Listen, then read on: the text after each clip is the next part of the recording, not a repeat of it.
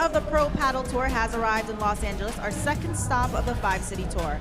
LA is the perfect fit, a city built on entertainment, excitement, and big moments, and that's exactly what's happening inside this arena. The spectators have been bringing the energy, the international players are delivering incredible matches, and the atmosphere is electric. Padel has landed in LA, and we're having a great time. Hello everyone, I'm Chelsea Kabarkis. I'm here at the Barker Hangar, delivering all the news on the court and behind the scenes and all the action. Yesterday was a full day of paddle. 5 games ended up going to a deciding set. Las Vegas Smash in the women's division ended up falling in the first set 1-6 and made an exceptional comeback and walked away with a victory. The action continues today, and it's not going to disappoint. I'm pretty sure it's definitely not going to disappoint. But before that, let's go ahead and look at the format of the tournament. After a thrilling and exciting open event in New York City, the pro paddling heads to the West Coast, specifically Los Angeles, for the second tournament of the 2026 season, which will be played under the following format. 10 clubs will participate in this competition, each with representation in both the men's and women's divisions.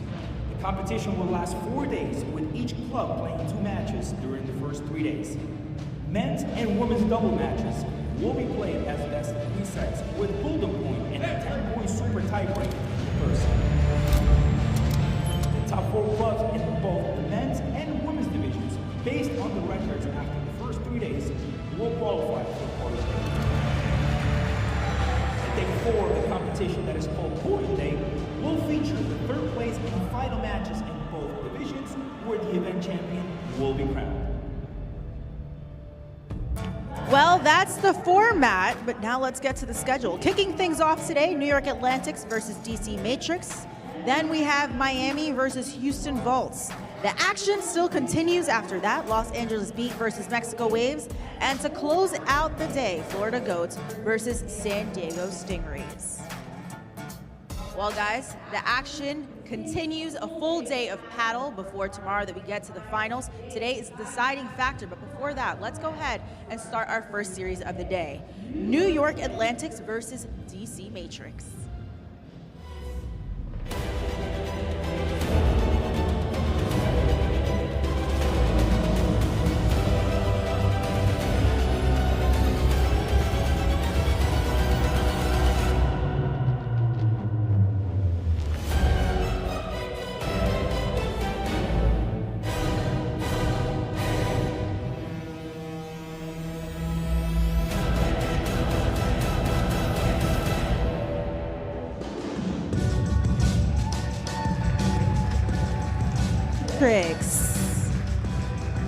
Araceli Martinez, Marina Guinard, Tino Libac, Alex Arroyo.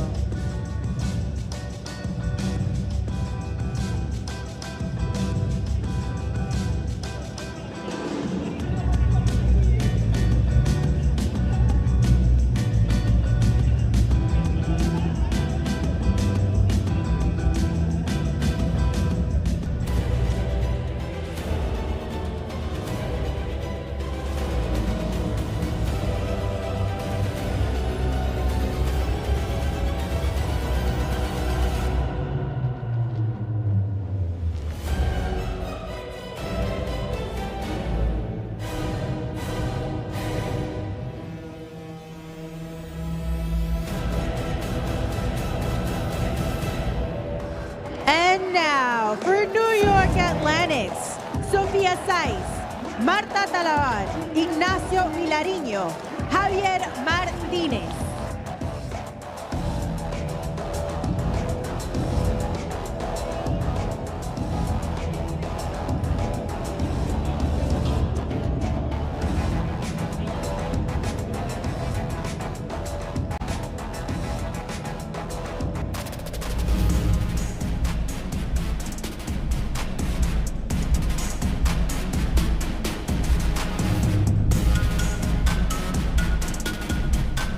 Kalshi, you can trade on anything.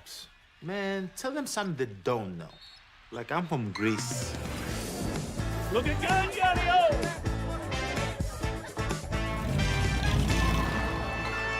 So I was born late one night. said everything's alright.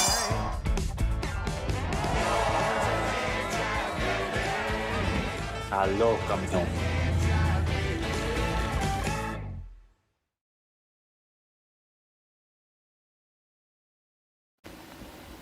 Well, there's a lot of infection in there, Timmy. You're doing really well. Are you feeling anything? Coffee. I don't understand, but this is going very well. No. Coffee. Kasi? Coffee. Coffee. Kashi? Kasi, what's Kasi?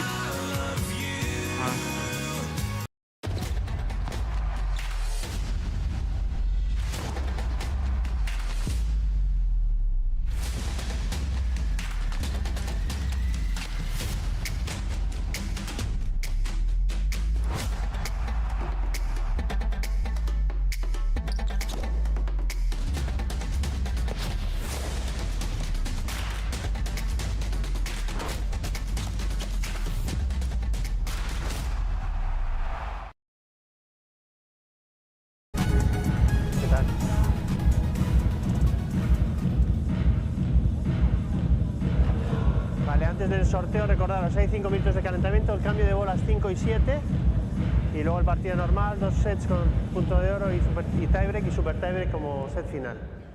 ¿Vale? Respetar los cambios de 90 segundos y 120 en 3 sets, ¿vale? Por el tema de publicidad. ¿Qué queréis? ¿Blanco o azul? Azul vosotros. Estáis muy bien. Good luck and good match. ¿Quién empieza de las dos?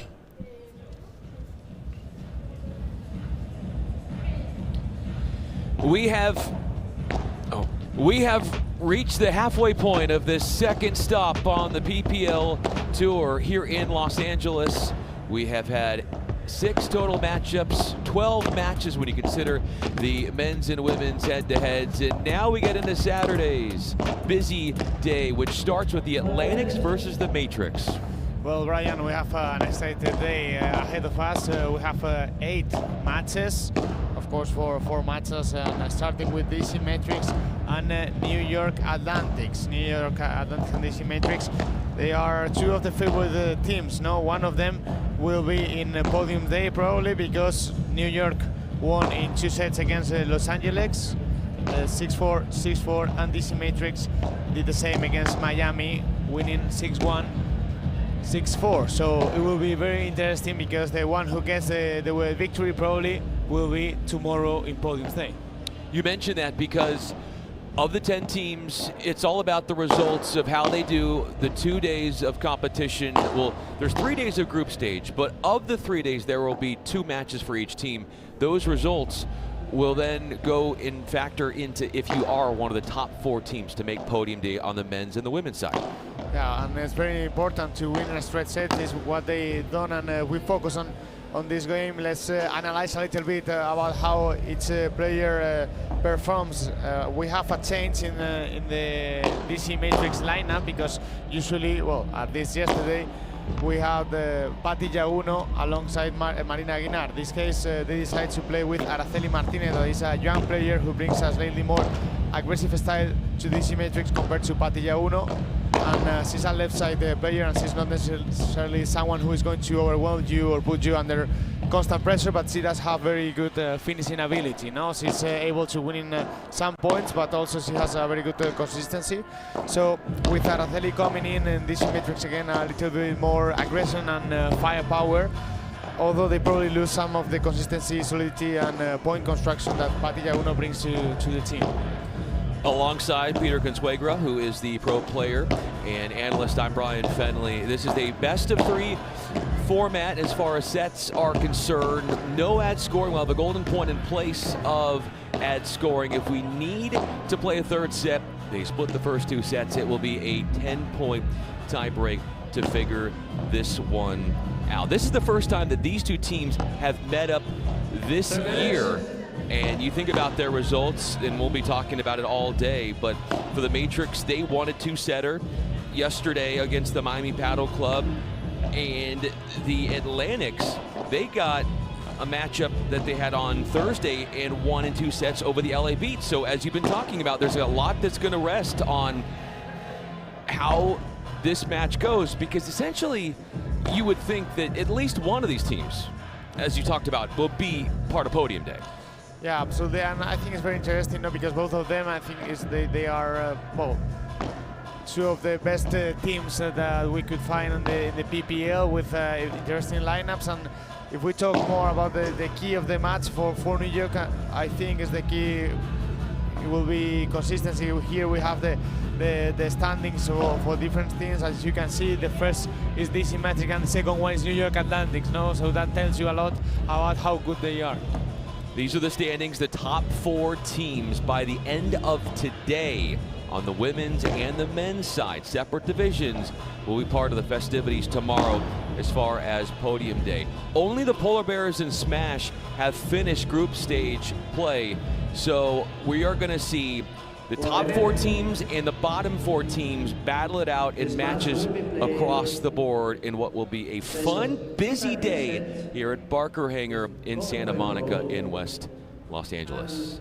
And it will be crucial for New York, for Sainz and Talaban to maintain their level. If they can do it, they can be incredibly difficult to stop. But we've also seen some ups and downs from them, even within the same match. You know, yesterday you had the feeling that they were controlling the game, but in the end, somehow they started making a few mistakes, and well, they closed it in 2 sets, but it was risky, you know, for these ups and downs. So for me, that's the big question. Can they maintain that aggressive style without becoming too inconsistent? That's key for the team. On the other side, I'll be interested to see how this new combination works for DC Matrix. No, so they have plenty of firepower with Martinez and Guinar, but perhaps not quite as much control and point construction as we saw with Patti Yaguno yesterday. Yaguno was so consistent, rarely making errors out there, and it's her experience and her ability, you mentioned point construction, to think through what's going to work out there. Fascinated to see how this DC Matrix team looks without Yaguno in there, because she brings such an on-court tactical advantage and intelligence.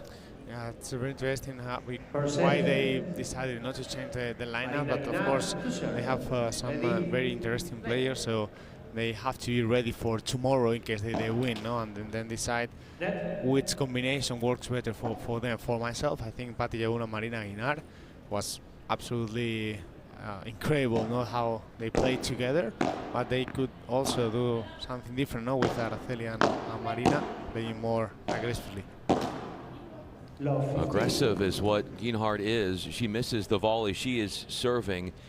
Don't forget about her savviness when it comes to her defense, but most likely is the most powerful hitter of the 4 on the court.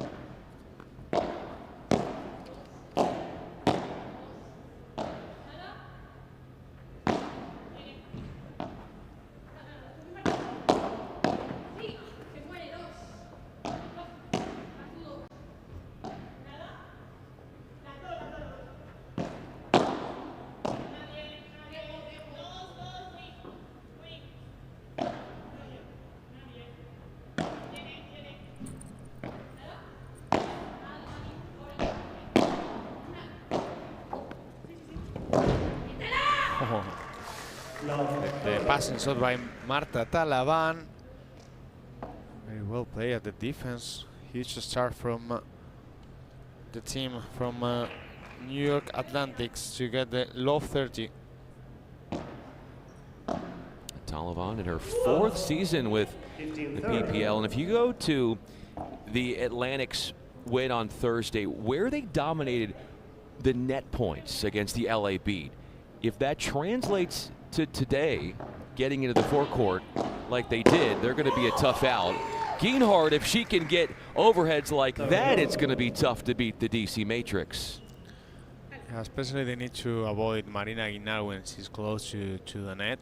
And I think you were mentioning is key for winning a match, no? To take control of the net. That's so important, especially when you are playing against a team as DC Matrix, who has a lot of firepower.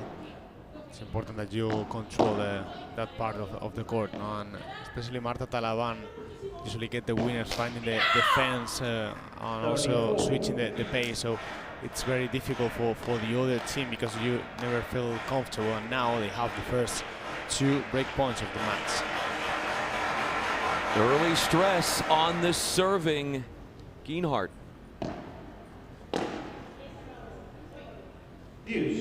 Service winner there brings up a golden point, so it's a deciding point in essence. Whoever wins this next point will be the team to win the game.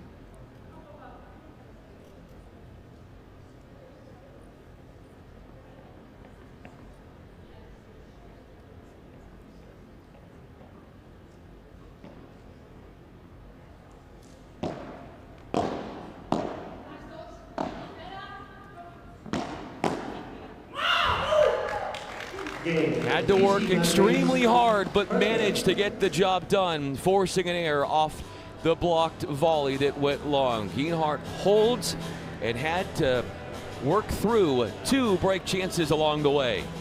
Well, brave and clever decision by Marina Guinar, because Sophie Sai decided to come to the net, so she decided to play to the forehand instead of the backhand. It was a more difficult block for Sophie Sai, but for doing that, Guinar had to put pressure onto the ball, and in a crucial moment, no, with the golden point, saving the second break point in a row.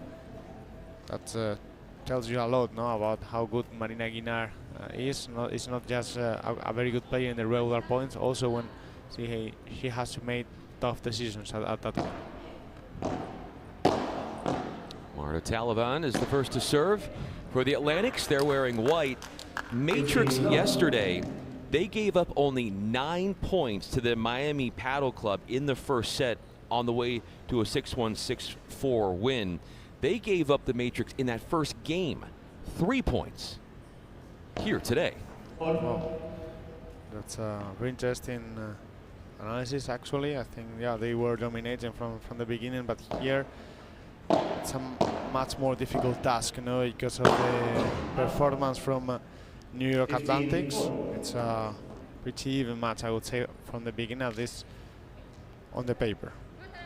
And you can't predict, as you know, everything what's gonna happen. I tried to do it, and I failed yesterday. The day before yesterday. Yesterday I wasn't that bad. We forget about your first predictions, and we only remember the ones that you were correct on. So I think you're 100%. I appreciate it. Yes. Yeah, I think I was 100% sure. Is there a touch on there from Geinhardt, who played it off the back wall and tight to the net? I mean, Geinhardt said that she touched it and Sophie Said has stopped the point, but clearly, well, at least from my point of view, I think it was a touch from Marina Geinhardt, because Sophie Said stopped the point, she lost the point.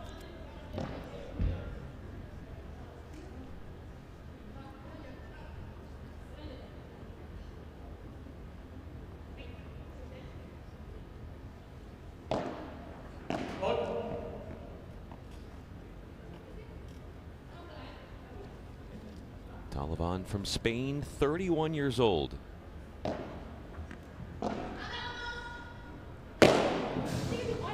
Scythe letting loose. That serve going out wide, forcing the defensive pop-up off the return is serve. And easy pickings for Scythe to put it away. The Spaniard, the 23-year-old, 30 all.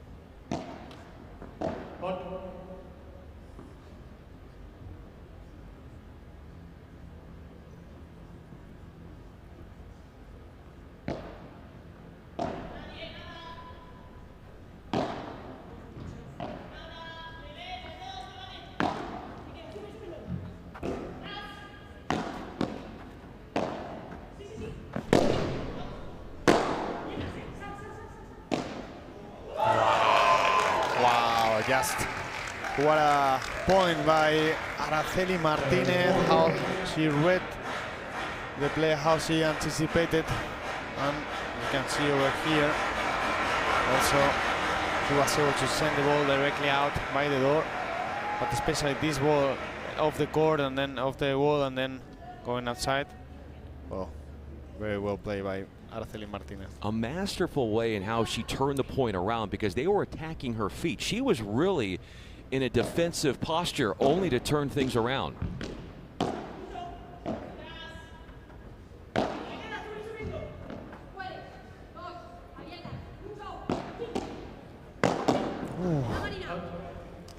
A 1-2 punch. The Bajada, then the floating volley for Scythe to attack. Golden point in back-to-back games to start this match.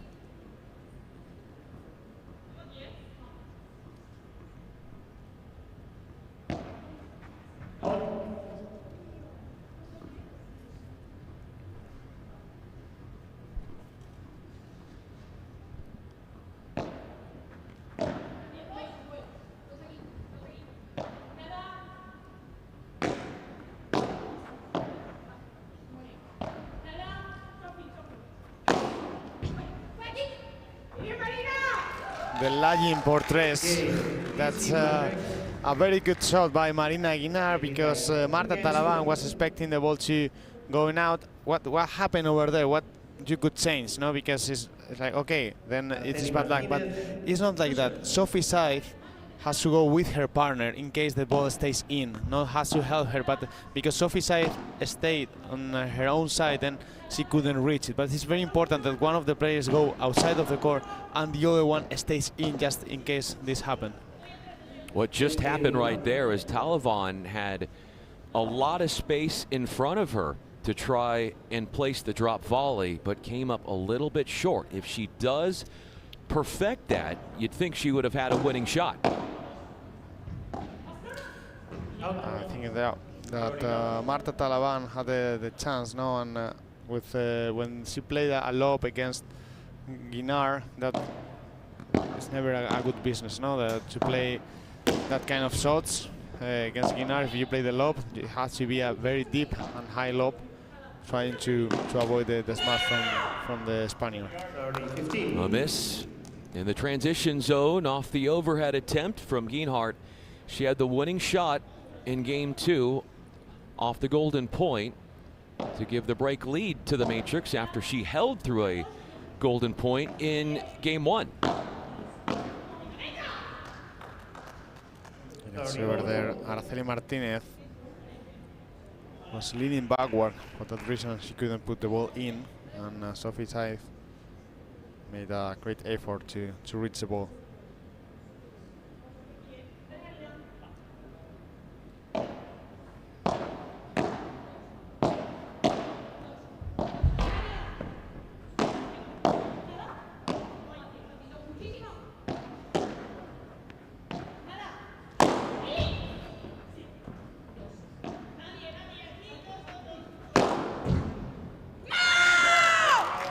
That's the risk you run when you leave a lob short. Exposed were the Matrix, and they are in danger, Peter, of giving that break lead away. Yeah, it's interesting how the match started. In every game they play, we saw 2 break points.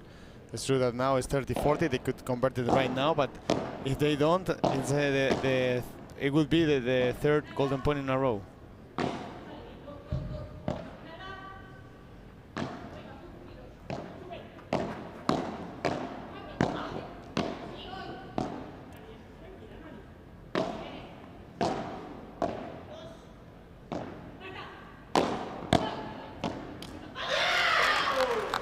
Not a 3rd golden point, but a 3rd straight game with break points. And we're back on serve early goings.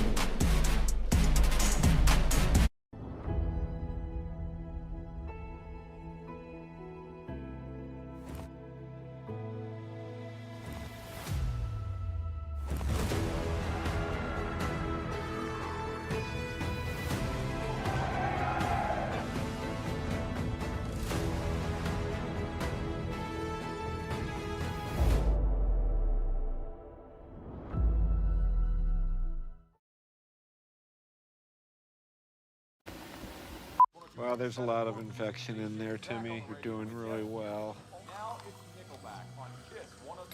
Are you feeling anything? I don't understand, but this is going very well. Coffee. Kasi? Coffee. Coffee. Kashi? Kasi, what's Kasi?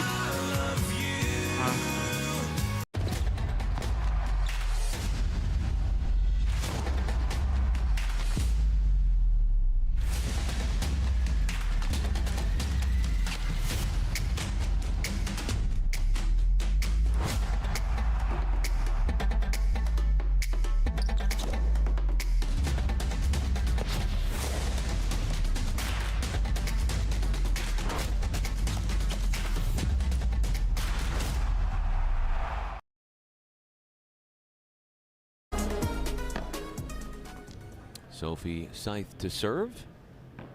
We'll be taking a second service attempt here.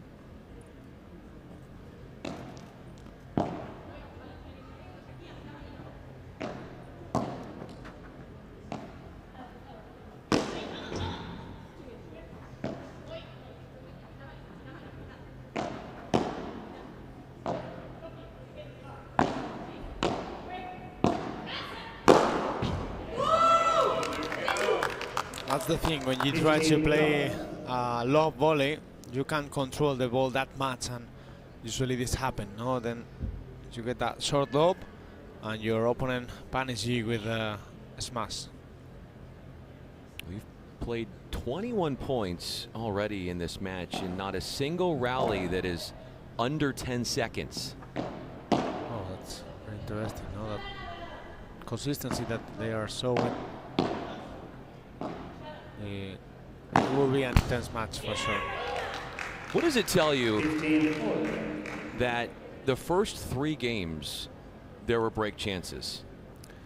Well, they are playing, I think, good lobs. Especially you have to take into account the direction of the lob, not looking for the tee, avoiding the attack. Of course, we've seen 4 smashes already. But because the quality of the first ball with the return is very good, that allows them to switch the control of the point. No, here you can see again how Guinard tried to play the lob to the tee, avoiding the offense from New York. So then you don't have that much advantage, and then you have more chances to get a break.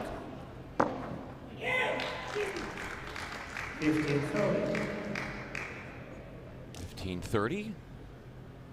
I was going to say halfway to a break again, with 2 points away from that would be the Matrix.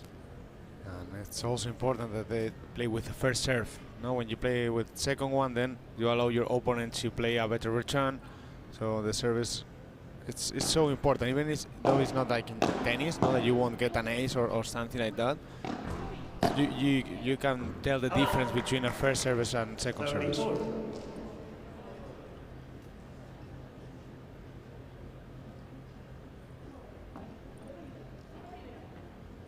And we haven't seen that many unforced errors, so I think it's another reason why the medium rallies, no?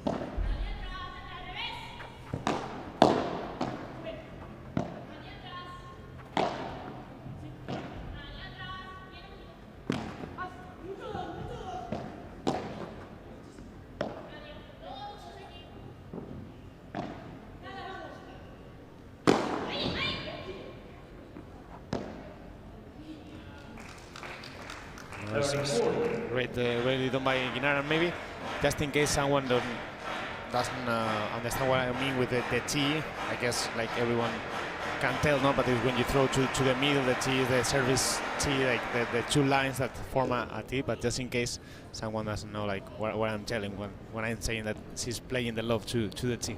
Through the middle. Yeah. Here we go again to a tee. We've got break points occurring for a 4th straight game. Oh, soft touch to win the point, and that's the thing when you smash and it's not and you don't get the point directly, then you allow your opponent to take control of the net. You give them the initiative of the point, and sometimes this happens, no? That you end up losing the point. 3 straight service breaks. The one hold was game one, and it was a golden point. So you're seeing the receiving team, in many respects, have the upper hand here early.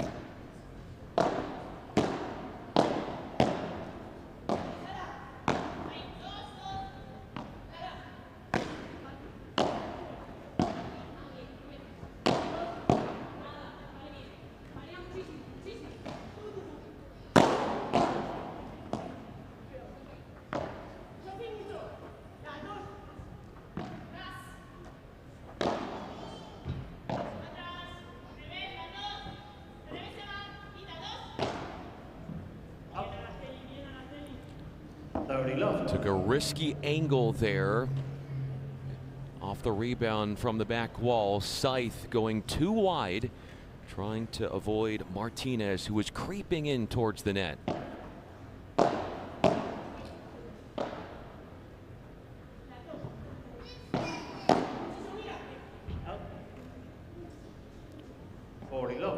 How impactful in this match, Peter, do you think the down the line shots could be? Well, especially with the bajada, you can surprise your opponent, no, with that kind of shots. And also, when you play a down the line shot, you can control better the play, because when you play cross court, then your opponent have more options to attack. But if you play down the line well, then you avoid the offense from your opponent. So it's very interesting also to play down the line, but sometimes it's more difficult because when you play cross court, the distance is longer, so it's safer to play cross court rather than down the line. But if you are able to play down the line right, then you can have more control, or at least you can avoid the attack from your opponent.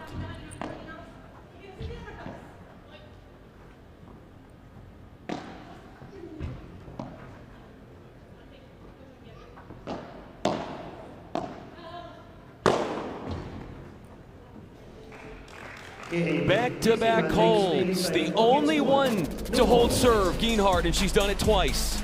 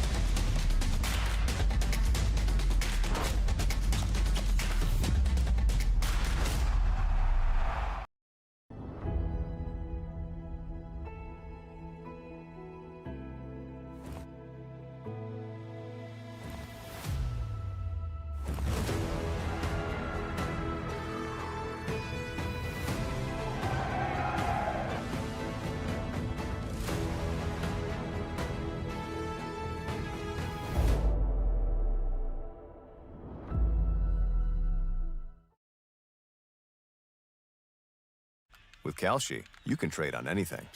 Man, tell them something they don't know. Like I'm from Greece. Look at Hangar!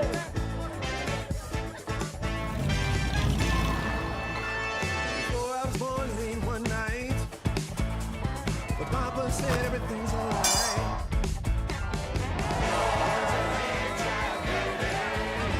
Hello, campeón.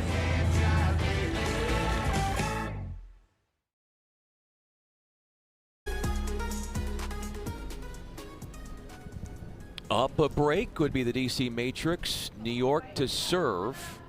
They are winning only 38% of their service points. Taliban at the line.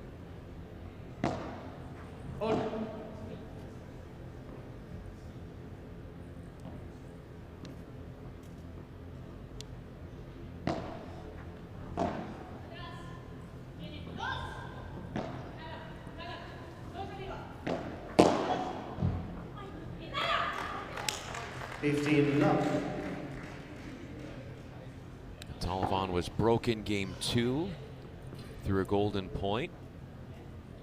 Scythe, her teammate, was broken game 4 to 30.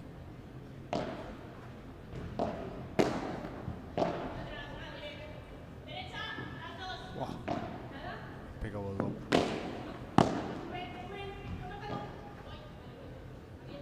Look at the quality of the lob. Very close to the back wall, that then you can avoid the the attack from your opponent.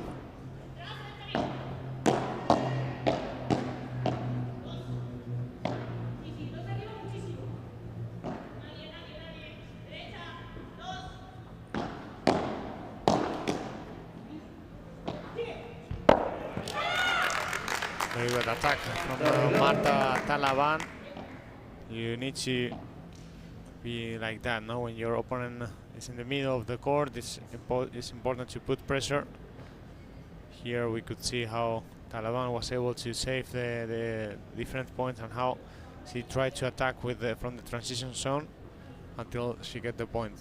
It's a tough moment right now for New York Atlantics because DC Matrix is playing very well from the back of the court. We can see how every lob they play, it's behind the line, so they are able to control the point with ease.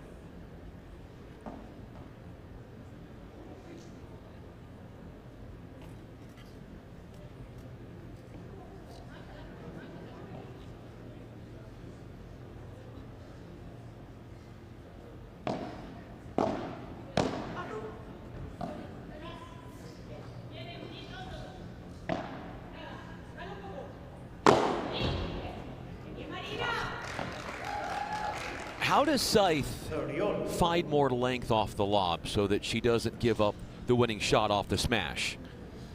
Well, it's important. You can clearly see the difference, no, between the lobs from New York and the lobs from DC. This time, Marina Guinar could smash in front of the service line. No, that's a problem. It's important that if you are not able to play a deep lob, at least to throw the lob through the middle, no? So it's more difficult for Marina. She has to move more, and if you want to hit a good lob, sometimes you have to be in a good position, no? If you are leaning backward, then it's more difficult for you to play the lob that you want.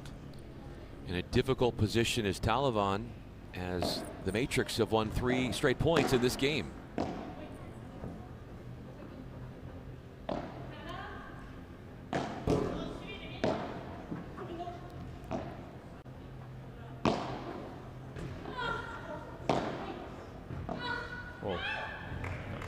That was very difficult. The previous ball was already so difficult that Sophie Scythe decided to step forward and put pressure with her position. She was waiting that kind of shot from DC Matrix and she could finish the point. Well, they save another break point and we have another golden point, the third one, if I'm not wrong. It is correct. The third and the first 2 were won by the Matrix.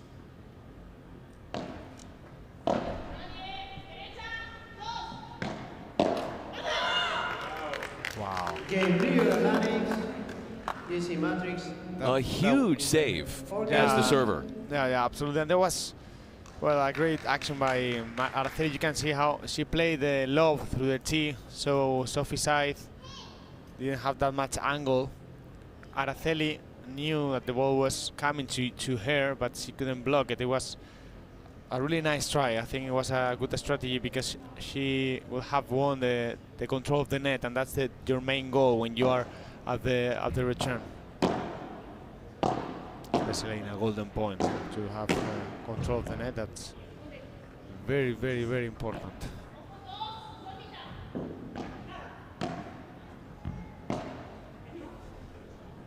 Out. 15 low.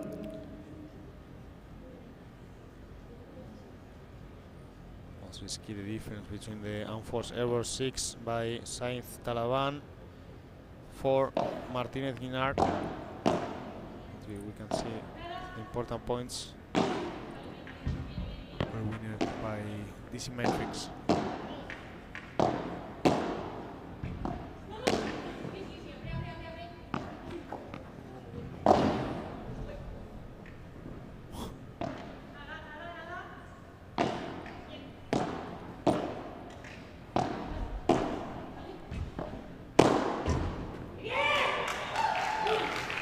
There's a lot of ways that New York could have won that point, but the way that Martinez defended the down the line and came up with the back wall post right there gave DC a chance.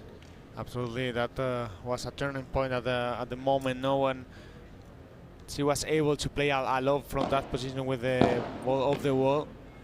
Out. 30-15. They're playing with more consistency, especially Araceli Martinez. She's been able to save very difficult balls.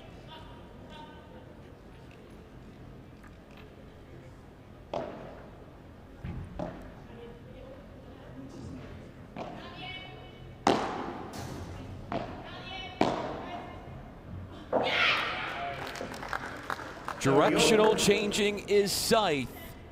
Found the fence out wide to the Martinez side and then changed it up and went the other direction.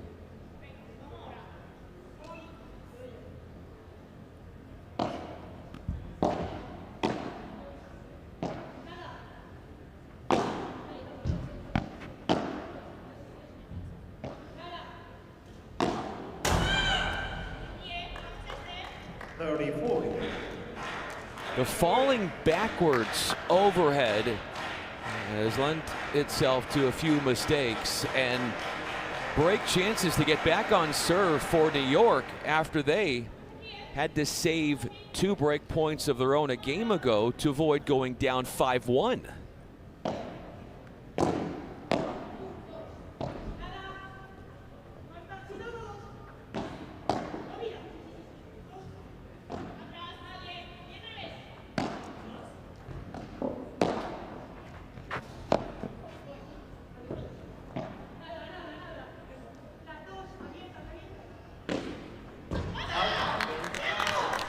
Back on serve we go.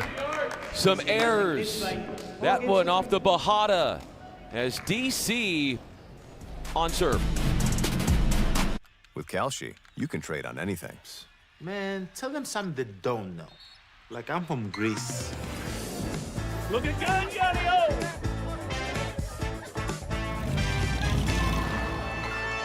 So I was born late one night, but Papa said everything's alright.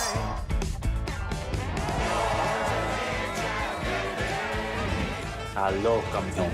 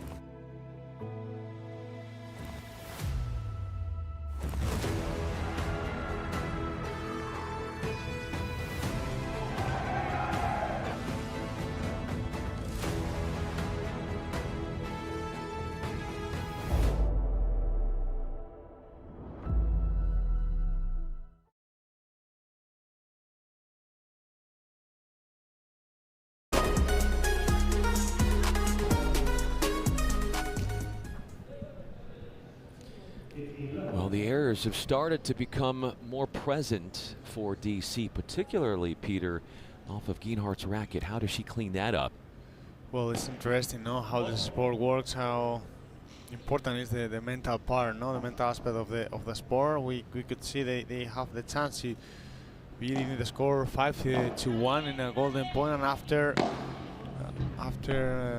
not taking that opportunity, everything changed. No, somehow they started making more errors. I don't know if they could relax a little bit, but sometimes when you don't get the opportunity, when you don't take advantage of the chances that you have, then it's very important to keep focus and don't lose perspective, no? Because sometimes you just go down a little bit and your opponents have a relief, and then they start playing better. So it's that's the thing, no? That they were able to come back, and also because of the errors from Geinhardt and Martinez. Well, now the score is like this, no? It's 3-4. New York is close to match the match again.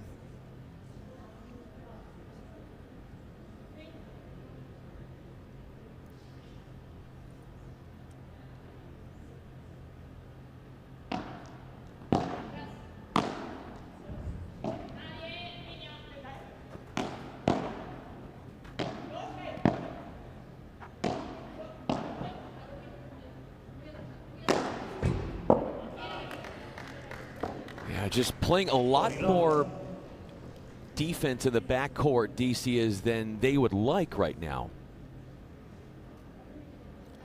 The thing is that the quality of your shots has to be very close to perfect. No, we were talking like in the first half of the first set how they were playing the low, how they were avoiding mistakes. I told you the difference was 6 and 4 errors from New York Atlantic, 4 for DC Matrix.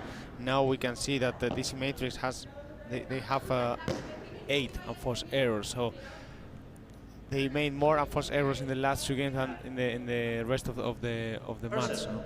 And that's one of the explanations why they allow New York Atlantic to come back from that 4-1 down.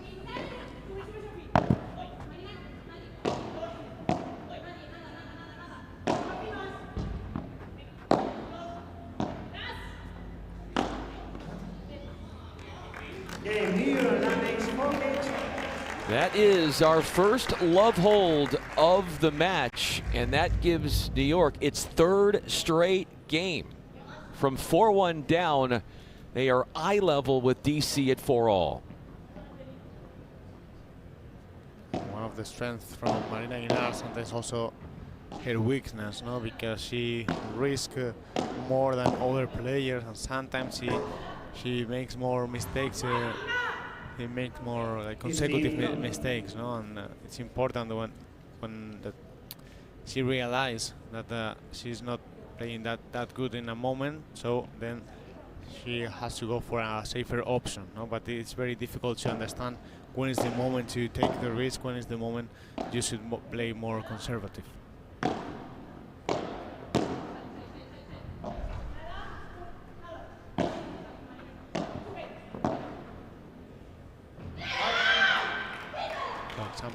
That ball is very difficult because the ball was behind her, so to play a lob in that position is risky. No, in that position, maybe you should have to stay at the back of the court instead of trying to move forward, because she was a little bit late. No, so then it's better for you to allow your opponent to take control of the net instead of going forward if you're going to be late, because if you're going to be late, then you get caught in no man's land, and from that position it's very difficult to either attack or defense.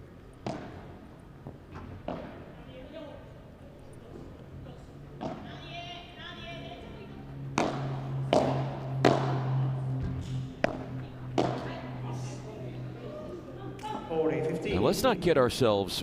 Martinez is an extremely talented player, but with the way things have changed here towards New York, no Patty Yaguno, who played yesterday for DC. How does this match look differently if she plays today? She's out today, but she did play yesterday.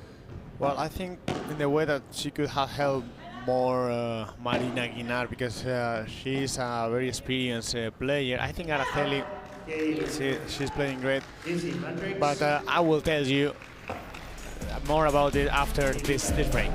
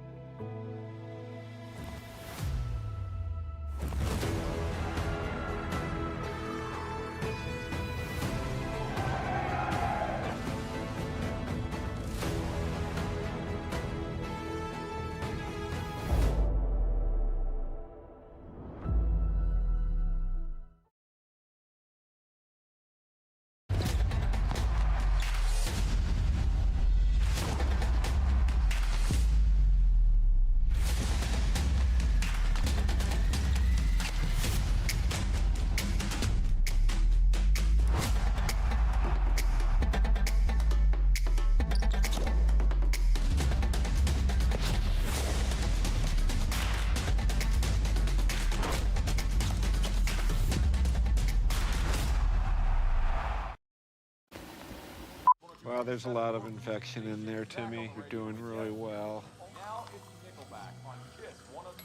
Are you feeling anything? Coffee. I don't understand, but this is going very well. No.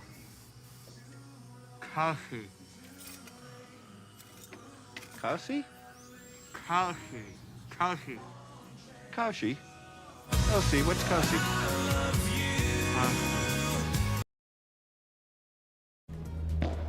Atlantics are serving to stay in the opening set. Now, well, they could have the chance, no? Martinez and Guinard to get the break. Why not? We've seen so many breaks, 4 out of 9 games, so that could be possible. And I was telling you, I think Patilla Uno could really help Guinard with her experience, no? Because when the errors start to pile up, she knows how to slow things down, reset, and stop that negative momentum, no? That something that experience gives you, no? And Araceli, I think she's playing good. She's playing very nice, but also it's not just about what you can do with your shots. Also, like the communication with your partner, the advice that you could give to her, the confidence that you give to your partner could be very, very interesting, no? And that change depending on the dynamic of the team.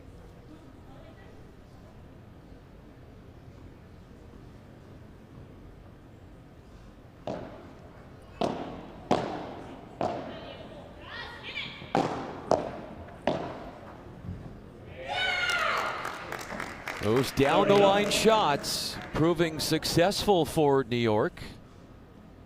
They forced Martinez to play a tough half volley pickup and then exploited some open space down the line. And it's interesting that other teams played against New York Atlantic with more low balls. So Atlantic was controlling and finding the fence, switching the pace of the point, but DC Matrix, they decided from the beginning to play several lobs, especially against Marta Talaban. So they avoided that offense from Talabana side. That I think is one of the better strengths from the team. No, the quality they have to find a winner with the fence, moving the opponents around. So with the lob, you just avoid this kind of shots from Talaban side. But of course, it has to be a high quality lob. 40-15. That return was a miss, bringing up game points. Look how go to the corner to talk with her partner, to slow things down a little bit and to reset mentally. Did not get there after getting broken the first 2 games. New York, they have strung together 3 straight holds, 5-all. And they are not doing nothing special, no? If we compare with the first half, I think they just keep going, no? They are playing with more regularity from the beginning. So that's the key for New York Atlantics, no? While DC Matrix, they are having more ups and downs. In New York, they have more consistency so far. That's what they've gotten away from, getting attacking shots at the net for the Matrix. And when they do, you can see how things can turn in their favor. And New York Atlantics from the beginning also were focusing on playing with Marina Guinard. That I think is a interesting strategy, you know, because Guinard usually has more winners than Araceli Martinez, but they decided to play the lob to Marina Guinard probably because she's not as fast as Araceli Martinez, so it's easier for them to find the counter attack if the ball from Guinard is not that good. You can see 3 lobs in a row, a good tactic as well.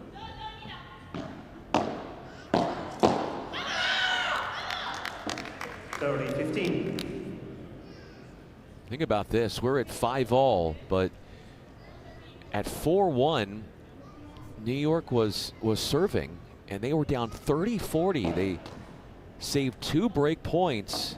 If they don't save those, it's 5-1. And who knows where we are in this match if that happens. Yeah, that's the reason why every player would tell you that every point counts, every point is important.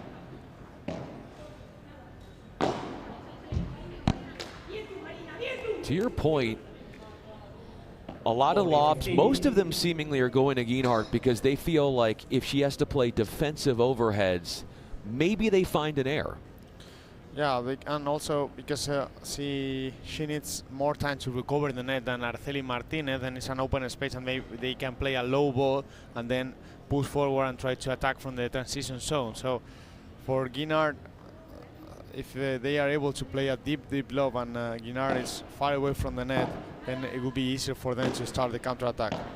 So we can see over here, no, like with two lobs, and then they already take control of the net. That is more risky because quality has to be better. But DC Matrix secure the game, and it's 6-5. We go to the benches.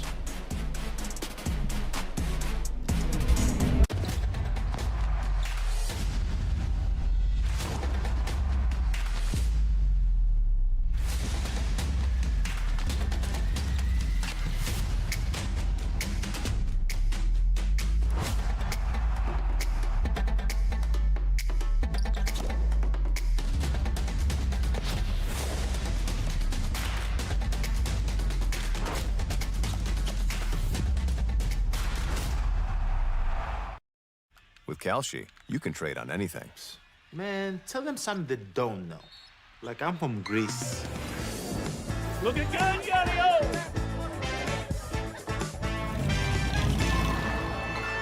Before I was born late one night, but Papa said everything's alright.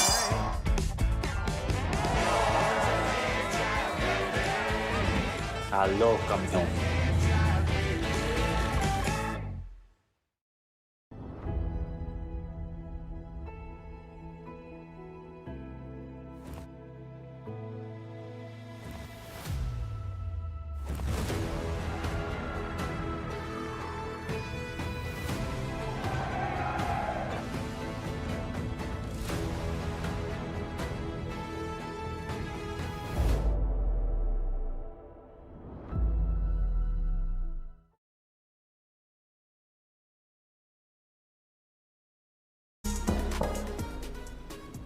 New York serving with their intentions to take this to a first set tiebreaker.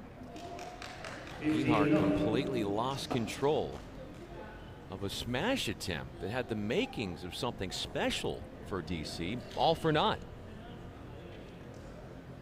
It was a good chance for her to get the point, actually. Very close to the net when it's an easy ball. To maintain the focus at all time.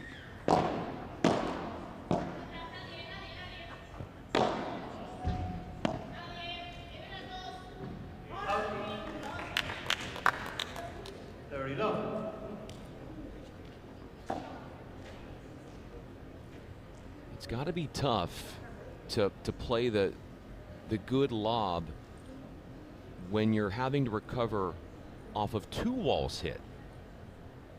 You go off the back wall, the side wall, you try to bring it back. It's hard to gauge, I'm sure. 30-15. It's, when you're at the defense, usually one tactic is to play one lob and then you play a low ball to the volley. But also it's very interesting to play two consecutive lobs, or three is something that we've seen from Marta Talaban, because your opponent usually just touch the bandeja, hit the bandeja, and try to approach the net as soon as possible. So if you make another lob, a consecutive lob, then you can call her coming to the net and then surprise her to win the net. No, it's more difficult to reach. For that reason, once you touch the bandeja, you don't have to go like really fast. You have to pay attention of what your opponent is about to play, and then try to anticipate the hit.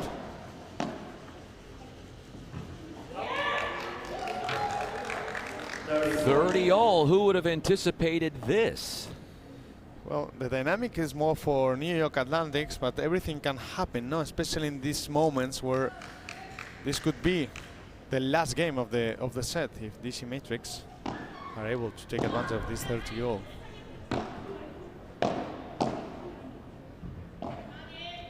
Because you can do everything right, and even though it could be enough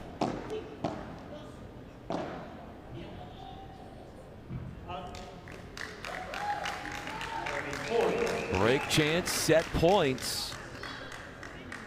Well, there you go. They will have the chance. We've seen 4 breaks out of 11 games, and now have 2 more break points. Taliban was serving to stay at the opening set at 4-5, and she held to 15, staying in the first set here for her teammate Scythe. Has been a little bit more challenging.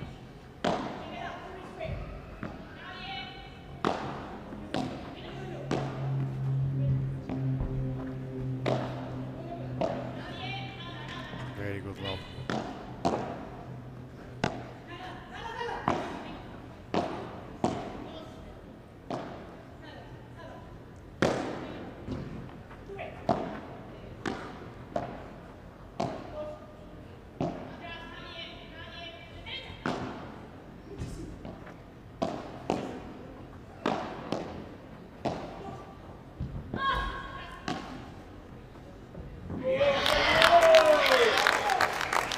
Well, what that was an interesting movement from Araceli Martinez, trying to poach to the other side, and Sophie's side changed because she saw how Martinez moved. Martinez, I think, she moved too early, so she couldn't surprise Sophie's side. She decided to switch because she saw the position of her opponent. You have to wait until the last moment. This would be the last moment for DC to try and win this set before a tiebreak. These high lobs is very difficult to attack.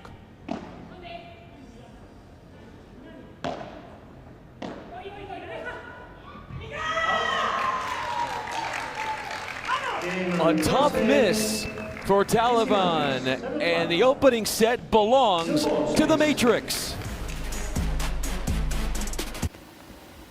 Well, there's a lot of infection in there, Timmy. You're doing really well. Are you feeling anything? Coffee. I don't understand, but this is going very well. No. Coffee. Kasi? Coffee. Coffee.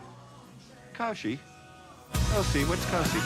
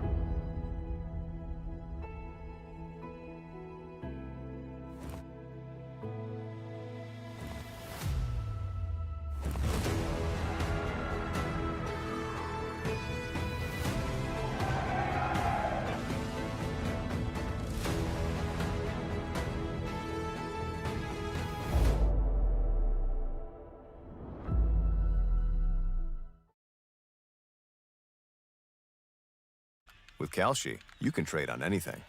Man, tell them something they don't know. Like I'm from Greece. Looking good, Yo!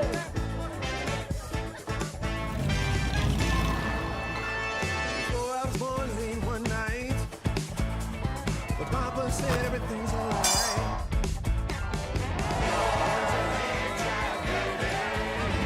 Hello, campeón.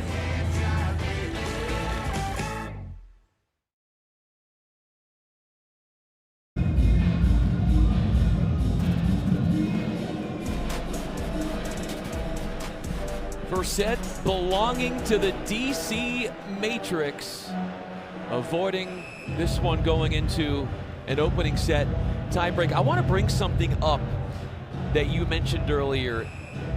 The higher the lob, well, let's listen in first and I'll ask you that question. Perfect.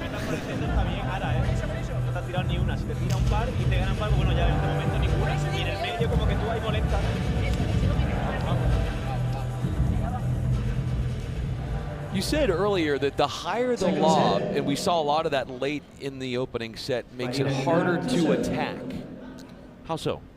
Well, when when the lob is coming to you with and it's a high lob, because of the trajectory of the lob, it's more difficult to try to attack with the víbora or with the bandeja. You're able to do it, but for example for the smash, it's not that easy. The timing has to be perfect. No, you have more time when the ball is not that high.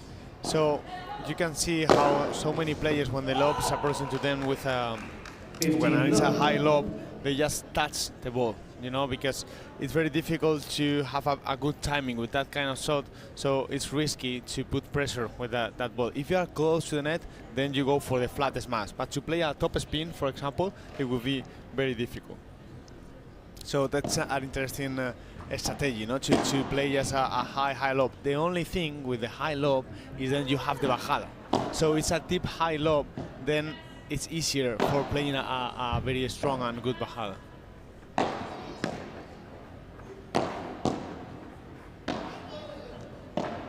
Like this one, for example, you see, that's very difficult, and then that allows you to go to the net and try to go for the block. So usually you play a high lob and then you try to approach the net. Yeah, the higher the lob gives you more time, I would think, to move in. That as well. In one moment, I said that Araceli played a very good lob because she played the high lob when her partner was out of her position. So that also is a very good tactic to reset the play, and then you help your partner to recover the position with a high lob, because as you said, it gives you more time, but not just to go to the front, also to try to recover the position at the defense and slow things a little bit. You switch the pace of the point. And in doing that, you get your opponent out of rhythm. If you're keeping it at one pace, I would think you're setting yourself up for seeing your opponent get more in a rhythm. They get used to one pace. There's been an elevation in the level for Geinhardt. She's had winners, she's had forcing shots, and she has been on her game looking at a love hold. 40 love. Confident ski.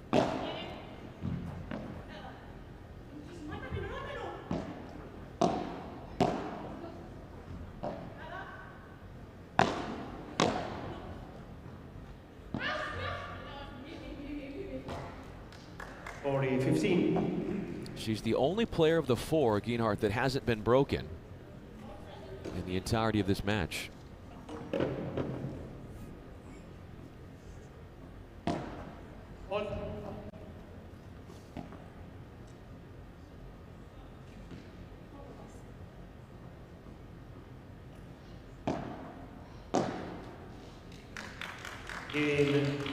DC Matrix first game.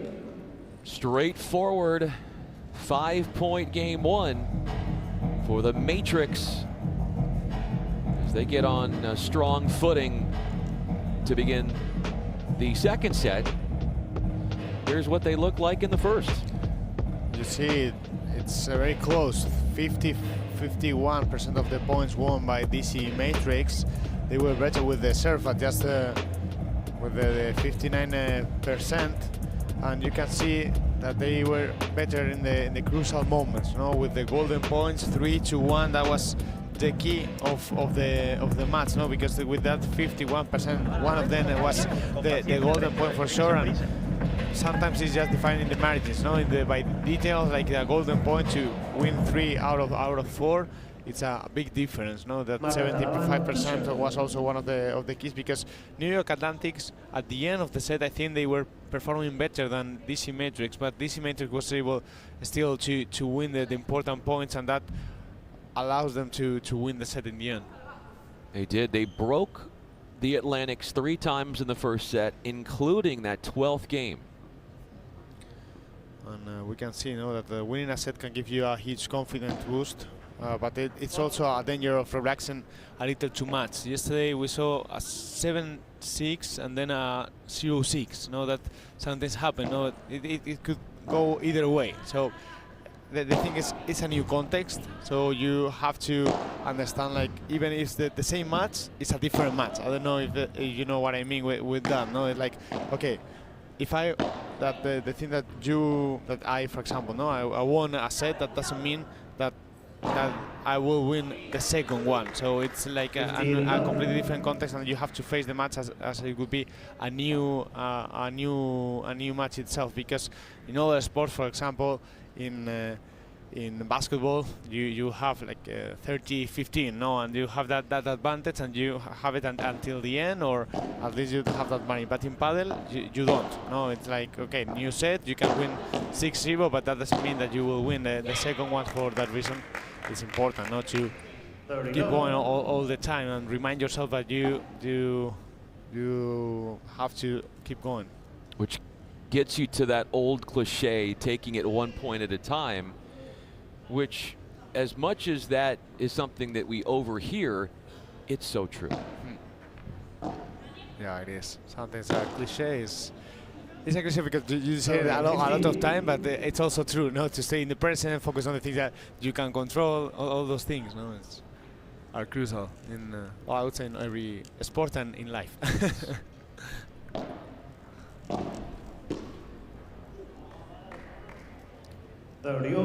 Presently, it's 30-all. Talavan is serving. She talked about in the past how she used to play too fast, and said that in recent times she's worked to slow her game down and become a better decision maker. She is, for sure.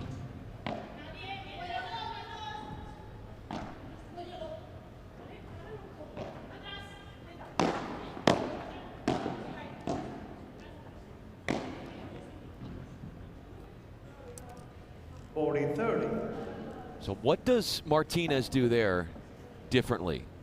I think she lost the ball at some point, because it surprised me that she couldn't defend that well. It was easy for her, because when the ball goes first to the back wall and then to the side wall, you are more used to defend that kind of shot, so it's easier for a professional player.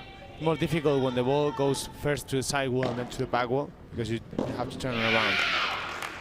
Her defense in that corner was put to the test. There were multiple, make it 3 at least, points where she was stuck way back there and could not come up with a credible reply. Yeah, that was an interesting image what we saw over there. Know how Marta Talavan probably was trying to help her partner, because Sophie Scythe is just not feeling that right after losing the first set. Sophie Scythe is a very emotional player, no, with some ups and downs in the same game. So for her, it's very important to maintain the confidence, no, and sometimes with the score, it's hard for her, especially because she can be amazing, but also sometimes it's like Marina Aguinar, no, that can make some unforced errors in a row, and that could cost them the match. Not to take anything away from the Atlantics, but the errors from Guinard in the first set allowed, in many respects, the Atlantics to come back in the first from down 4-1.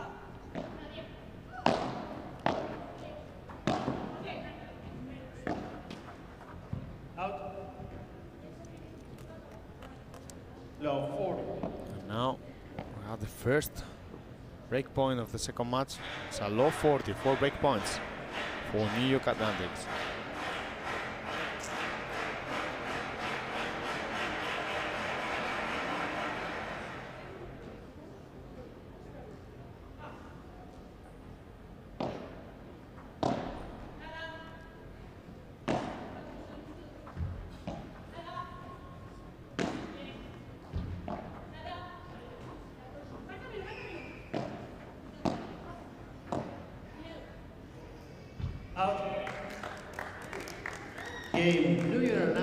A strong effort for the returning team.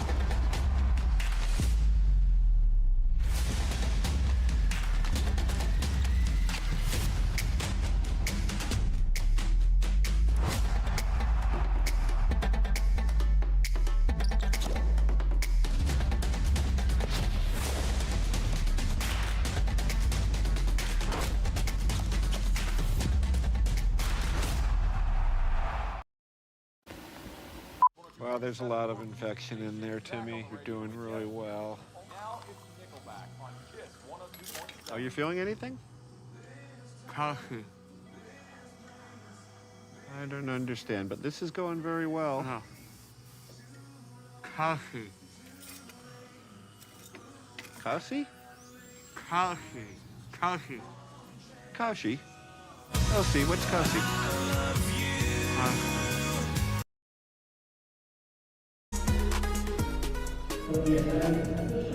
A break lead early on in the second set for the Atlantics, who are trailing 1-0.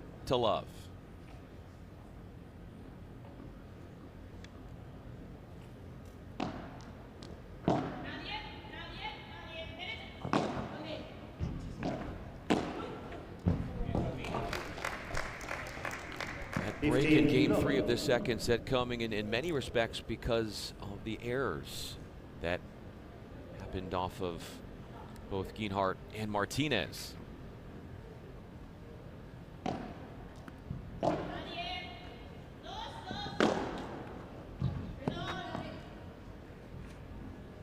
And the main difference between the first set and the second set is when New York Atlantics got the break, they were one break down because DC was playing so good.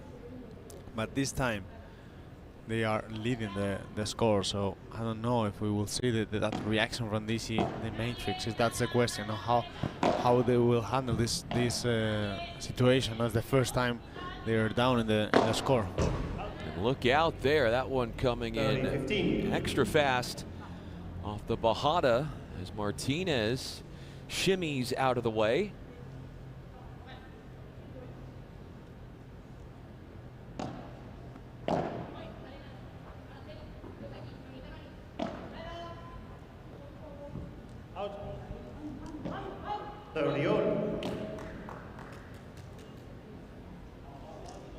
Scythe was the one at the line serving to get it to a first set tiebreak at 5-6, and she lost her service.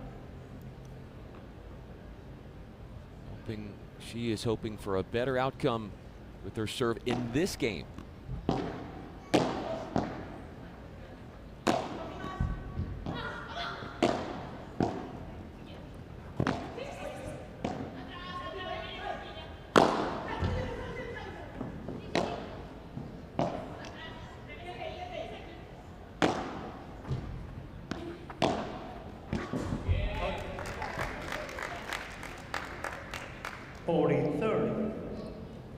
Position-wise, Martinez, where does she need to be so that she has a better chance there to get that one back?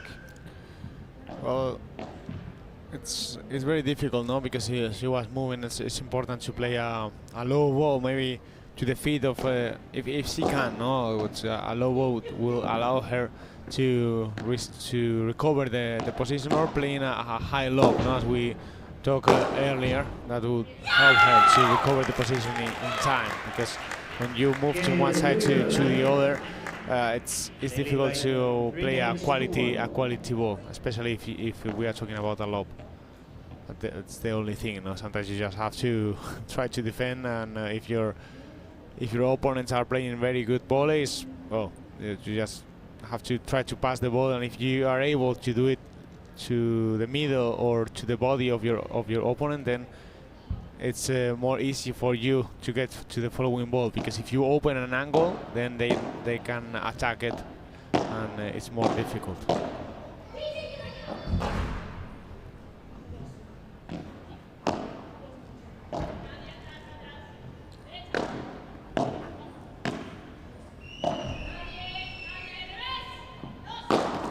Ooh.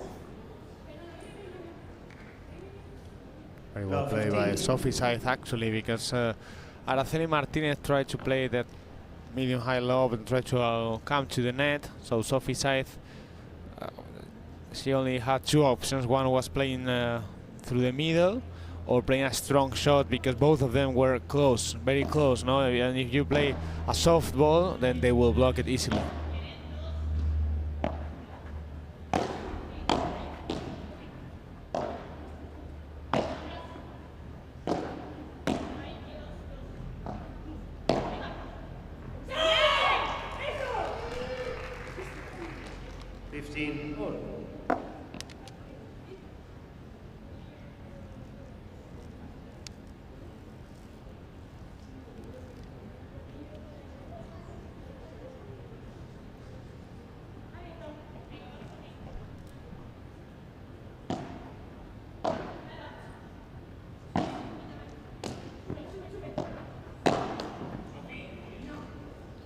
Stepping across with conviction and putting that ball away. Finding the feet. 15-30.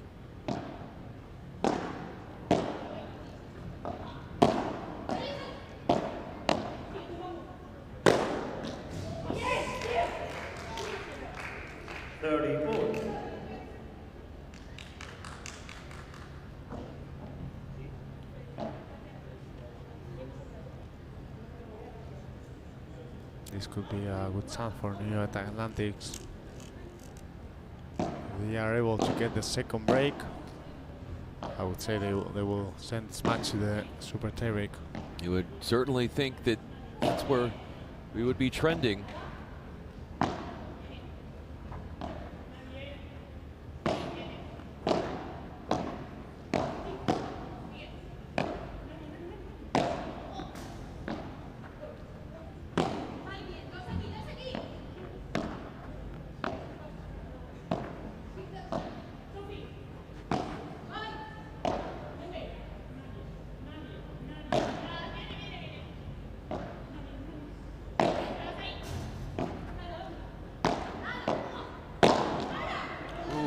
And returning the favor, Martinez got hit earlier, and then she takes one right back at the Atlantics.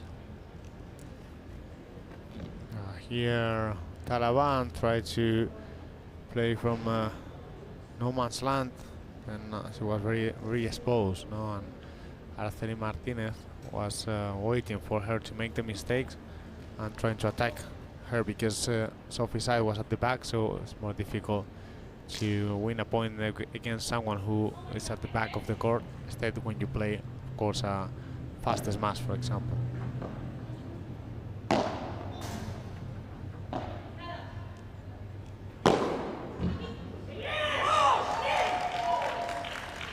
Stays within a single break. Geinhardt gets a crush. 3-2. With Kalshi, you can trade on anything. Man, tell them something they don't know.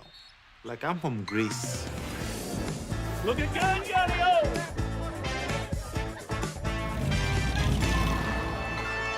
So I was born late one night, but Papa said everything's alright.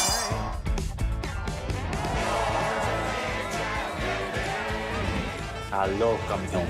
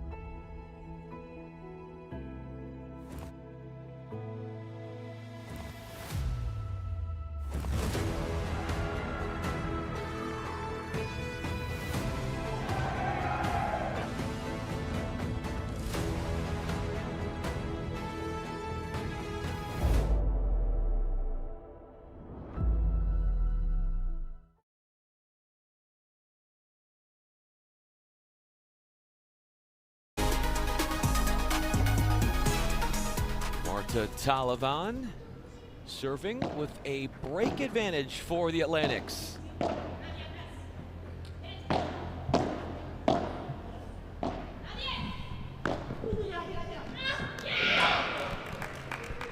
Showed like she was going to hit that with a lot of pace and then toned down on it, and DC was deceived. Always a good idea to play that soft ball through the middle, especially when your opponents are coming to the net.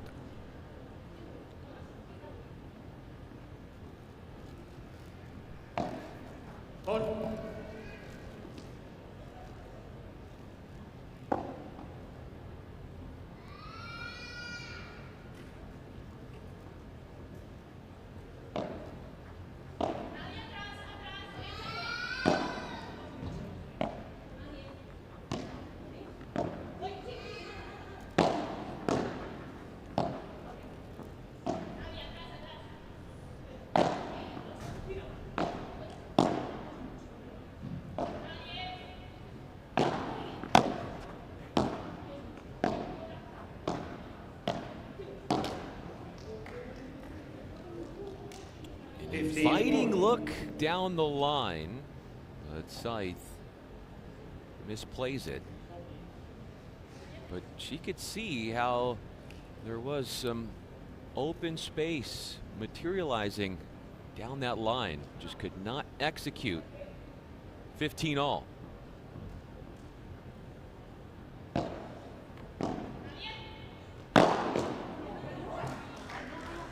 Pretty sure she executed there. That lob wasn't good, and well, Araceli was limited 30-15.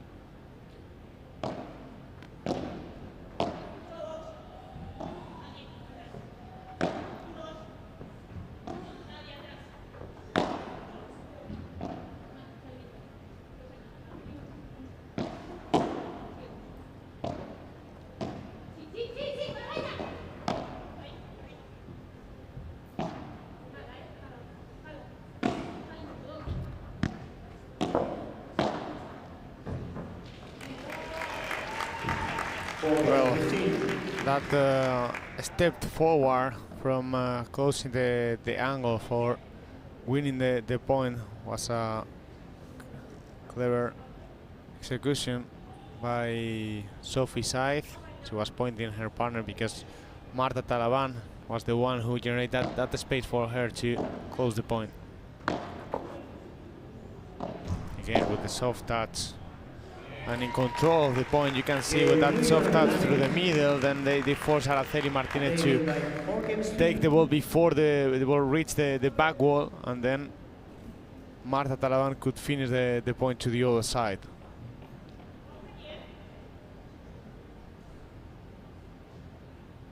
Martinez talking with Geinhardt. What do you think that conversation is about right now? Well, that moment probably where she's about to serve, and then what they are going to try to do with the following ball. Yeah.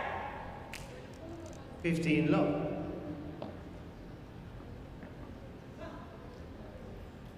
DC started out 4-1 in front in the first set, then allowing Atlantics to get back into it at 4-all.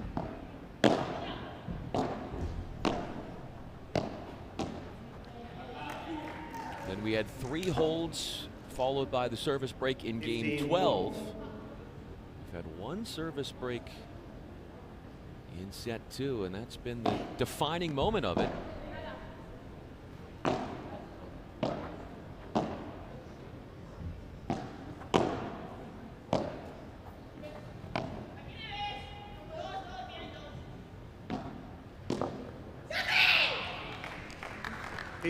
Well, celebrating a lot, no? You can tell the importance for them to get another break. They were very close before, and they want to close this second set as soon as possible.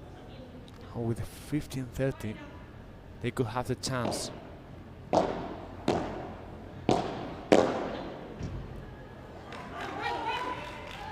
Sophie, I think Araceli caught her by surprise because it wasn't that difficult to reach the ball, but she tried to block it instead of running forward.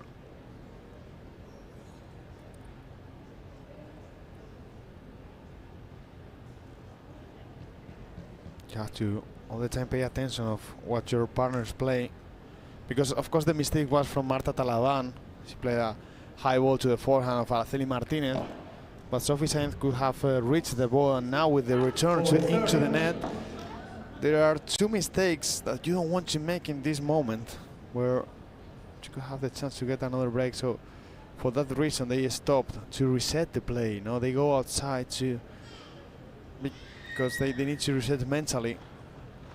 Well, I was going to say, yeah, I mean, you just saw Scythe exit the court, go to the towel. After that point ended, her teammate Talaban just did that too. Yeah, and it's weird, no? Because they are winning, but you have the feeling that they don't feel that comfortable, no? It's like they are in the opposite situation, but well, they have the golden point after the error from Araceli Martinez.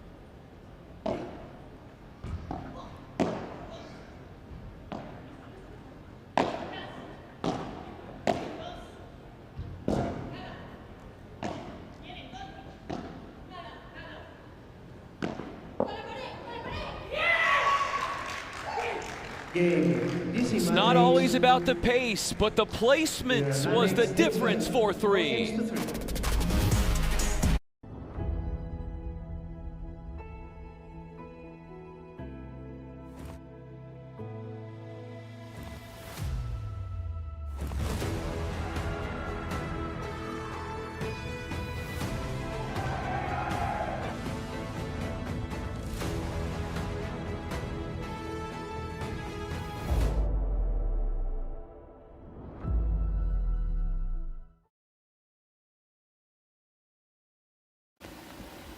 Well, there's a lot of infection in there, Timmy. You're doing really well. Are you feeling anything? Coffee. I don't understand, but this is going very well. No. Coffee. Kasi? Coffee. Coffee. Kashi? Kasi? What's Kasi?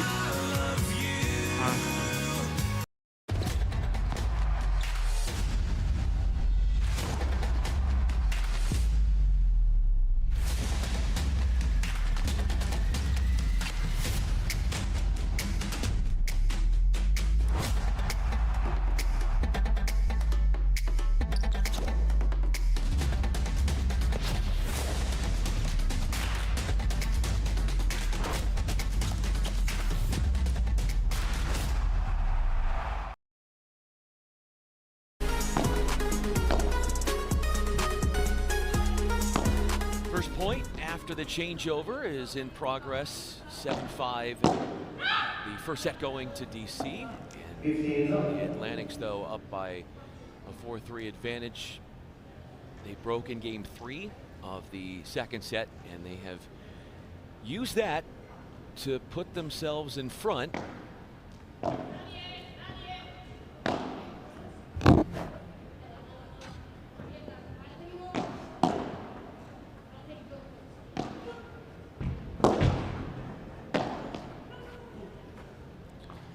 You see, when your partner is playing from the back of the court and she's not in a comfortable position, you should recover with her the position at the back, no?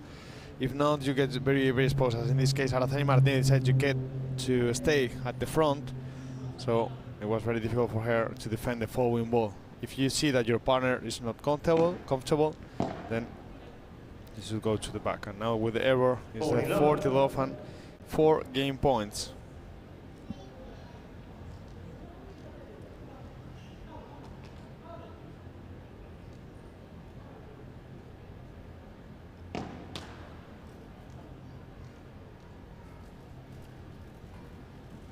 Hour 22 minutes. It's a long match.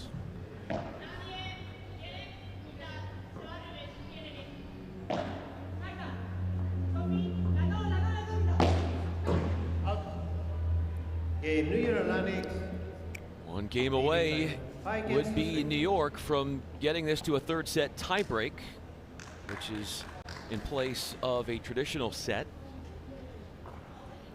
12 service games in the first set, 5 service breaks. 8 service games so far in the second set, 1 service break.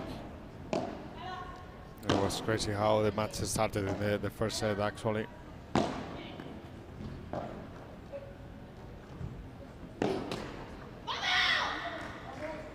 No, 15. And I think one of the keys was that DC Matrix couldn't maintain that quality of the low ball, so New York Atlantics could put more pressure when they were at the front.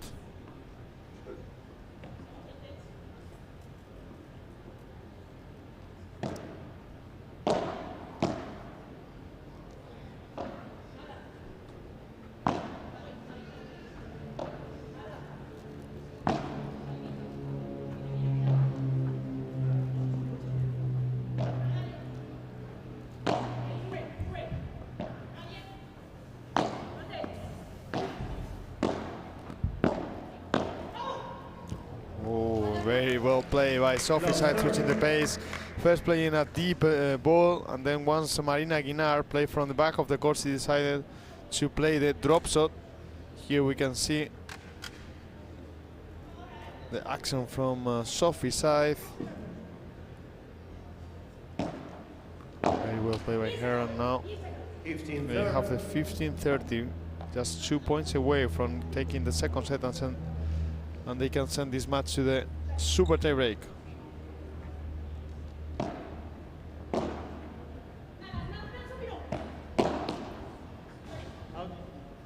And it's 1 point away with set points coming about. It looked early. DC was in total control. They were in a position where they could have gone at 5-1 in the first set. They had 2 chances to do so. Things leveled out a little bit from there on, although they did come back and break in game 12. Level raise in the second set for New York since.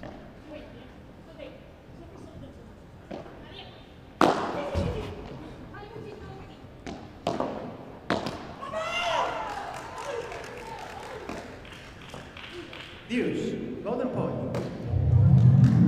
Golden point means we're going to have a third set point. What's the play here for both of these teams? How do they tactically go about this? Well, the main goal is always to try to take control of the net. They will, for example, I think the pressure is more for DC Matrix in this case. So for New York Atlantics, they need to play with a long rally. That's the main goal.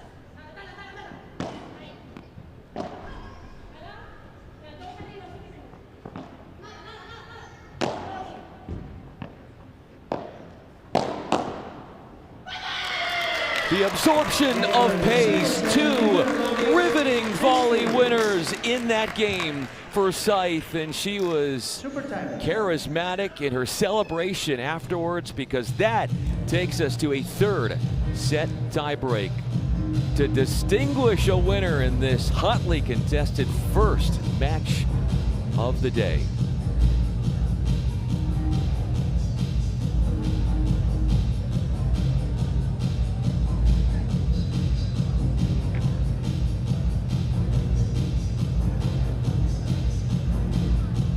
It's going to be the first 10-point tiebreak for both of these teams this week.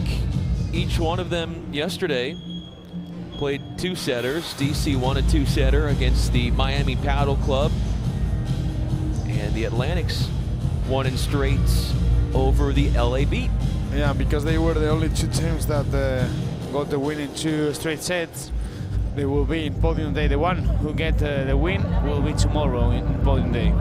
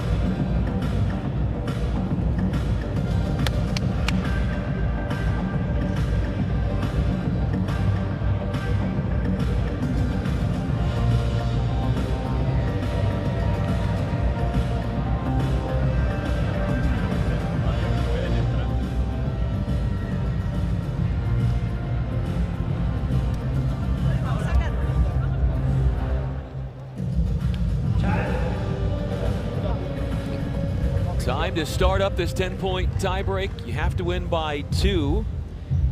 It's the 6th third set tiebreak that we are playing this week. 10 points. Marta Talaban to serve. In what is the 13th match of the week. So almost 50% of the matches have gone to a third set tiebreak. Helping the cause for New York has been the errors that Geinhardt has shown at different stages of the match. Well, it's crucial to start winning this start of the super tie break. We can see the celebration from Caravan now. Araceli Martinez. No, it's very important. Every point is very important. Usually in the whole match, but especially here in the super tie break. And confidence is key.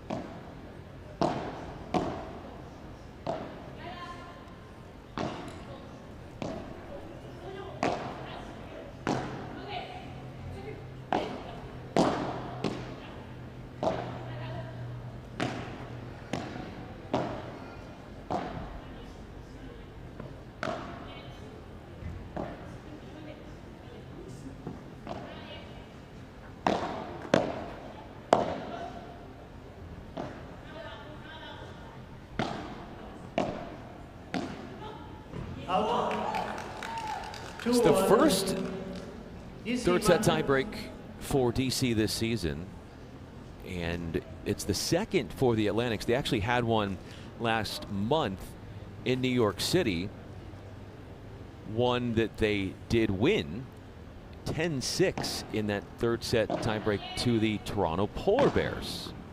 So they're 1-0 this year when the match goes to 3 sets.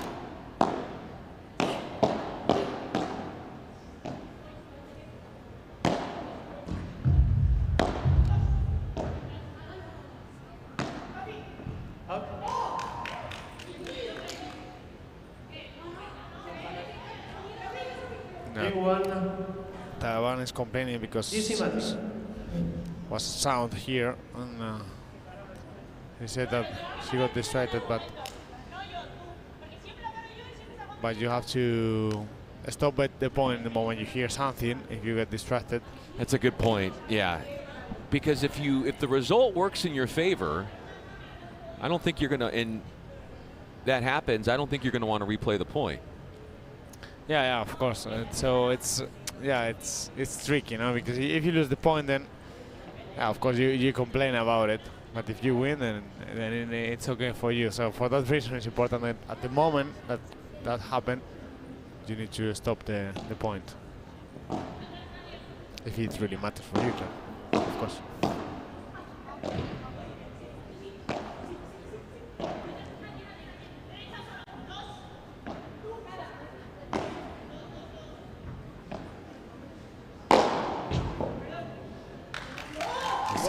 That was clever from Araceli Martinez, because both Saiz and Talaban was expecting a bandeja, and she switched in the last moment to a fast smash. You do it with the same preparation, so they don't know what you're about to do, and then you switch the last moment when you're about to hit the ball. 4-2, DC Matrix. First side change here. Coming up after this match, we'll have the men of the New York Atlantics taking on the men of the DC Matrix.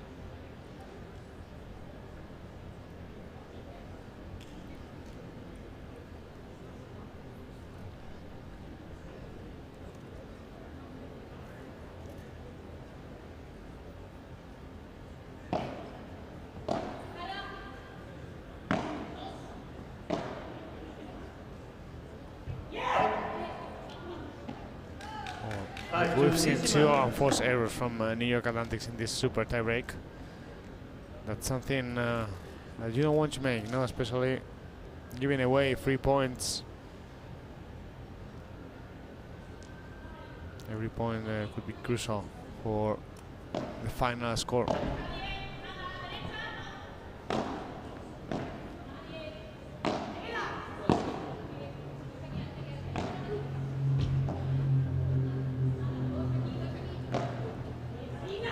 The 13th match of the week. It's the second longest match of the week officially now, just at 1 hour and 34 minutes. The longest one was 1 hour and 44 minutes. The second match back on Thursday, a 2-setter between the Las Vegas men and the Toronto Polar Bears. Toronto winning that.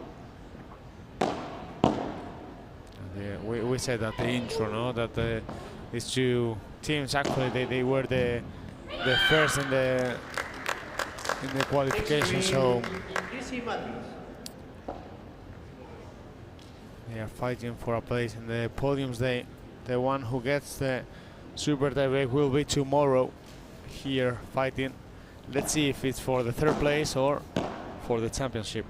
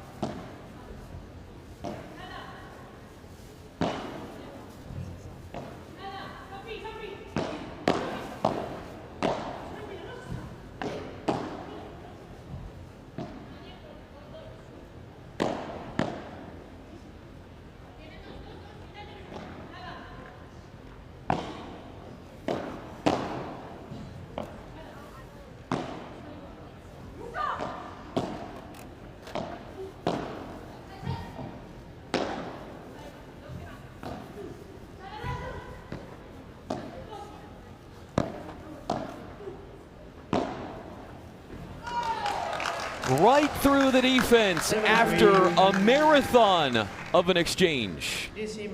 Well played by DC Matrix, and that ball cost them the point. The one from Marta Talaban, it floats a little bit, and you can see over here how Marina Guinar could attack it. No, if you play a lob, has to be a very good lob, and Marina Guinar actually was by the line expecting that shot by Talaban, so it was easy for her. And now it's 7-3, just 3 points away from victory. DC Matrix after losing the second set. 7-4. DC I think in this super tiebreak, one of the keys was the errors from New York Atlantics. Probably they got distracted with that ball that was confused, and I don't know. It's a theory, no? But they made 4 unforced errors in the super tiebreak. That's too many, and that allows DC Matrix to have a great advantage over them, no? So if DC Matrix don't make mistakes now, they will win. But you need to keep going.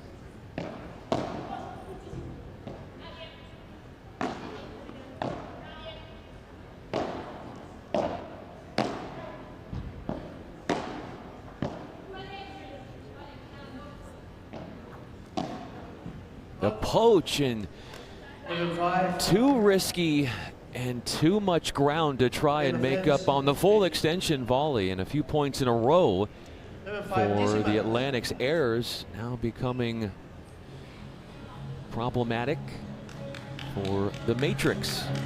It wasn't a bad idea from Araceli Martinez, because she showed that coming, but she was a little bit late, no, and that was the reason why she missed the ball. You can see the difference how they directly change to the other side, because they are the ones who are winning right now. They are 7-5. They are, well, they have that mini break, while Sophie Saez and Talaban decided to take more time to think about how they will face these important points, no? Because now the pressure is more for them. They are the ones who need to recover that mini break.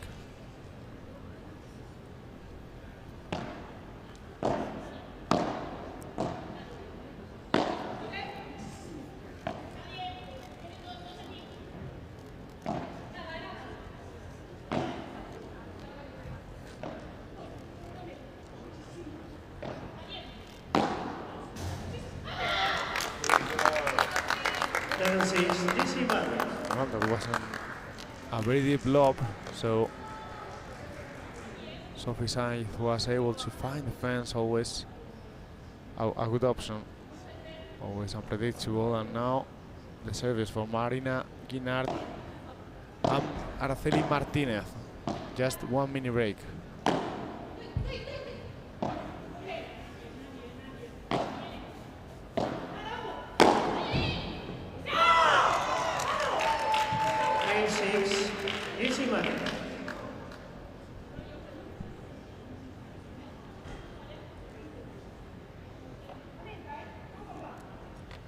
stops 3 in a row.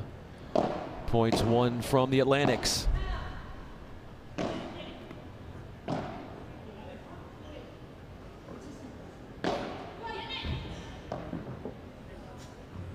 Too long. They put the pressure on New York by coming in quickly and moving as one cohesive unit. Match points come into play for the Matrix, trying to finish out group stage play 2-0 after their win yesterday over Miami.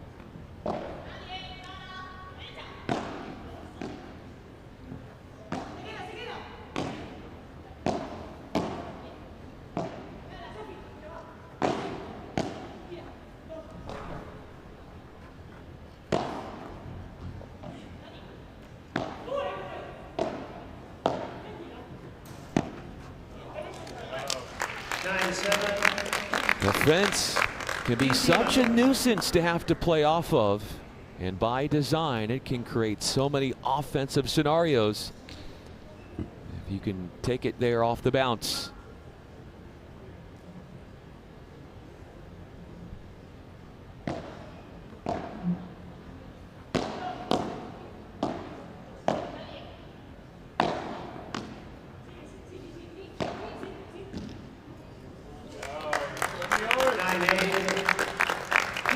Fighting back again, the Atlantics. This one is the most difficult point because now Guinart and Martinez are the one who serves that mini break. All the pressure for New York.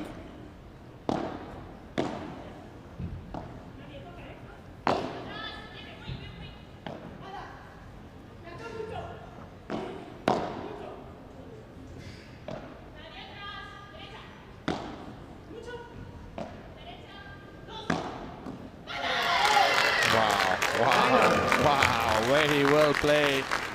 Incredible, but they save another one. Sophie Saif finding the middle of the court, avoiding the block from Araceli Martinez, and now they counter that mini break. A 3-0 run, a few of them now, not one, but multiple 3-0 runs for the Atlantics in this buster. Brings us to 9 all. Have to win by 2. So we are going to go beyond 10 regardless. They save 3 match points.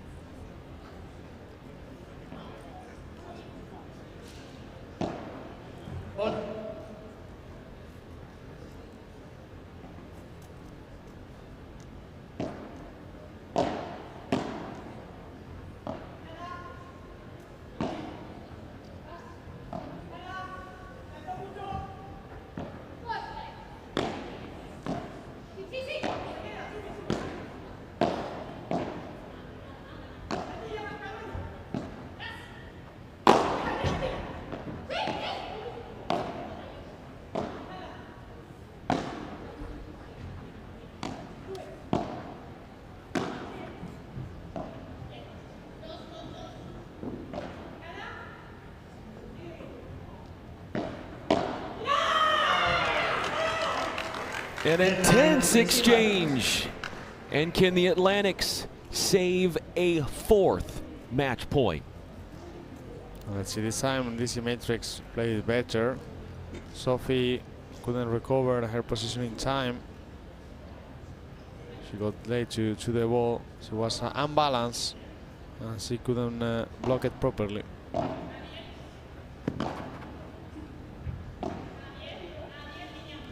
A high lob to reset the play.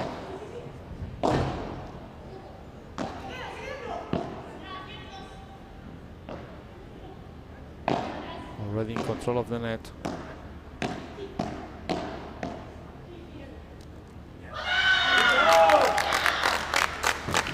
And she looked for a very difficult shot with that low volley, trying to avoid the attack of Taliban and Saif.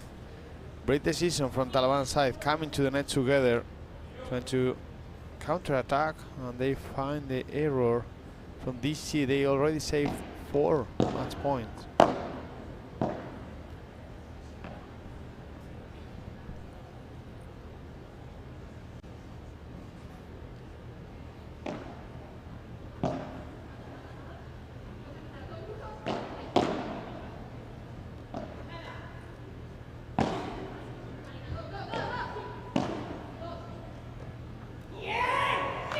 Do they have a 5th in them? Well, it's been a tough end for New York Atlantics, saving so many match points, but then when they are even, they are losing the points, and now Martinez and Guinar, they have the serve again.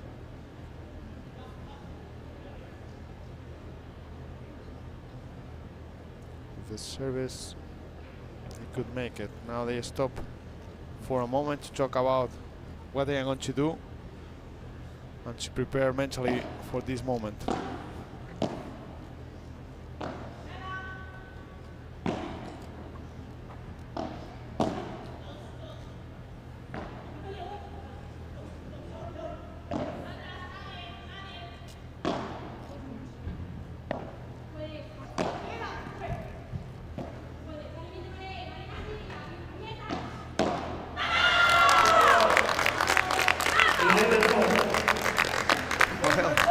They made it again, incredible.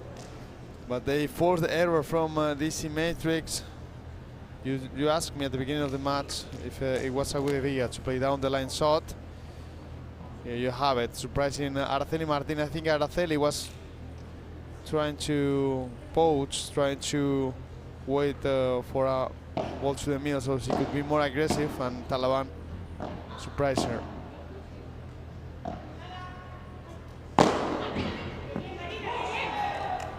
As Guinar did with that ball, surprising sign. Well, match point number 6.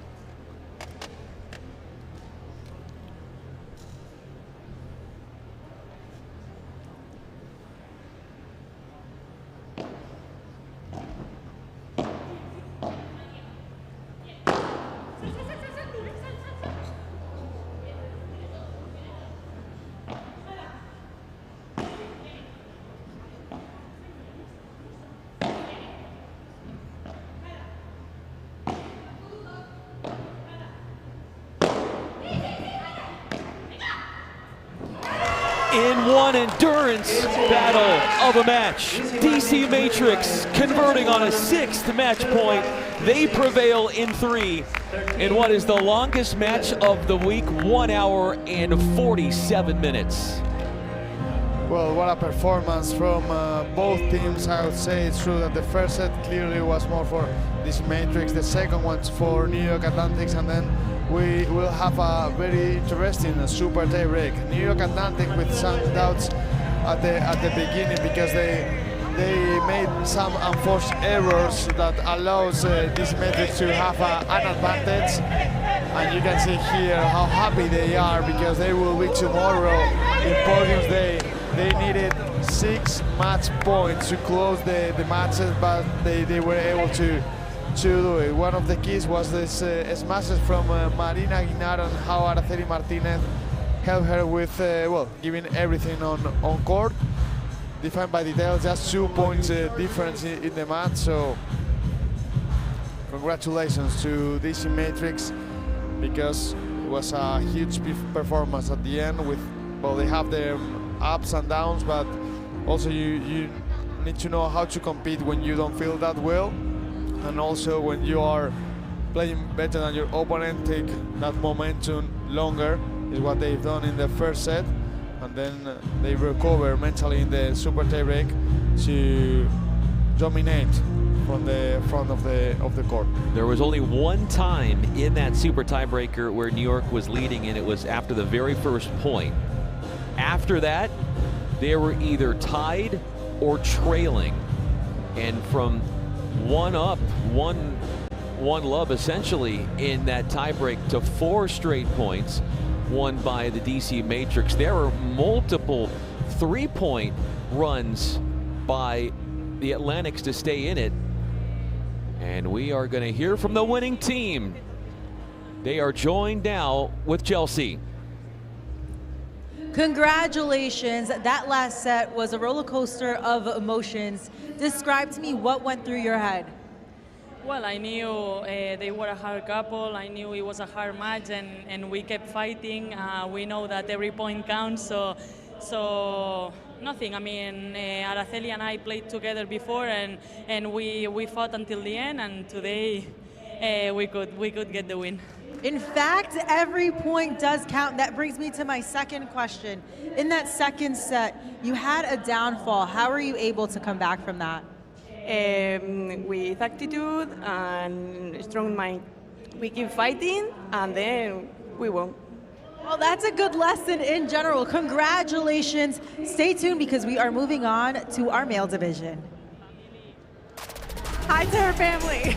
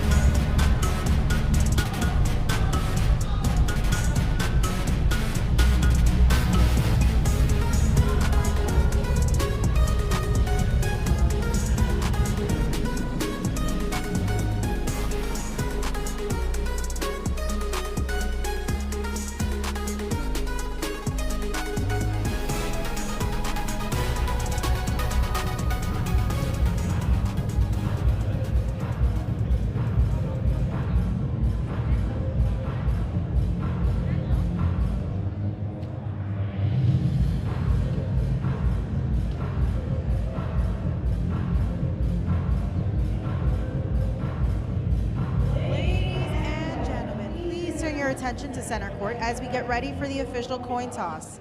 Tossing today's coin is Keaton Wise, GM and Head of Strategic Partnerships at Fever, official ticketing platform of the Pro Padel League. Let me talk, guys. The new thing is the ball change, 5-7, and please, I need you to respect the time on the bench, okay? So, I'll give you the coin toss. Blue or white? White.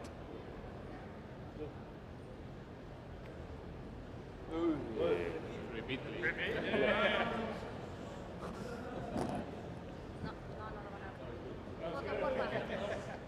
Restan? I got you. Te dejo aquí.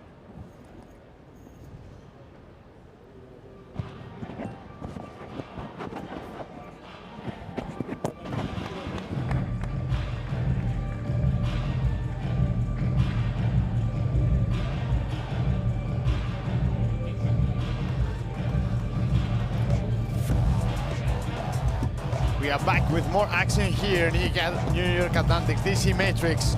It's time for the men. Ignacio Vilariño, Javi Martinez against Alex Arroyo and Valentino Livac. What a match we have ahead of us. One of the best teams playing against each other. For DC Matrix, I think Alex Arroyo and Tino Livac, they showed yesterday just how much offensive firepower they have. Their game is built around aggression, taking initiative, and their ability to generate winners. Alex Arroyo is probably one of the biggest hitters in the competition. He's a very special player, particularly dangerous from the middle of the court forward, and he has a huge reach, tremendous power, and plays with a lot of freedom. He is not afraid to take risks, and that makes him extremely difficult to contain when he gets going. On your screens you have Tino Livac. He's a very complete player who complements Arroyo extremely well. He can help construct the point, but he also has plenty of weapons himself. He can finish with the smash, but one of the shots I really highlight is his Vibora. He uses it extremely well to maintain pressure and keeps the opponents being at the back of the court. On the other side, we have New York Atlantics. We have an interesting partnership, and I think they could do a lot, especially Javi Martinez, that he's very much a classic right side player. His game is based around consistency, point construction, and making good decisions. He's not necessarily going to overwhelm you with power, but he gives his partner a lot of stability that I think is key, of course, and he doesn't give much away, and that allows Vilariño to take a few more risks, knowing that Javi is there to provide that consistency behind him. Vilariño brings a little more aggression to the partnership, despite not being one of the tallest players on court. He's an excellent ball striker and has very good finishing ability.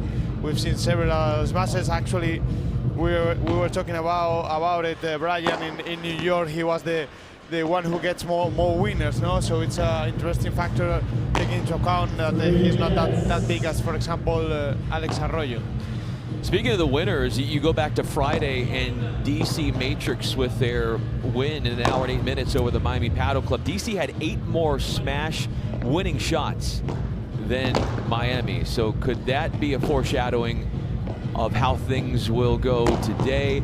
Arroyo, if you can get to that level, very, very difficult to beat. Yeah, for me, one of the biggest tactical questions is how New York are going to get Arroyo and Livac away from the net, no? We saw yesterday how dominant DC Matrix can be once they establish that the net position, so New York need to find ways to push them back and prevent them from constantly playing on the front foot. Alongside Peter Consuegra, the pro paddle player and analyst, I'm Brian Fenley. We just saw the DC Matrix win on the women's side. Now we get to see what happens on the men's side as far as this matchup. And earlier, we caught up with Vilariño about his rituals before playing a match. First of all, I always start with the mobility, and then after the mobility, full work. And then a little speak always with my partner about the match after this little warm-up. When the match is at its peak, what techniques do you use to stop time during the match? Well, we have only 20 seconds, and I stopped maybe 15 seconds to speak with my partner about the match, how it's possible to play better the next point, and play the point better. When you spoke, Peter, to him, Villarino, during media day, he was very much adamant about the power of a psychologist. Yeah, he talked about the importance of having a psychologist, of course, to help him to improve on his mental skills. It's part of the team, not to have a psychologist. I think it could be really helpful. No, that it's a professional that gives you some tools to know how to handle different situations, because of course it's very stressful, and not just with what is inside on court, also outside. Because what happened outside of the court also can affect you. Actually, Maxi Arce told us yesterday, no, in the warm-up we were talking with him how he is thinking a lot of things about a lot of things when he is playing, no? Because of course you are an athlete, but also a person, no? And then you have all your worries outside Padel, and that really affects you. And if you don't know how to control these thoughts, and you don't know how to manage these different situations, then it will be more difficult for you to perform well. Keeping with the topic of control, well, let's listen in here for a moment, and I'm going to finish that point in a second.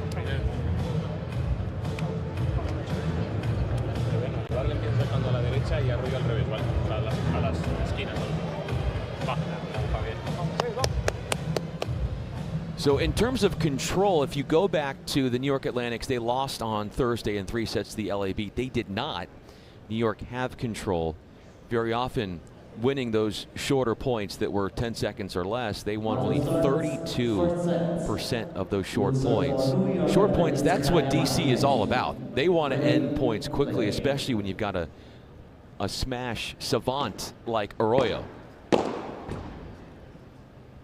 They put out the pressure on you, DC Matrix, especially with the volley. So it's important to play a high quality return from the beginning.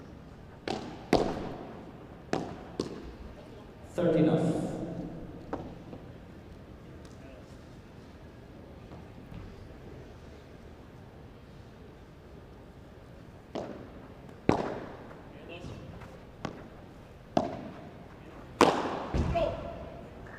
Martinez gets an early easy ball off the overhead to put away the point briskly. 29 years old from Spain.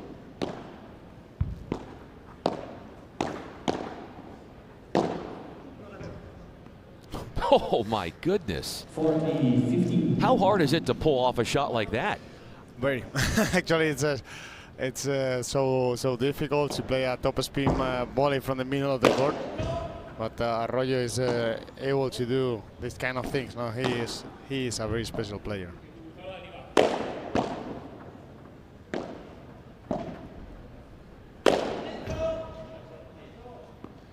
Villarino had a few cracks at it with some deep putaways off the smash, and one finally salts the point away and the game in his favor as the Atlantics strike first.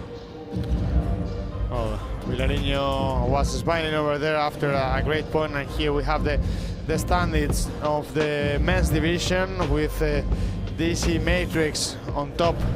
We can see over there, and New York Atlantics is in the 7th position because they lost in 3 sets against Los Angeles Beat. If they want to be tomorrow in podium day, they need to win in 2 sets. That's something to mention, because you get into the tiebreak scenarios, and the more efficient you are with winning sets, the better your chances are of being one of the top 4 teams to get to podium day on Sunday, tomorrow. I mean, if they want to have a chance not to be there, because even though if New York Atlantics is able to win in 2 sets, maybe they will be tomorrow, but that's not for sure because they depends on the other scores. No? So on the afternoon we will talk about it. Right now it's there's still four matches more to play. No, this one and another 3. Love 30. Many of the points so far in this match have ended off of overhead finishes from Villarino. That one, he brushes up off the back of the ball and gets some topspin on it.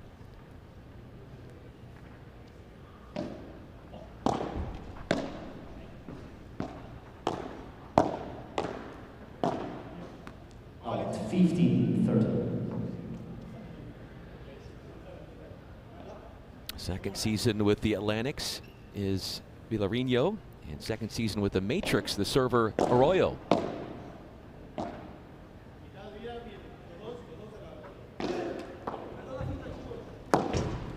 The deflection of the net, the lack on this matrix to save another point. 30 all.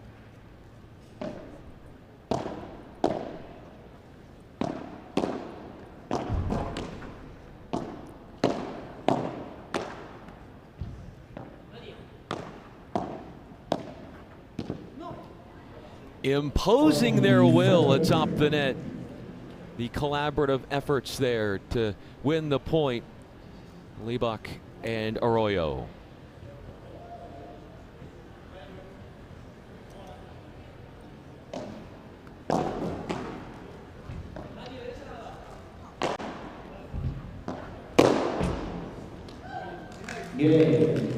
How many people can do that like Arroyo? Well, not many actually, no, because he is a very strong player. But also, I have the feeling that Arroyo usually take a lot of risk when usually it's better to play another kind of shot. I don't know. He doesn't mind if it's an important point, a regular point. He usually risk a lot. So sometimes he could get ahead of himself, no, and not that many players play with that style, no. He's so aggressive all the time, from the back of the court at the front, so not that many players decide to play like that. Also, not that many players can play like that. Which is why he's one of the greatest attractions for PPL fans, is getting the chance to witness his talents on court.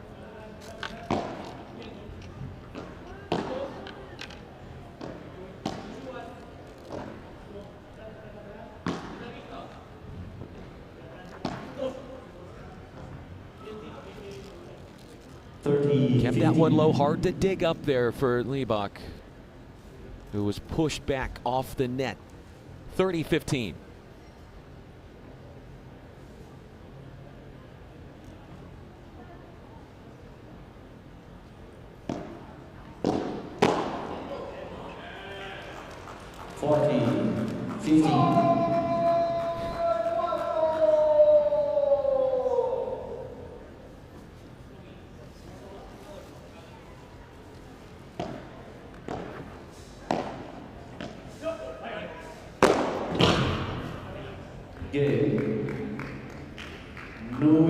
It's bad news for DC when Villarino has opportunities like that to showcase his power. He's had many of an opportunity and been flourishing with a bevy of point-winning shots off the smash. 2-1 New York.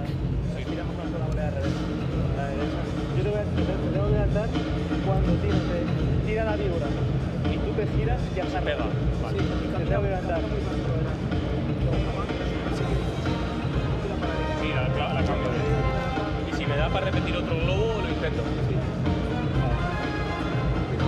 El resto muy bien, ¿sabes que vamos muy bien? El resto como bien, se me escapó nomás. No, bien, bien. Una volea buena, la que pegó y las dos malas suertes. Perfecto. ¿Sí?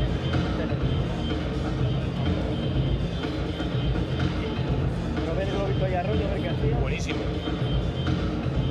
Sí, Arroyo ahí cuando va de pared se la juega. O sea, esa... Estábamos los dos aparte para taparla, macho. Creo que juega bien.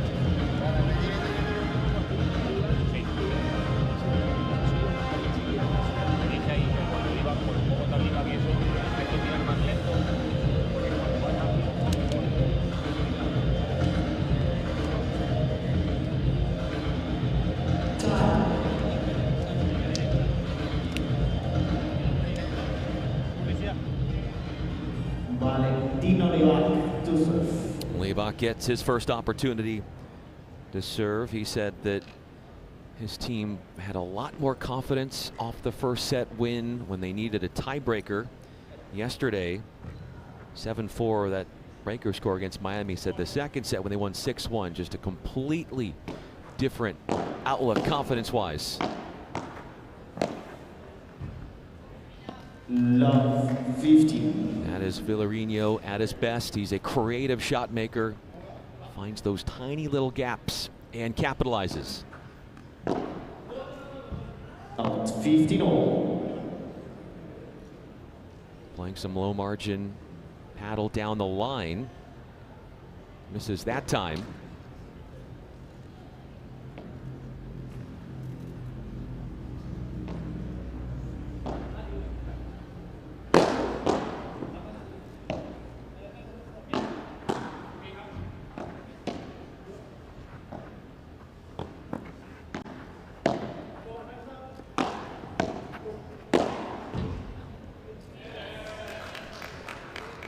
You saw Peter for a moment. Arroyo looked back at Libak after that point as if to say, hey, you should have been somewhere else and I should have been there.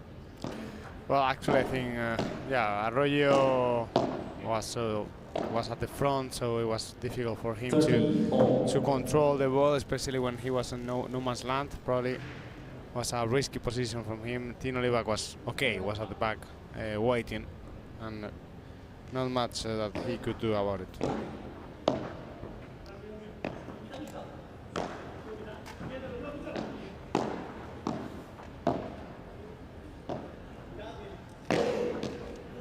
Out 40-30.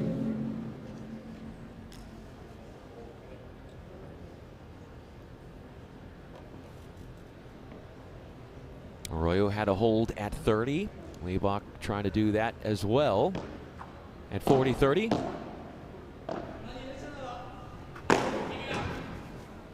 Wow. Two 6-point holds for the DC Matrix. 2 games on. They were the winners last month in New York, although a slightly different lineup in that final. We had Jofre, part of that. Libak and Arroyo now partnering this week. 15 love. And also you have Mario del Castillo, who is at the bench. So they have different, well, different options, DC Matrix.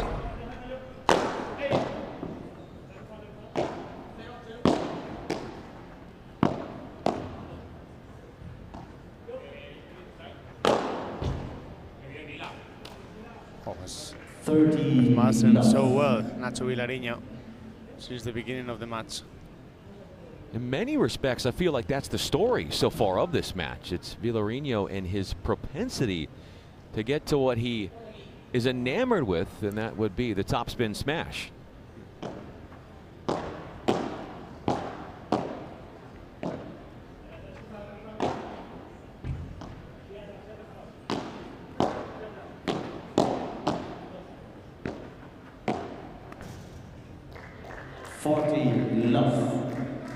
Trying to put pressure with his position, Alex Arroyo, but Nacho Villarino stepping forward was able to avoid the attack from the player from DC Matrix. 40-50.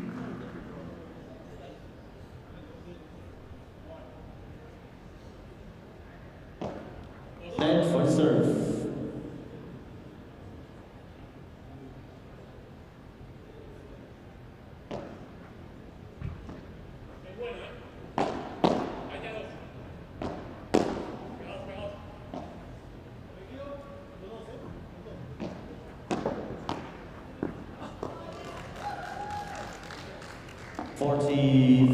Get the 40-30 after forcing Villarino to play very close to the fence, then open the space, and you can see over there how Tino Libak short the time between touches, stepping forward, bowling the ball, and finding the middle.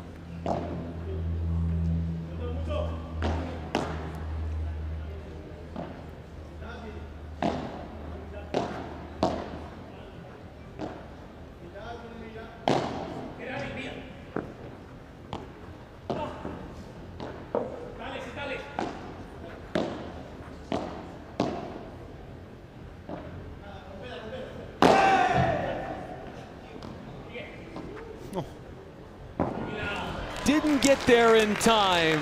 He was surprised that there would be a return off that big smash. They do. 3-2 New York. With Kalshi, you can trade on anything.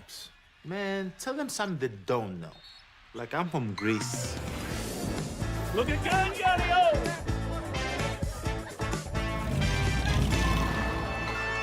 So I was born late one night, but Papa said everything's alright.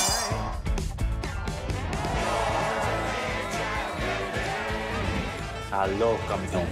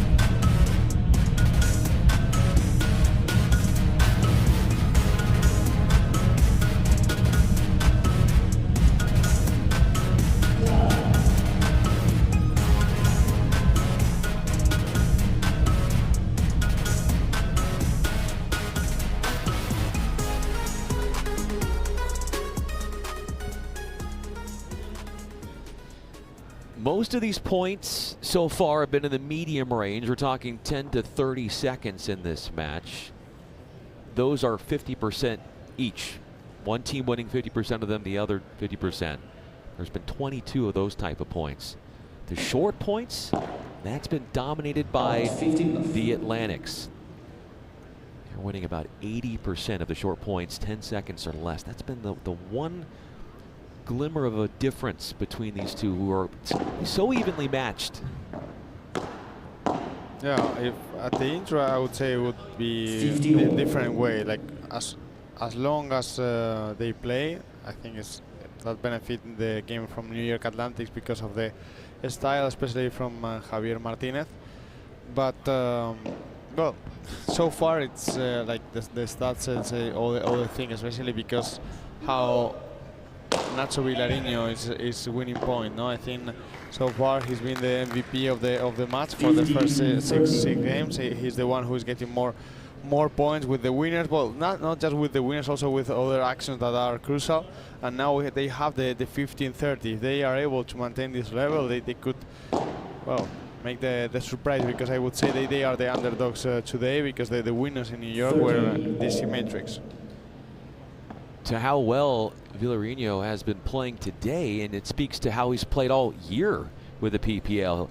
After the run that the Atlantics had in New York, he had led the league at that point coming into this week in Los Angeles in winners per match, right around 26.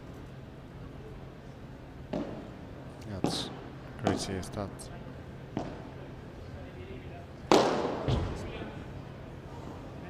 And you can see how every time in every game New York Atlantics, they have the 15-30, but they don't get any break point. You see, it's like DC Matrix, wait until they are 15-30 and then they win 3 points in a row. In the first game they won 4 points in a row.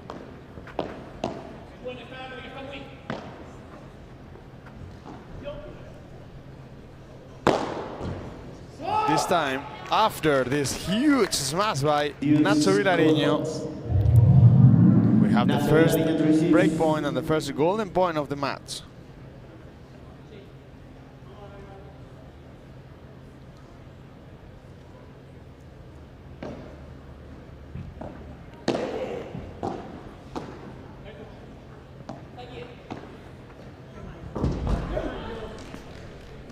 So much tactical intelligence, spatial awareness, on-court IQ that Leibach possesses, finding angles that few on-court can.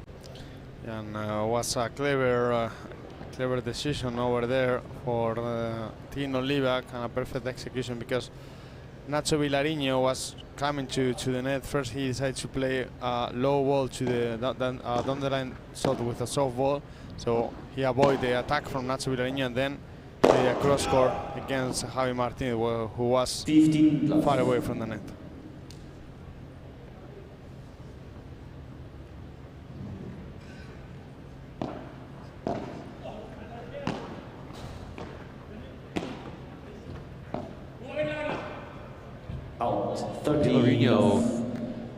Villarino ran into not much resistance in his first service game, which was in game number 3. Gave up just 1 point along the way.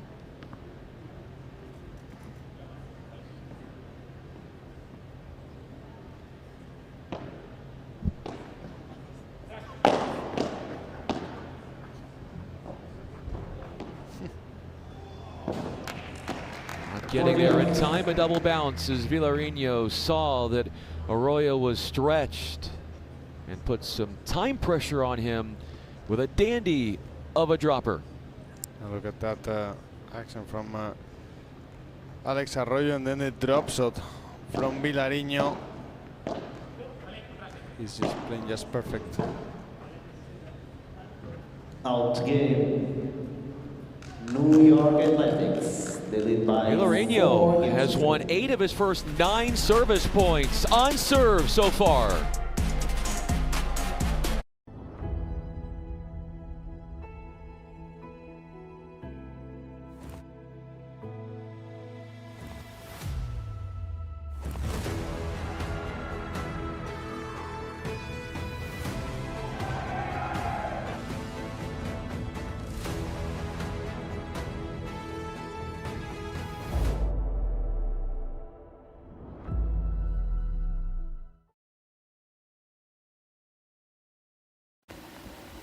Well, there's a lot of infection in there, Timmy. You're doing really well. Are you feeling anything? Coffee. I don't understand, but this is going very well. No. Coffee. Kaushi? Coffee. Coffee. Kaushi? Kaushi, what's Kaushi?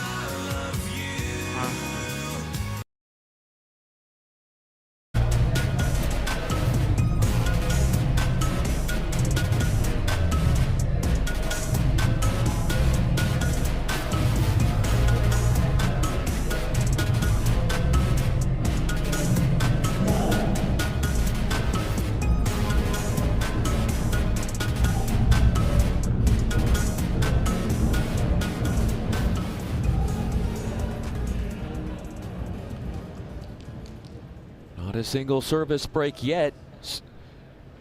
7 holds. Break points, Peter, have been hard to come by so far.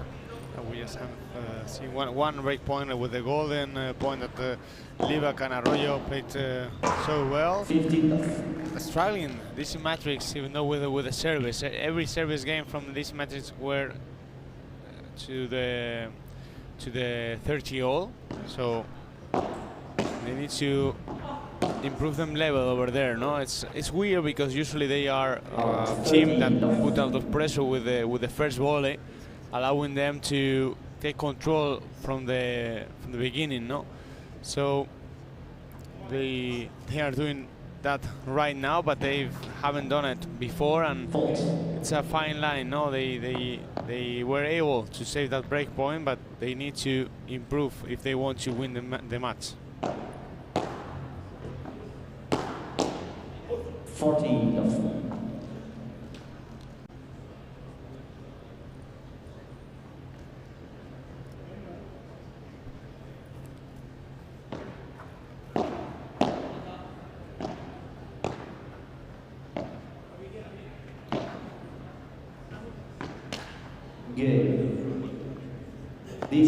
So the answer for that love game from New York Athletics is with a love game from DC Matrix.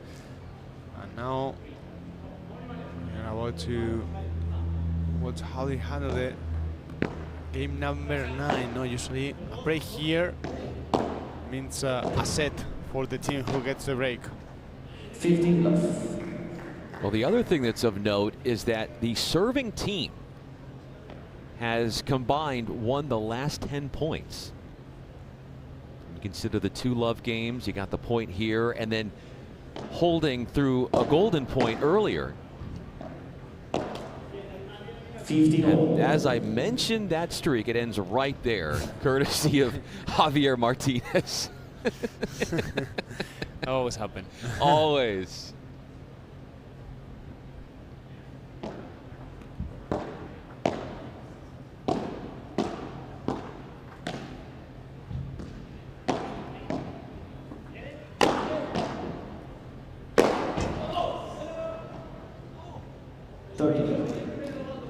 They say Liebach touched that?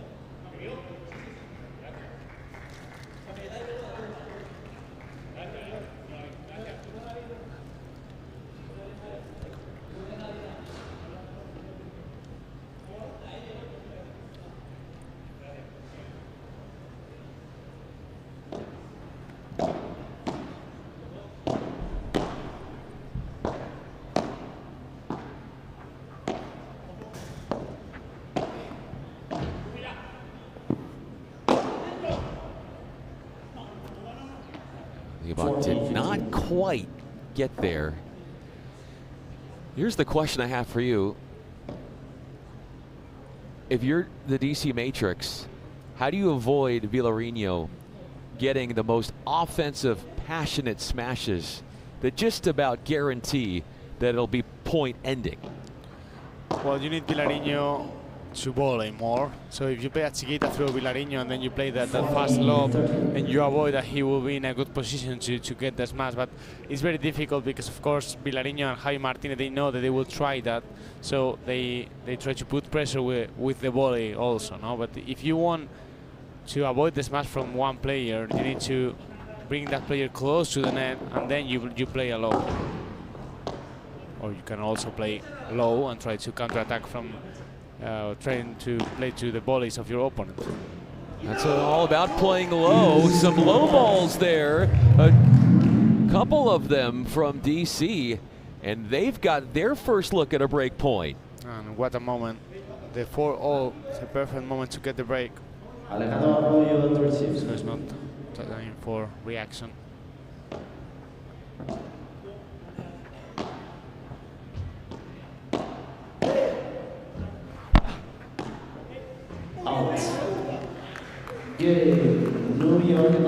The serving team has won the first 2 golden points, and we remain on serve. With Kalshi, you can trade on anything. Man, tell them something they don't know. Like I'm from Greece. Look at Gallo!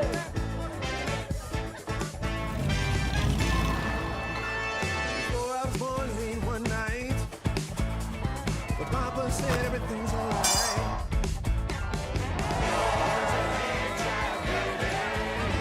Hello, campeón.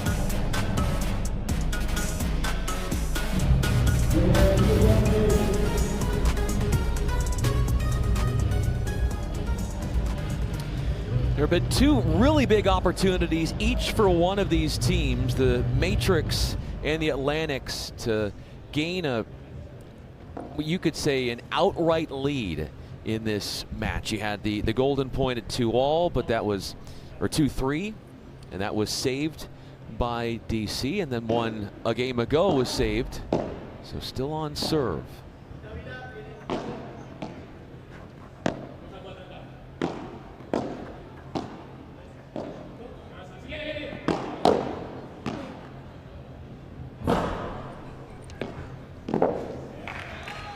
Love 15. There was a string of 10 straight service points won in this match, just to give you a clue on how challenging it has been to accumulate points as a team when you're returning. 50. Well, they made the harder part is to pass with the lob, Alex Arroyo or Livac, but then miss the ball at the front.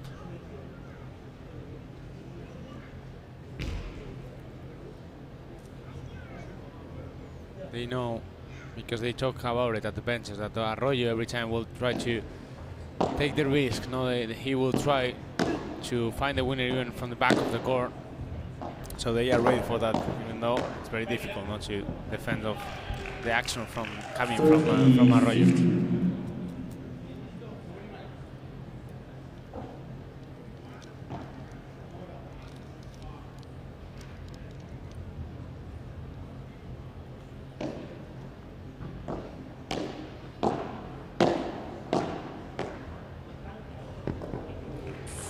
Changing the depth and increasing the angle on the volleys.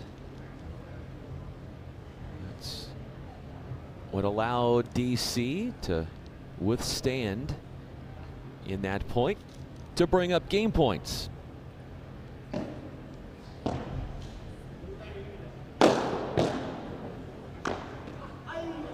Mourinho gets tagged as he was trying to move from one side of the court to the other. Point to DC. 5-all. Well, we just saw 2 break points in 10 games. 2 stronger couples that they love to be aggressive when they are close to the net, especially Arroyo and Livac. But the ones who are making more points are New York Atlantics, even though they need to be careful with this kind of errors, because they could allow Arroyo and Livac to have another break point.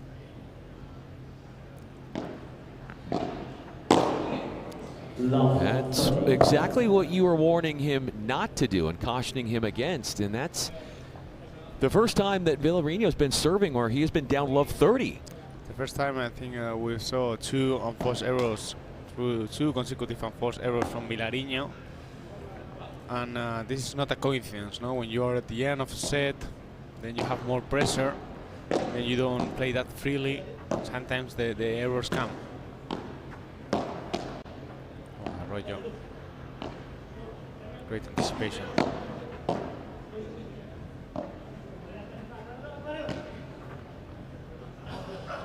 Yeah, now the miscommunication you can see over there. They didn't know where it was. The other one, Arroyo, came back to the left position, and Livac thought his partner was at the drive, so that was the thing why he let the ball pass.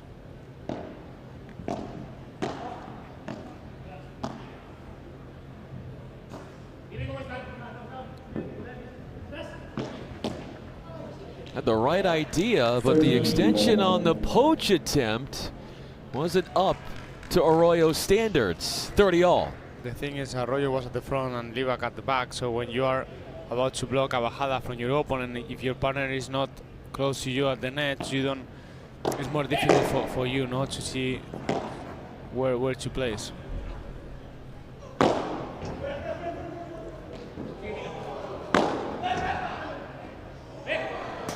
Arroyo almost. Well, he tried to do something so difficult, because, well, of course, it was difficult to come over there and to finish the point. But he tried to to do it even more difficult.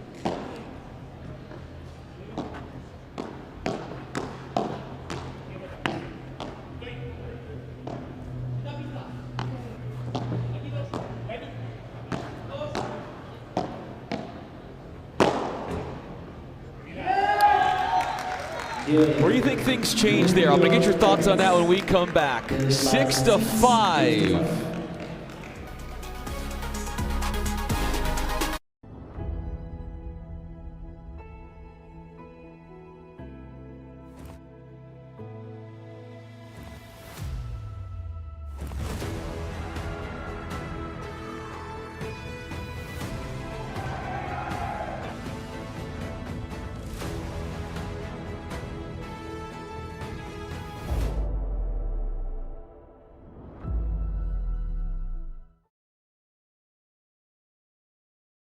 With Kalshi, you can trade on anything. Man, tell them something they don't know. Like I'm from Greece. Look at Gangario!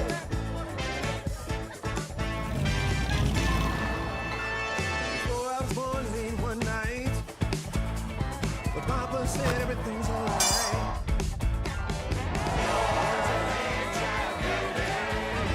Aló, campeón.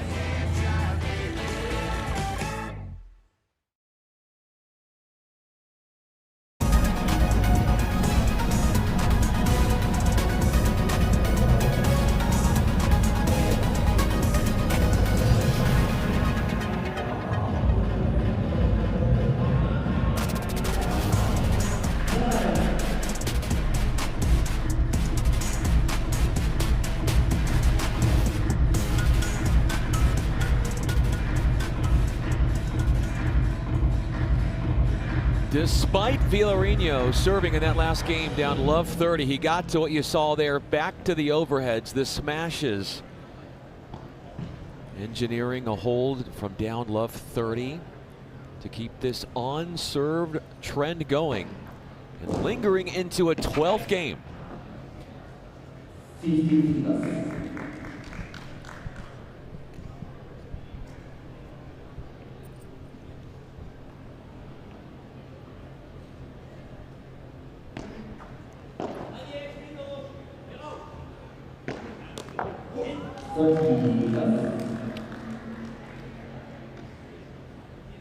Usually they improve the game when they stay at the net. Now they started the last two games with or the last three games with tee off.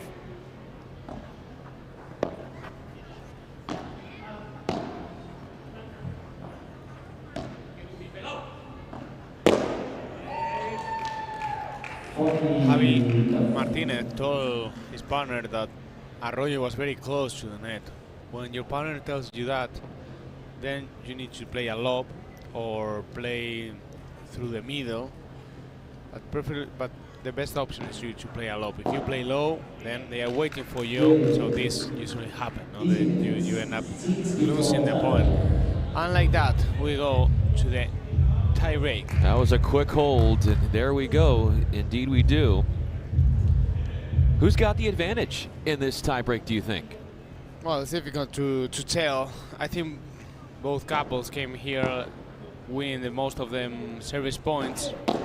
So I would say it's 50-50 right now, but depends if, especially Villarino is able to maintain the level he showed in from the whole set. Arroyo there playing a game of Twister as he was trying to get to that one as it cascaded around the corner and somersaulted to the floor.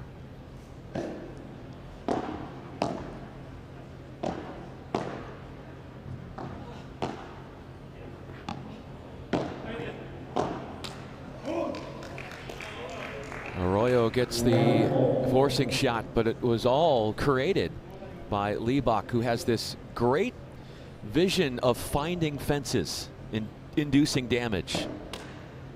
He has the ability to find a winner with so many ways, and different kind of strokes.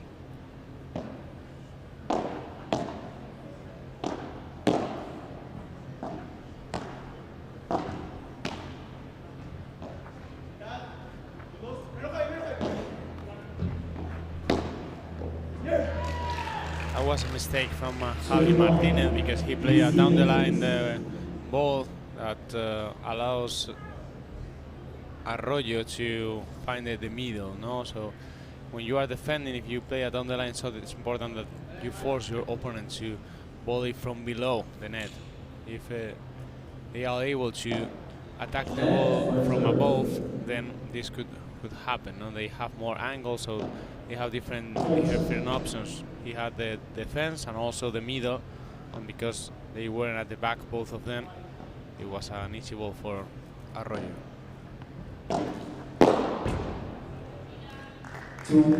That was an easy ball for Villarino.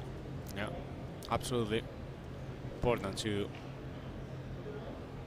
try to find the body of your opponent and not the forehand. And the forehand is especially the forehand from Villarino is something that you want to avoid when you are returning. If you want to take control, play the ball to the body, you play a good lob, and then you can start the counter-attack.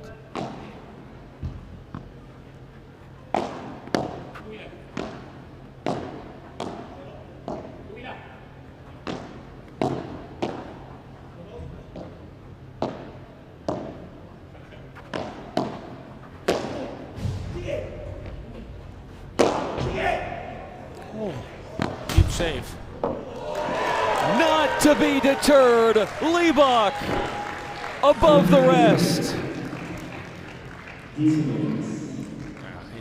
It's pretty impressive how he recovered from the previous ball, and he was able to touch the ball after a good jump, and he had less than a second to think about it. So it was an impressive point by Tino Liebach to get the first mini break. Atlantic's playing their first tiebreak of this tournament here in Los Angeles. Second one for DC.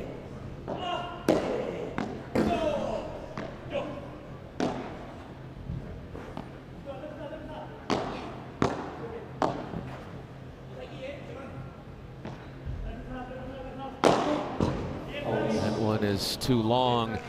The one that DC had first set yesterday, they won a tiebreak set 7-6, 7-4 over the Miami Padel Club. It was a match where Miami, I think they played great.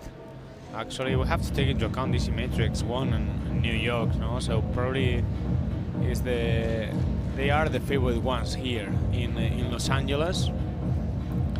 And both Miami and New York Atlantic, they are playing very well against them, but you have to also take advantage of the opportunities that you generate. They didn't, and now they are 2-4 down in the score.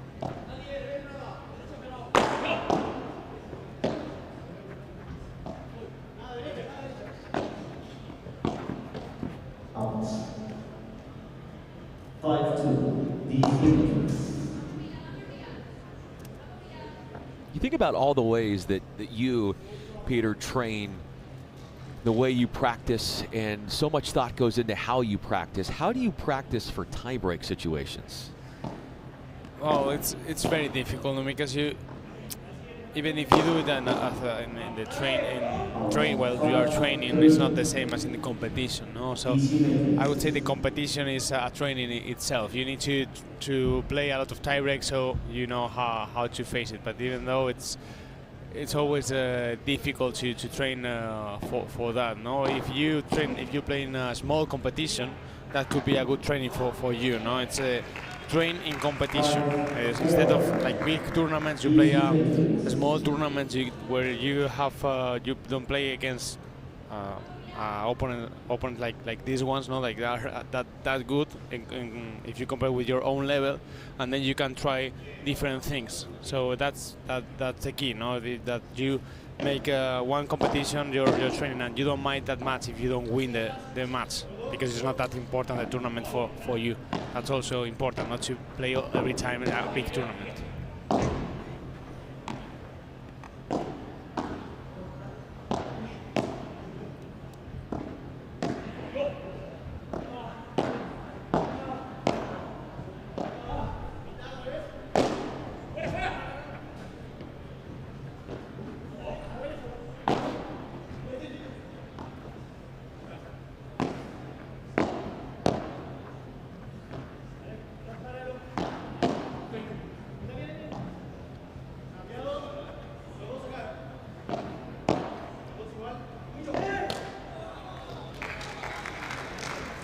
Coming back here, the Atlantics to 5-all. Off an Arroyo mishap.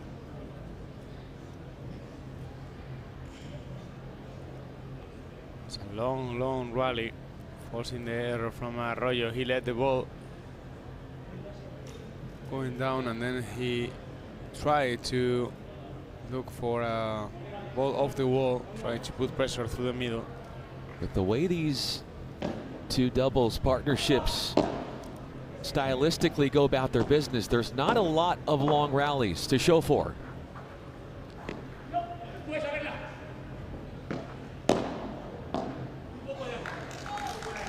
what a lob. I mean, that's crazy that he was able to pull that off after, well, the ball touches the fence, and they will have the first set point of the match.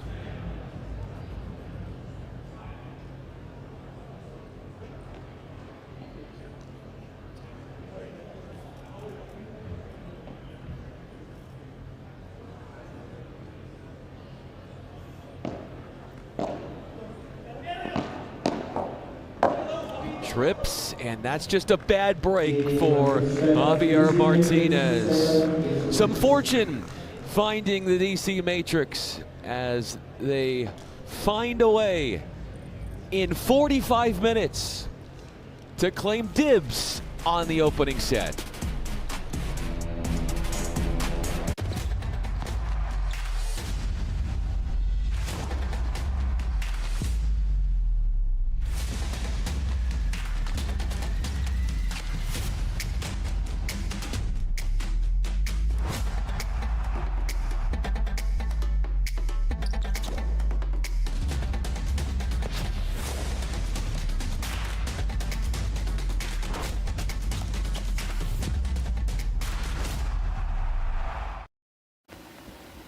Well, there's a lot of infection in there, Timmy. You're doing really well.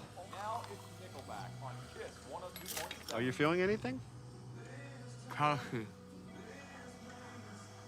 I don't understand, but this is going very well. No. Coffee. Kasi? Coffee. Coffee. Kashi? Kasi, what's Kasi?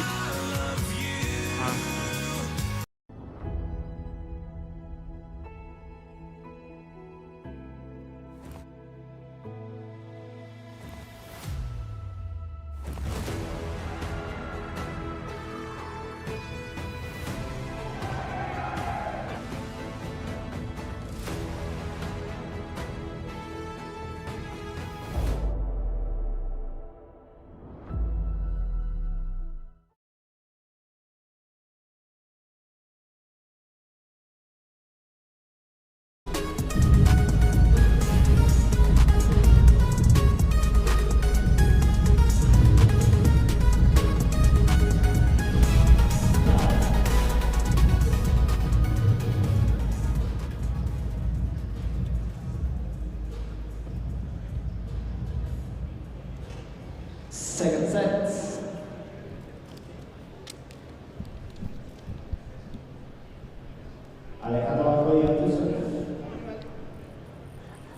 Arroyo kickstarts the second set at the line. 15 love. What were your biggest takeaways from that first set?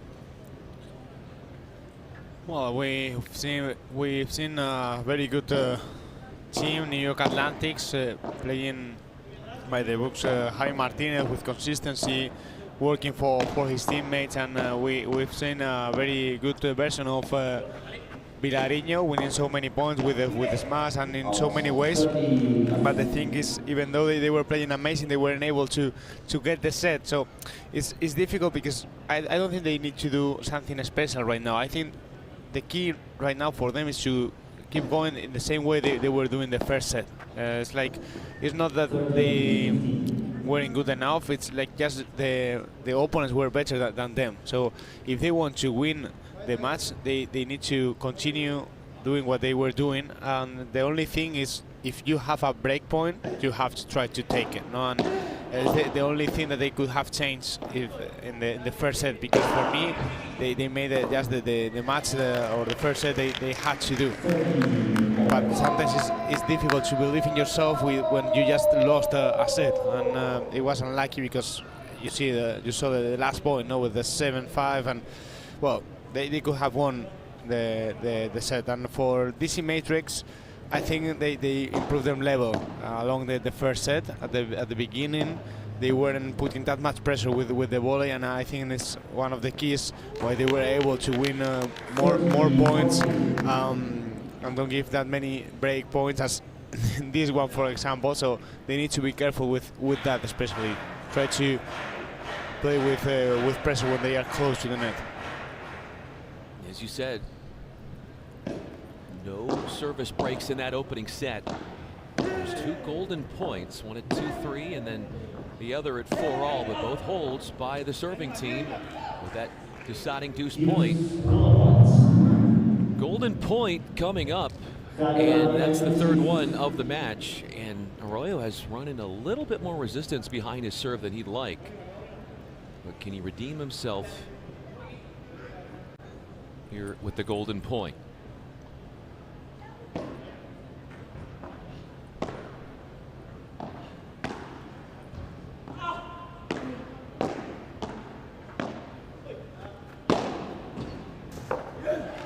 That he can. The ability for him to so swiftly move in the court, retreat, handle the overhead, and place it at the feet of the Atlantics. Avoids some early trouble behind the serve.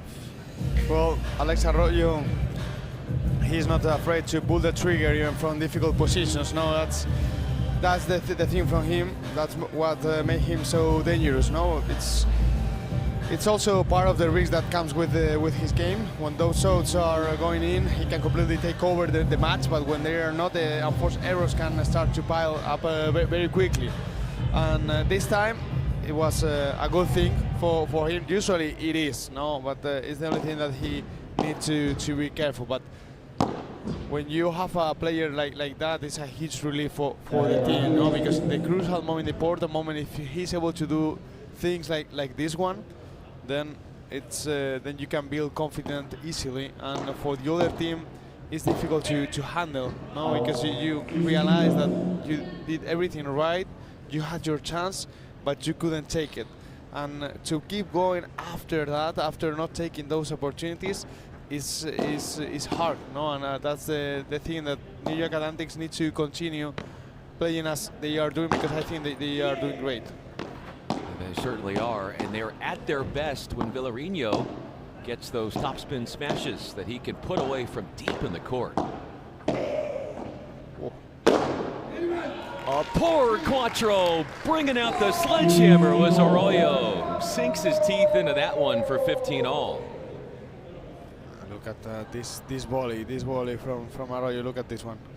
Well, I couldn't see it, but well, the por cuatro then was after the previous ball. That was the key, the volley to the corner, putting too much pressure on it.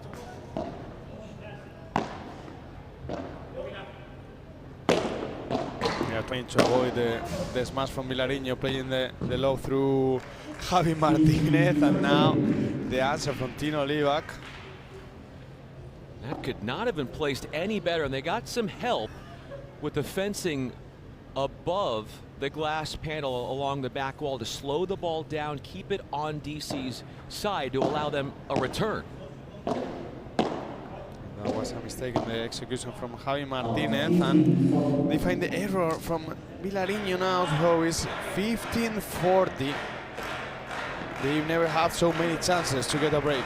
It was so hard to find break points, very few in the first set, and we've had break chances in the first 2 games of the second set.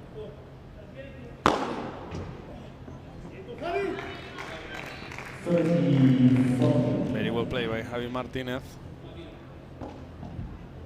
Pulling the trigger with a break point down.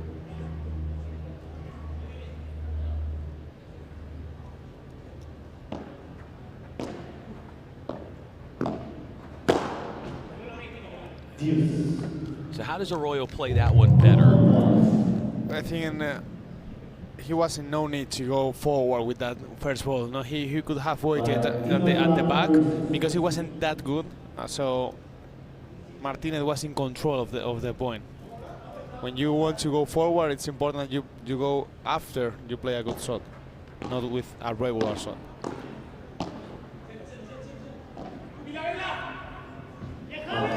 Our receiving team has yet to win a golden point. 0 for 4 in that category. All won by the serving team. 2 for the Atlantics and 2 for DC. And we've played 91 points in this match, and the Matrix are outpointing the Atlantics 47 to 44. 50 love.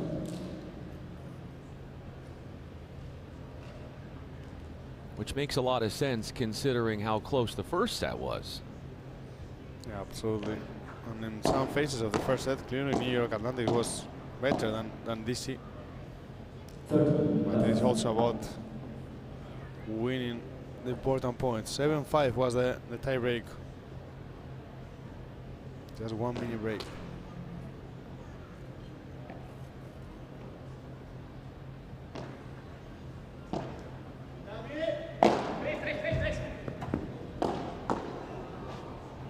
Wow.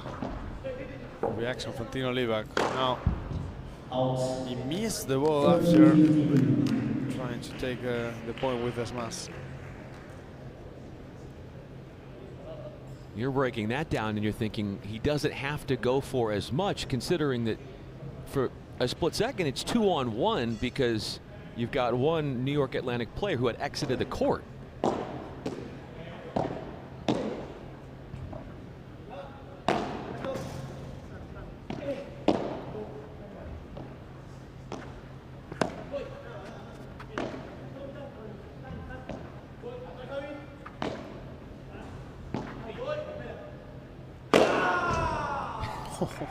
A satisfying smash, letting out some emotion in the process. Part cathartic,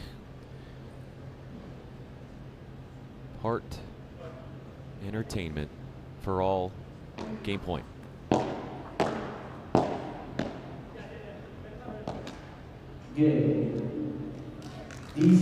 Well, after the drop shot, Javi Martinez couldn't reach it in time to put the ball in, and we are going to the break. With Kalshi, you can trade on anything. Man, tell them something they don't know. Like I'm from Greece. Look at Hangar!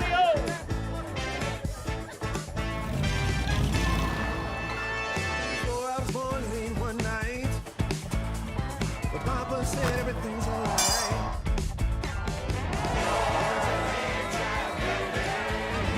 Aló, campeón.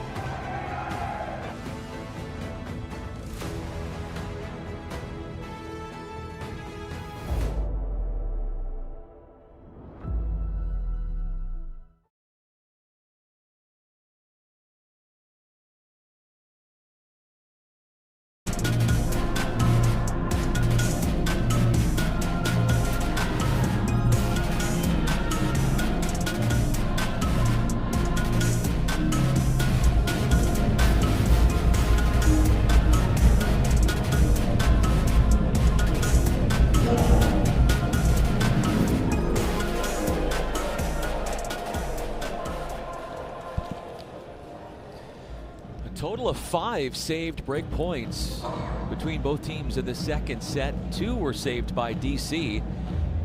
First game of the second set when they had fallen behind Arroyo's serve at 30-40. They did hold through a golden point, and then that very next game, somehow, with expertise and talent, New York goes from 15-40 down. They defend 3 break points and save the serve. Yeah, that was one of the keys, the expertise and how they play, but also have to say Arroyo get ahead of himself a little bit. No, he got ahead of himself because he tried to rush into going forward too early, and well, sometimes it pay off for him, and sometimes it doesn't. No, it was the time with 30-40 especially, but all the credits too, of course, for what you say now, for New York Atlantics, for how they handle the big points. Usually it's a combination of both factors. No? One team goes up and the other one goes down, and then something changes, especially in those crucial moments, in the golden point, the break points, and it's where you really see the best players.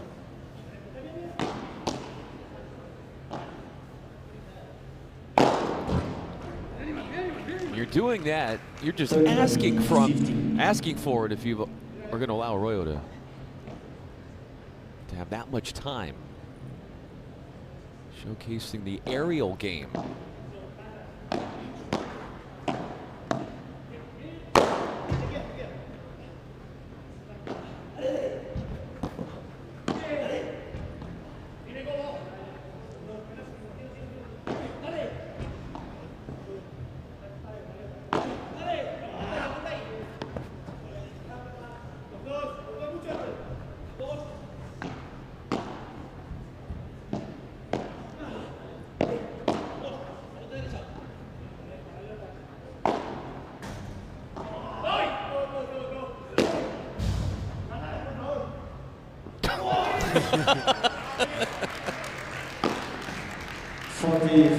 That was a fun one to watch. Yeah, for sure. And Javi Martinez was desperate now because of the fence. Arroyo took some chances on some poaches.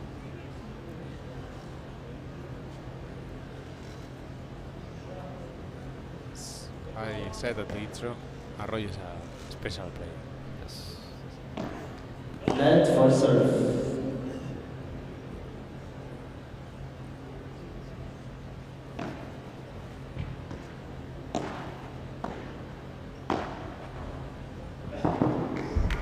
Game, New York Atlantics. 2 games on.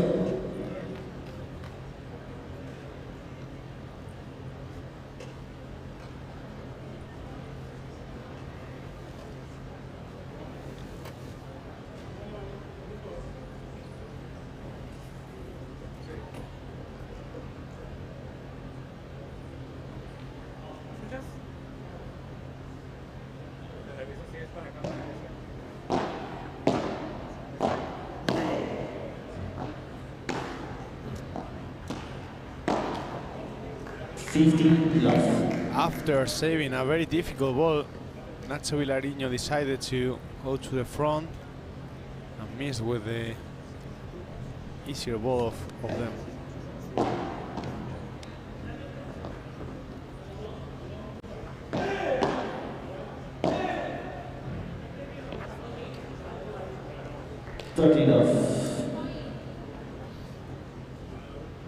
To hit a drive from that far back in the court, that hard, to do it like Arroyo does, that's not something a lot of people in the world can do. And you have to be able to give too much power with just a short movement, because actually if you make a big swing with a long preparation, you are not able to do that. No, you have to do a short movement just to hit the ball in front of you, and it has to be compact so the ball goes where you want.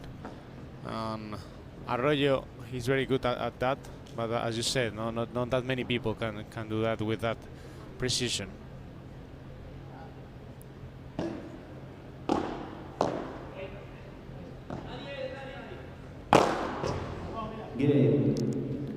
The ball touches Nacho Vilariño, so it's 3-2 for DC Matrix.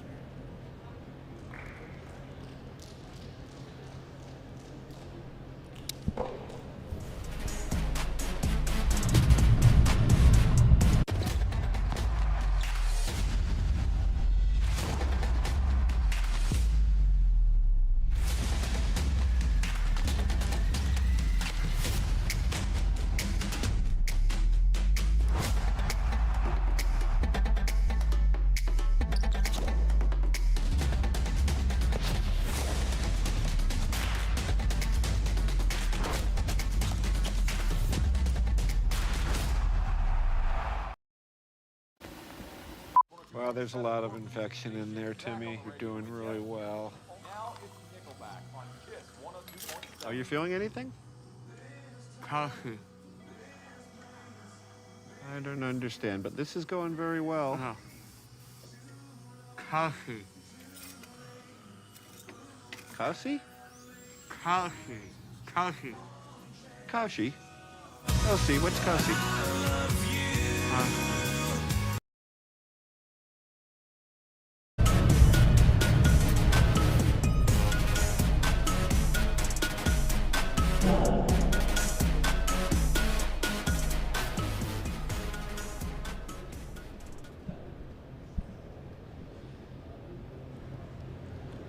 Five games in to this second set, alongside the pro paddle player and analyst Peter Consuegra. I'm Brian Fenley. We are in Santa Monica. Pro Paddle League is here in LA for the first time, as the sport is growing so fast here in Los Angeles. Paddle clubs all over the place are popping up.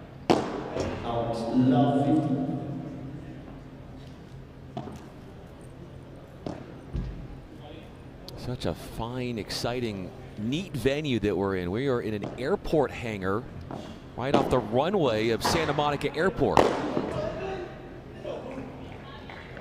50.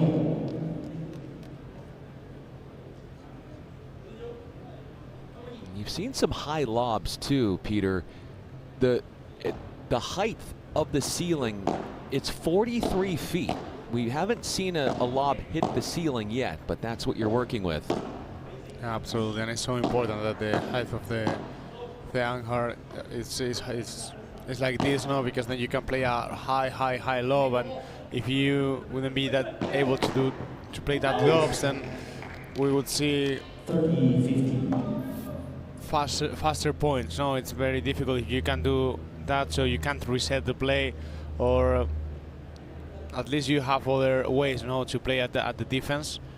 So I think it's very good that we are here actually, and also that you can see the ball pretty clear, because sometimes you can lose it when with the roof, and in this case you can see the ball clearly when you are inside of the court. That's a good point. You look up, the more lights that are shining down on you, does that make it harder to read? Yeah. Yeah, absolutely. 30 all. And that return is not good from Dean Olivak. Huge relief for New York.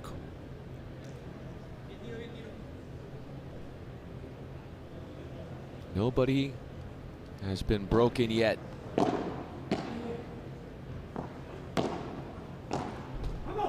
It's going to stay that way for another game. We had a stretch in the opening set where there were 10 straight points collectively won by the serving teams. And really, it's been the defining moment of the match. Getting inroads as a receiving team into service games of your opponent has been a tough task.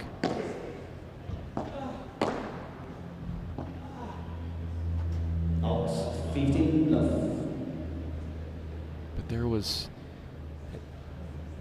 3 break points in that second game of the second set that were saved by the Atlantics. That was humongous for them. Yeah, it was very important for them to stay into the match. More if you take into account that how hard it is to get a break, you know? So to start second set with a breakdown, it's very difficult, not just because your opponents are so good at the front, also mentally to keep going after that break. Then you start playing a little bit different, no? And it's more difficult to believe in yourself, believe that you can win the match when you start with a breakdown. Also, I think Arroyo and Livak are very dangerous when they play freely. So if they would have taken that first break, then the way they are playing could be even more aggressive, no? And confidence in that case is key. If you have one break difference, then you can play more freely, as I said, and that's a dangerous thing. For that reason, it's very important to stay close in the score at all times, so you put pressure on your opponents all the time. Arroyo got lucky there. He cheated middle, left the down the line open, but there was a miss at the net from New York. Skywalking is Liebach. Meets that one at its pinnacle and punishes that one off the court. 4-3 DC.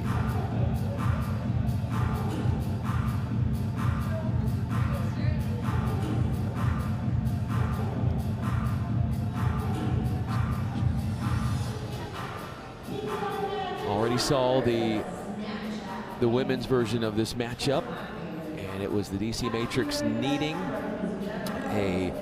Oh, here we go. Okay. Wow. I'm ready. There's no. See, here's the thing, though. Right what you're seeing there, that's not a filter. That's just who we are. This is how we look normally. Well, I think we were prettier. You said we're more handsome than that? Is that what you said? Yeah. I'll have to ask, but you might be right.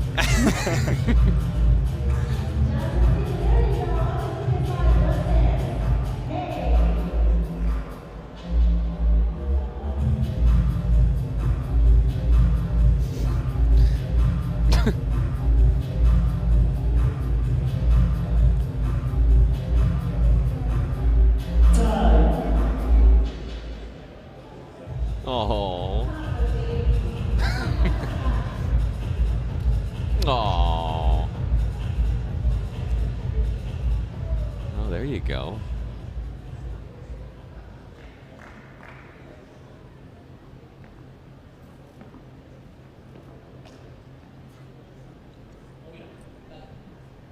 Villarino begins his service game.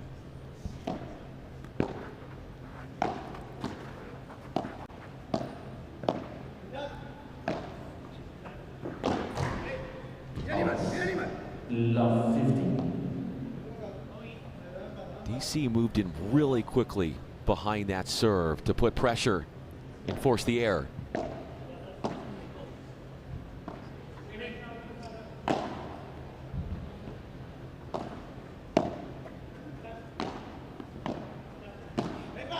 Out. Love 30.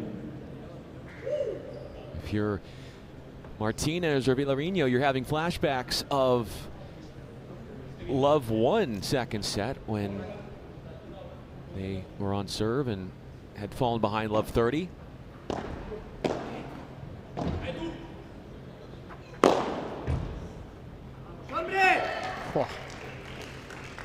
To being able to play on a smash like that from far away from the net when you are low 30, it's something that I really admire.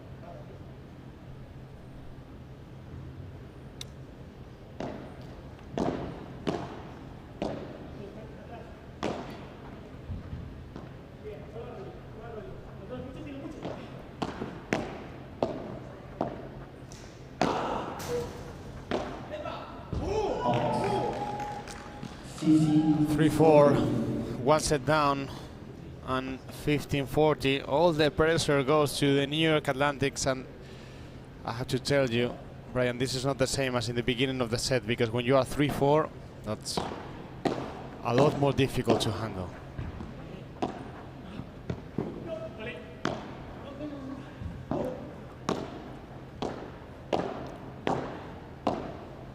See, they try to put pressure from the back.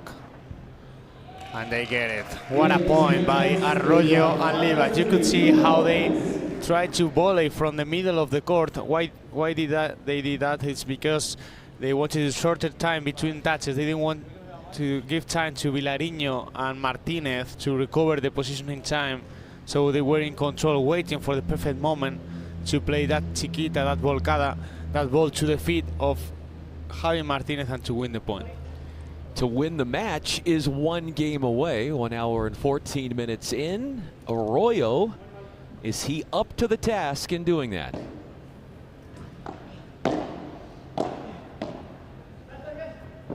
A beautiful look at a backhand drop volley as he moves in with fancy footwork and soaks up the pace for 15 love.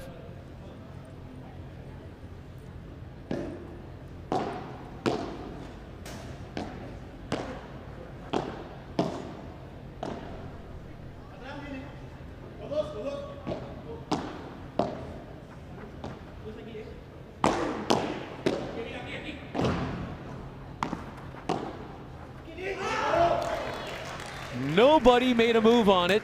Arroyo and Leibach looked at each other and both froze. And it's the inaction that helps the cause for New York.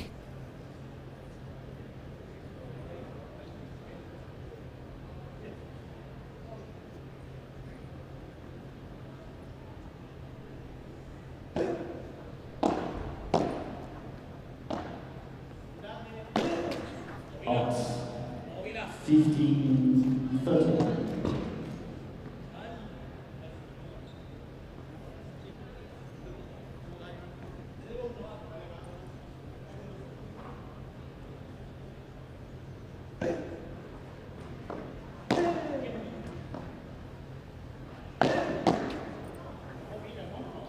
A look at some help from the net cord.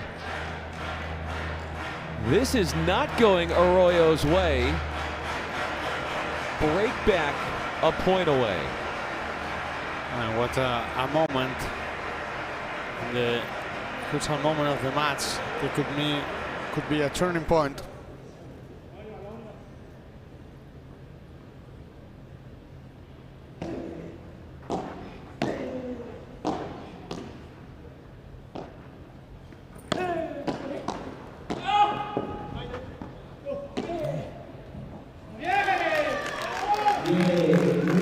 When they needed to break to stay in the match, New York had what it took. With Kalshi, you can trade on anything. Man, tell them something they don't know. Like I'm from Greece. Look at Hangar!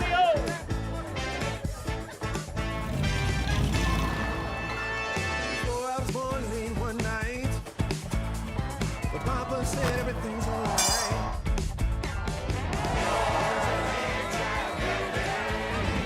Aló, campeón.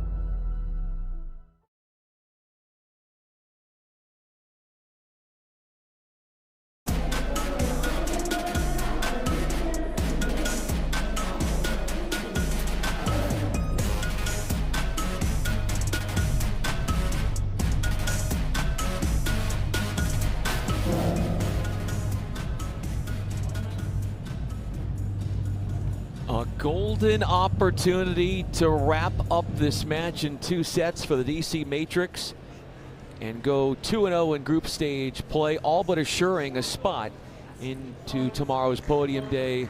But Arroyo gets broken. And we play on.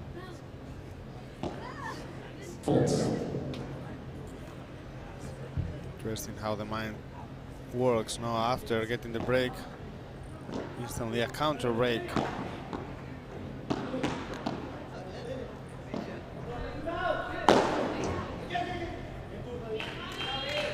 Love.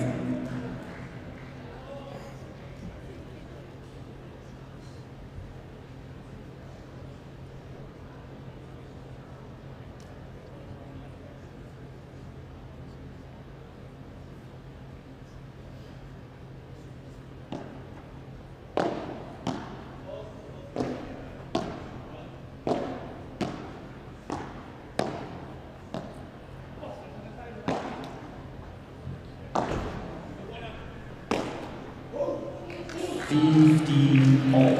Excellent reactionary work from Leibach to play that off the back wall. Had little options there. Extending the point, 15 all, and then winning the point. 30-15. And after a great point, you can see that lob is not good enough. It's better to play against Jaime Martinez or fix the position 40-15. to Nacho Vilariño, playing to his volley and then playing a fast lob through the tee. That would be a great strategy.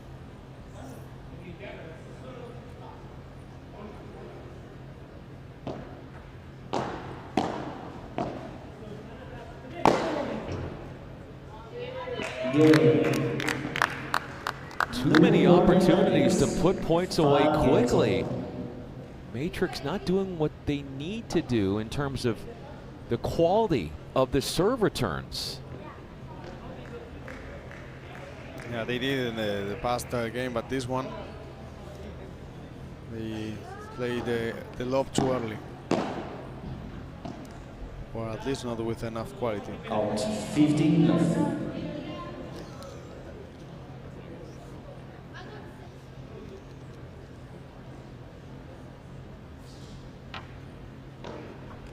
Fault.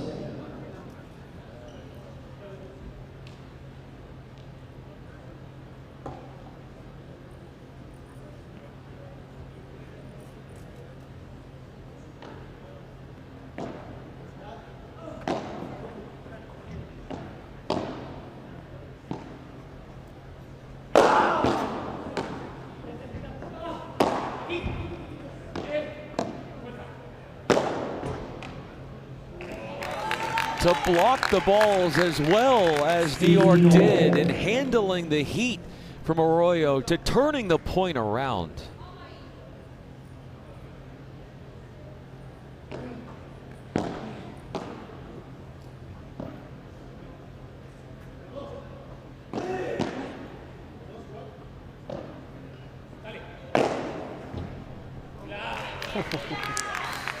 That was a very good smash indeed. Because the lob this time, it was a very good lob, but Vilariño, he was able to send it out.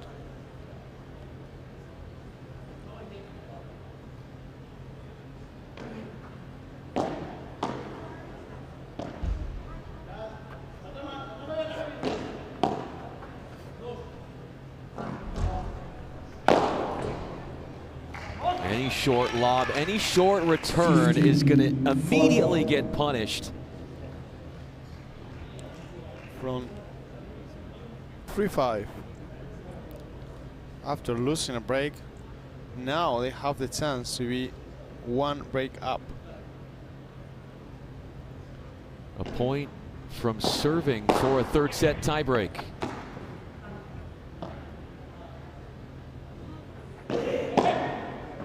Out 30-40. We have some doubt because maybe that ball was about to go out, but it's impossible to tell when you don't have that much time for reaction, so you just try to block it. Something that you do it directly. What a volley from Tino Leibach. And Leibach doing damage by going down the line. And the finisher off the point architect that Leibach is. Finisher for Arroyo. Golden point. Biggest point of the match, unquestionably.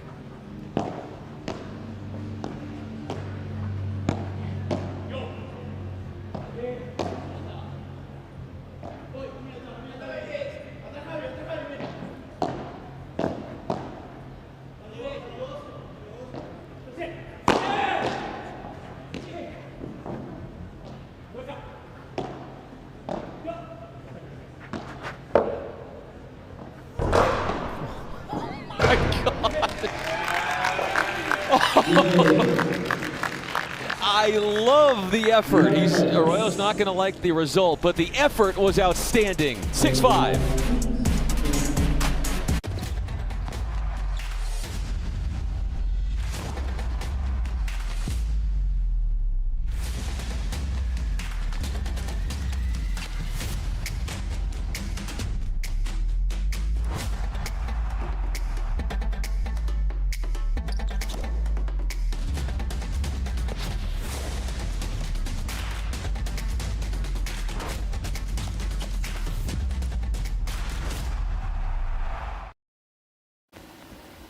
Well, there's a lot of infection in there, Timmy. You're doing really well. Are you feeling anything? Coffee. I don't understand, but this is going very well. No. Coffee. Kasi? Coffee. Coffee. Kashi? Kasi, what's Kasi?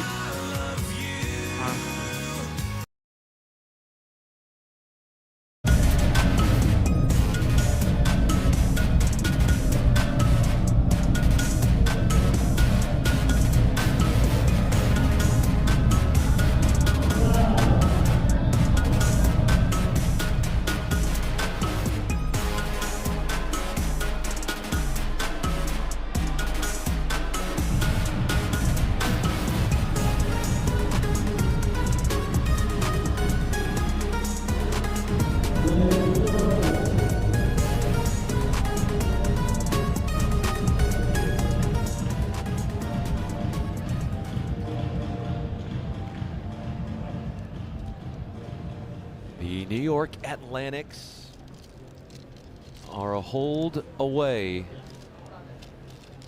from unveiling a third set tiebreak.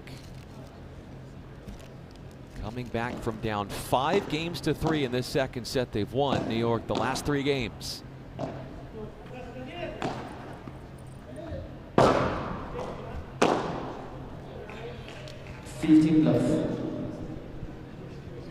Tripping and Arroyo, he's been all over the court. Yeah, he's trying to defend with everything, but the offense from Atlantics, they are playing better and better. It's incredible, no? Because they were against the wall. They were just one game away from losing the match, and after being 3-5, they were able to win 3 consecutive games with 2 breaks, and now they are 30 love, just 2 points away from sending this match to the super tiebreak. 1 point away, which would be back-to-back matches today to start Saturday's schedule with third set tiebreaks. They are on their way to playing a third set tiebreak. Almost 1 hour and a half. We go to the super tiebreak. Well, this matchup is very interesting. The previous match between Matrix and New York Atlantics, between Martinez Guinard and Said Talaban, was 7-5, 3-6, 13-11 in the super tiebreak to DC Matrix, and now is 7-6, 5-7.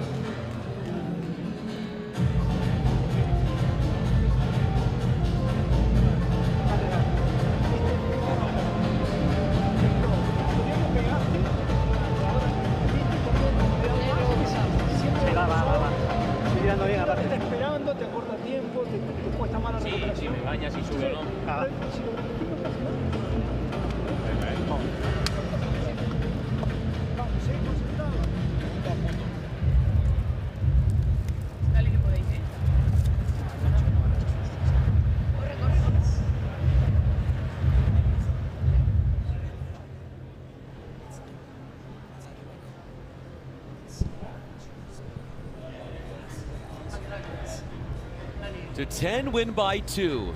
That's what's at stake here. You would think for New York, well, for New York and DC, they both won their first match of group stage earlier this week. So whichever team wins this one just about guarantees that they're going to be in the podium, or part of podium day tomorrow, which is reserved for the top 4 men's teams in this division. Of the 10 men's teams that are here, only the top 4 get to go beyond group stage, which is scheduled for the first 3 days, and then this 4th and final day tomorrow will be where we have the third place match and then the finals to conclude the week. It will be very difficult for New York Atlantics to be in the the podium day, but for sure for DC Matrix, if they win in three sets, they will be there. New York Atlantics depends on the other results because they lost in the Super Tiebreak against Los Angeles Beat. So we'll see in the afternoon, no? But DC Matrix, if they win now, they will be tomorrow here in the podiums day. You're right. The Atlantic women won their first match, but the Atlantics, the men, they did lose in 3 sets. So it's a little bit harder, as you said, for New York to try and get to the podium day festivities. Javier Martinez Tusov. This is the 7th of 14 matches this week that has gone to a 3rd set tiebreak. 50%. What does that tell you about how even the level is at this level? You can see that it's defined by the details. No, like every team could win here. No, and we saw that in New York, but clearly here in Los Angeles we are seeing even more close matches.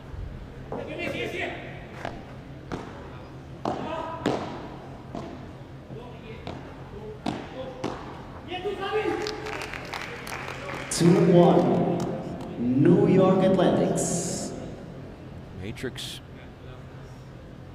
won the finals last month in New York City at Hammerstein Ballroom, the first stop with the PPL circuit.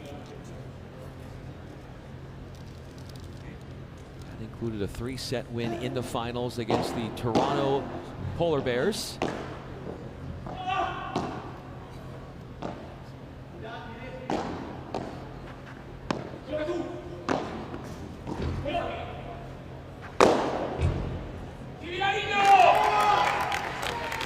At his best, that is what Villarino does.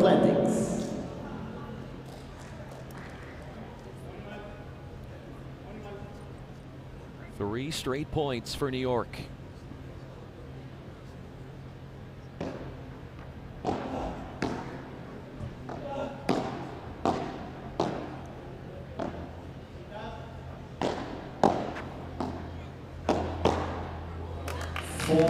Four in a row as Villarino speeds up on the exchange. Goes cross court at Liebach to force the air. Well, I'm very impressed with the reaction from Villarino and Martina, how they believe in themselves. What a comeback. 4 games, 4 consecutive games, and now 4 points in a row in the super tiebreak. 5. This is everything that the Atlantics had dreamt of in terms of how they wanted to play this 3rd set tiebreak. So new to Padel, instead of the traditional 3rd set, if we split the first 2 sets, it's a 10-point tiebreaker. Let's listen in.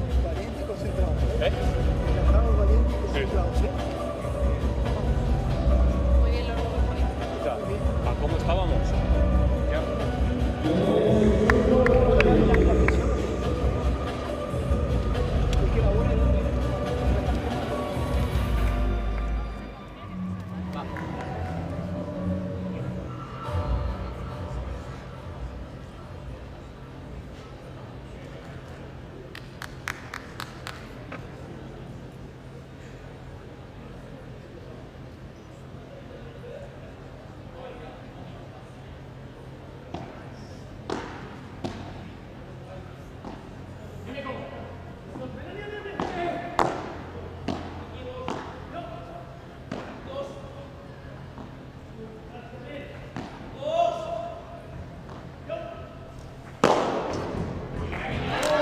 Of 1 foot, an explosive swing for Villarino, who takes flight and showcases that point-ending power.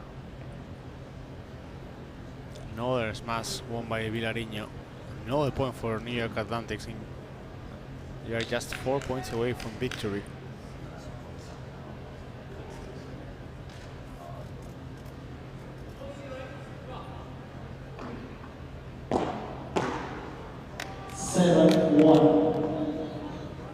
New York Atlantics.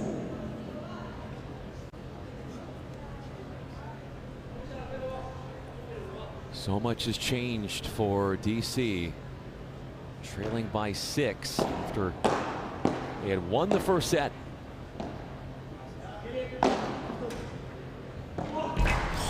Oh, I mean, even though he wasn't able to pass that ball, it's crazy that he was able to reach it and to read how the ball rebound in the side wall and the back wall.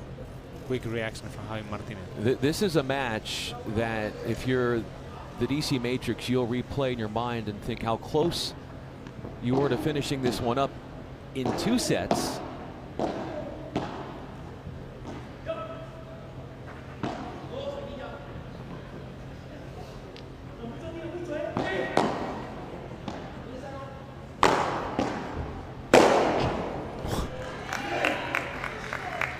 Almost wall to wall from Alex Arroyo.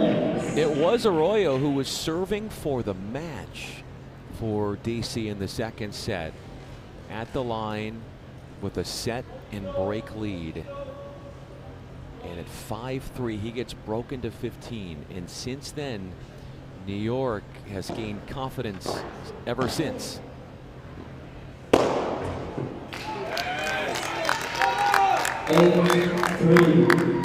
New York Athletics.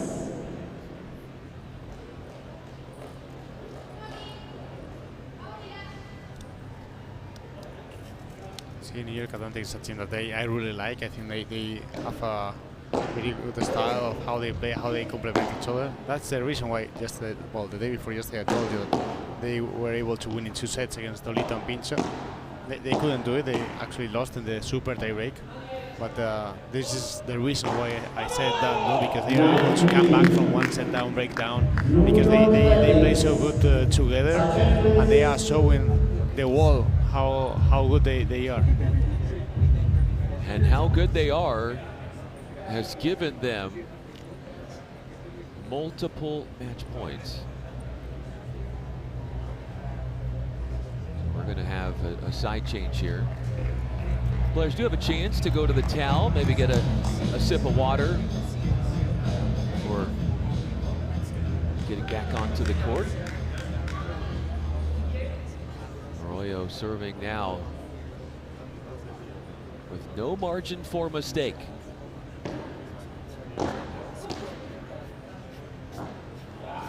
Nine, 4. New York Athletics.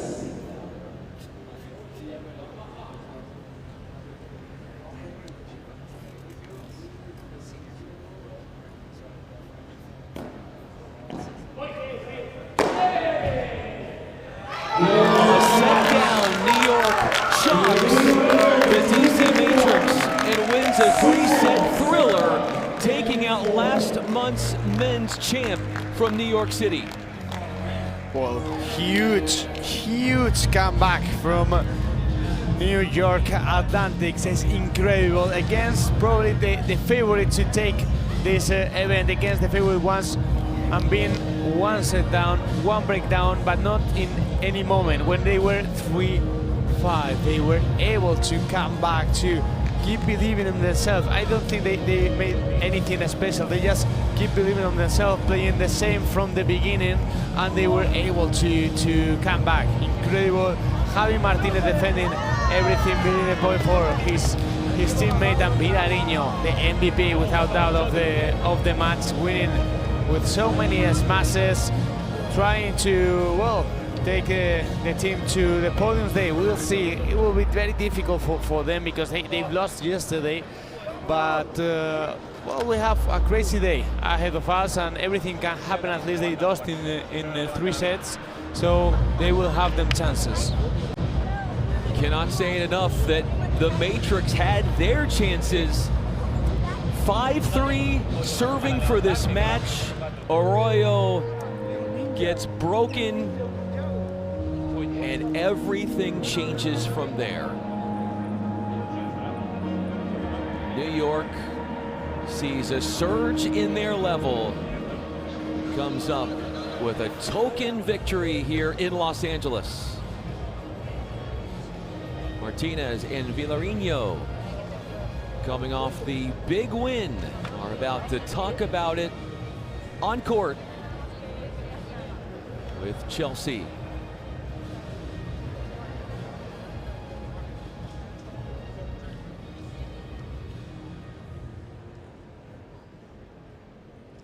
Congratulations on this win. In that second set, I could see the nerves in your face. Not really nervous, but I like to say you were nervous.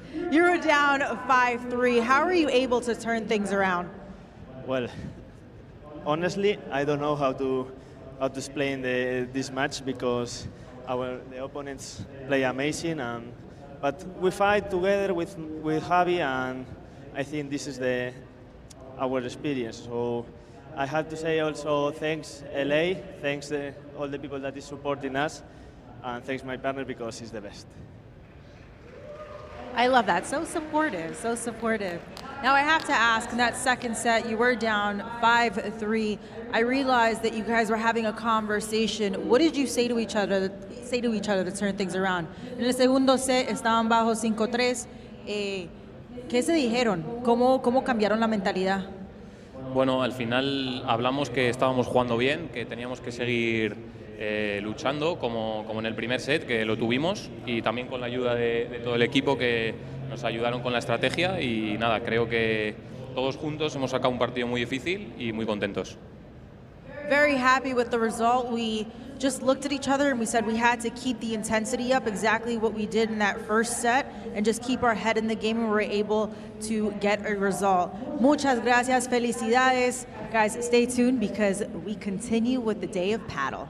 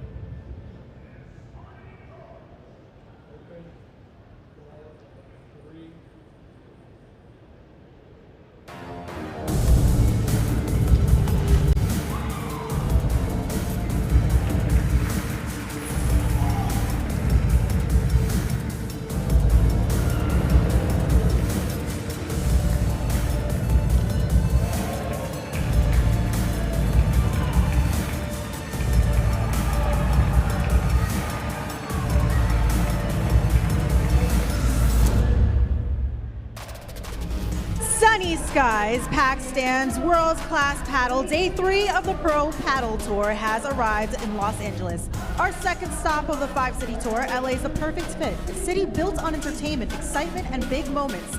That's exactly what's happening inside this arena.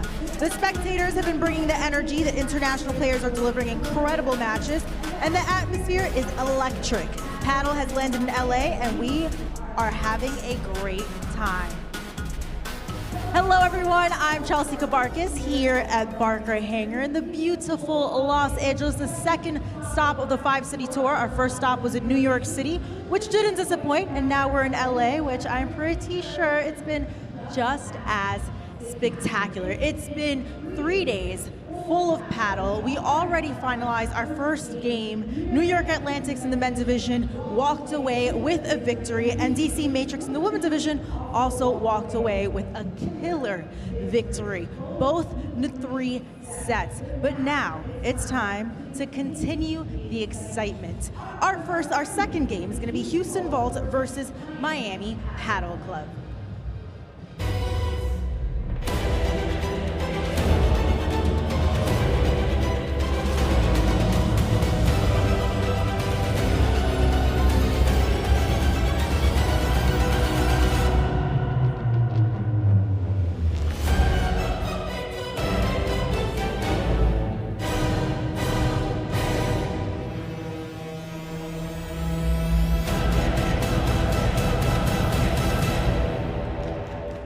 Introducing Houston Vault, Ariana Canellas, Laia Rodriguez, Facundo López, Alberto Trabanco.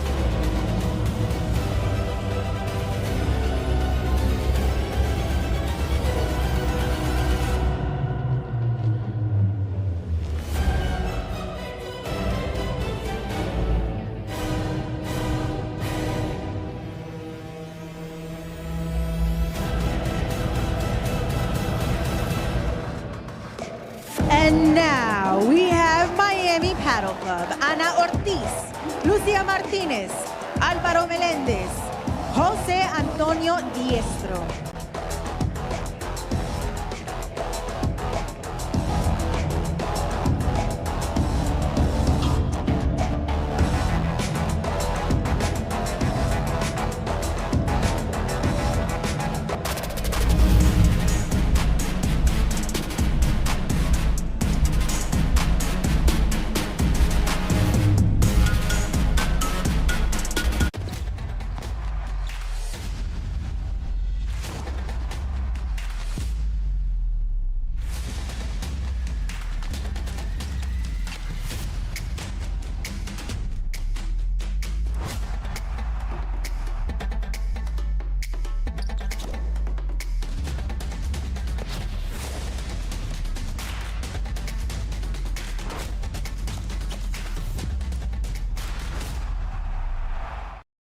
With Kalshi, you can trade on anything. Man, tell them something they don't know. Like I'm from Greece. Look at Gangario!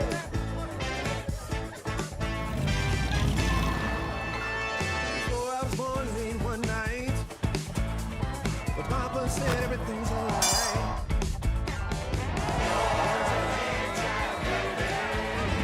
Aló, campeón.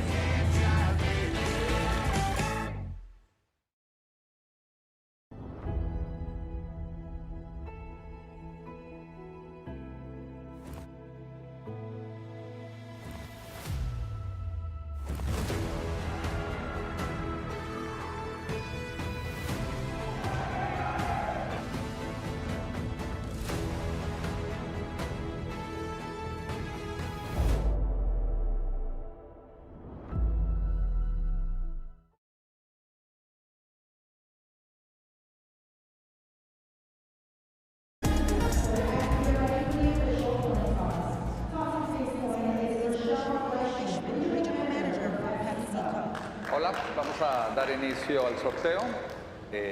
Primeramente pues son 2 de 3 sets con tiebreak en todos ellos y super tiebreak en caso del tercer set. Cambio de bola 5 y 7.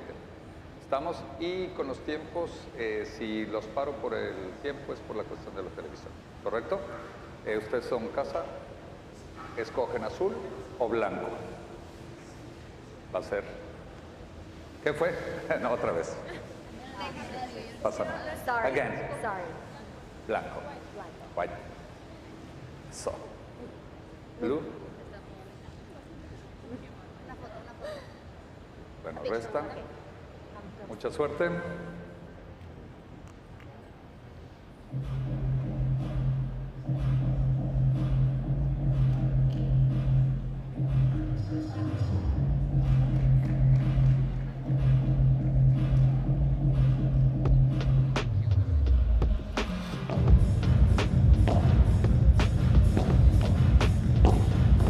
We are back with another interesting match. Miami Padel Club against Houston Bolts. Ana Ortiz, Lucía Martínez versus Ariadna Cañellas and Laia Rodríguez.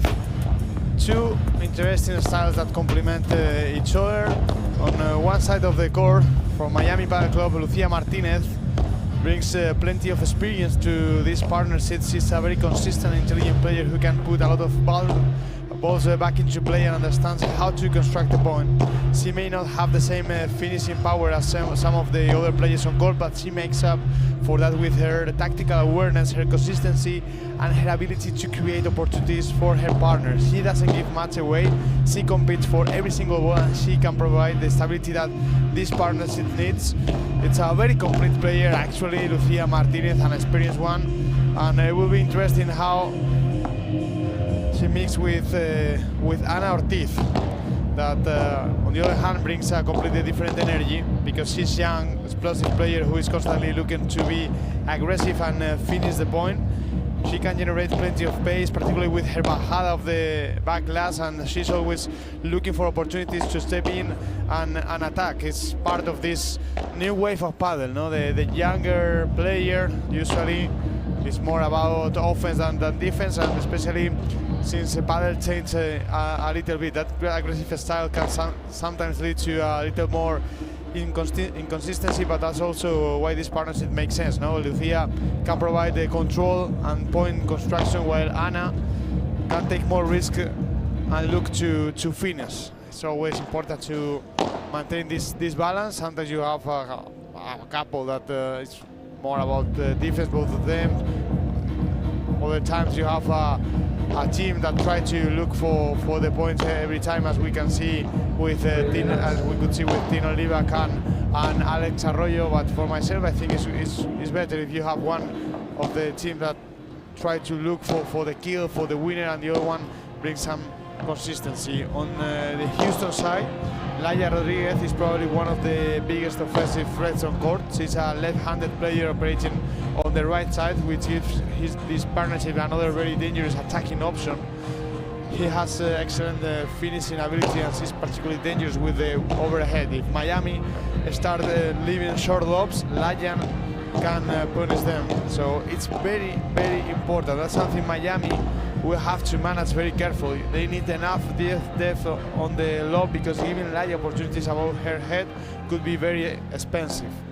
If they don't manage this kind of lob, they probably try to bring Laia close to the net, so she is far away when they play the lob, and they can find some errors on that side. If not, they could play with, if they want to play safely, then it's better to play against Ariadna Cañellas, that even though she plays at the left side, she may not have the same finishing power that you would normally associate with that side of the court, but having Laia Rodríguez as a left-hander alongside her takes some of that responsibility away. No, Cañellas still has an offensive profile, but she can contribute in many different areas, and that makes this a very well-balanced partnership, as the one with Miami Padel club. Normally you would expect the left side player to take a lot of responsibility for finishing the point, but with Laya being left-handed, Houston have two players who can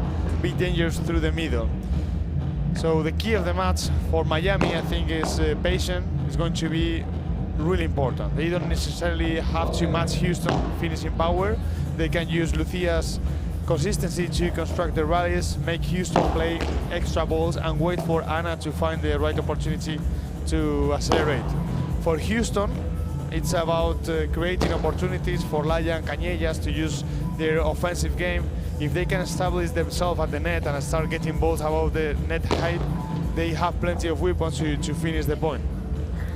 Miami will also have to be very careful through the middle, because with Cañellas on the left and the left-handed Rodriguez on the right. I do always the same before my matches. I do the same warm-up, and I try to focus and to see some matches of my opponents. And just this, I try to warm up and be at the 100% for the match. When the match is at its peak, what techniques, if any, do you use to stop during the time? When the match is going a little bit wrong, I try to stop, breathe like 4 seconds, contain 4 seconds, and breathe slowly, and try to speak with my partner and focus on what I have to do.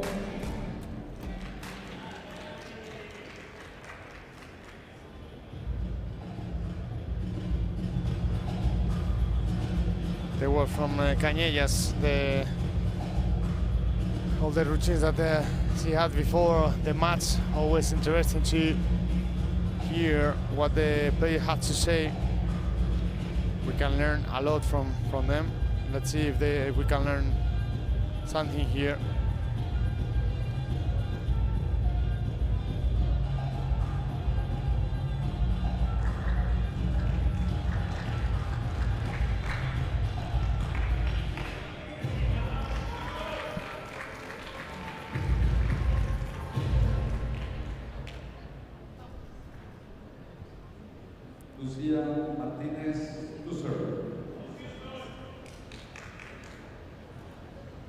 Ready, play. We have Jamie Foxx, the American actor and comedian, here watching this spectacular event. We are grateful to have such a great actor here in Los Angeles in the Pro Padel League. Just started with a great bajada from Ana Ortiz.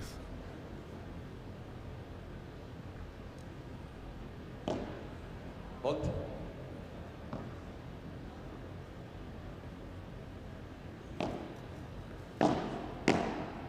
Out. 15 all.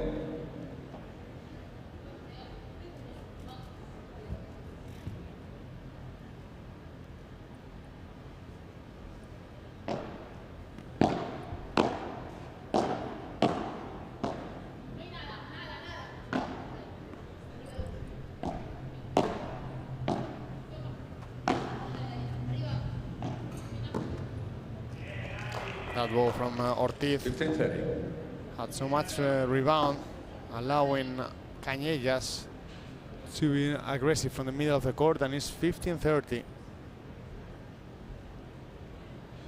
First problems on Miami Padel Club side.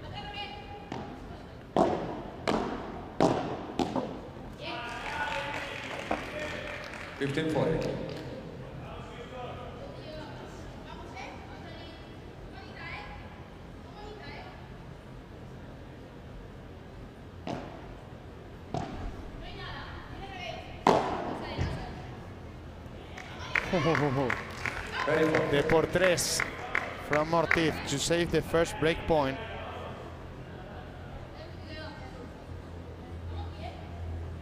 Great decision.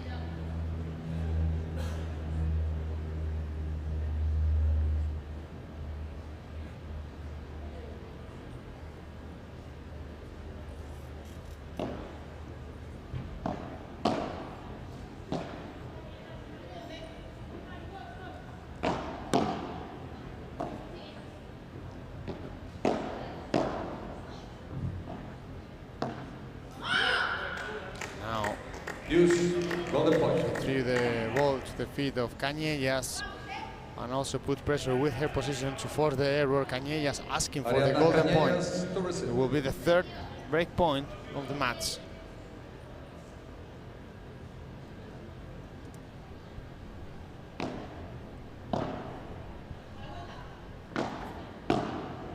Out. Game, Miami Padel Club. First game. Well, Miami saved those options from Houston. It was very important for them to win all these break points and save an important game for them. It's always important to start leading the score. And a breakdown, starting with a breakdown, it's tough. So they don't have to handle that situation. They save it, playing very well with decision, with determination. And now it's the time for Cañellas.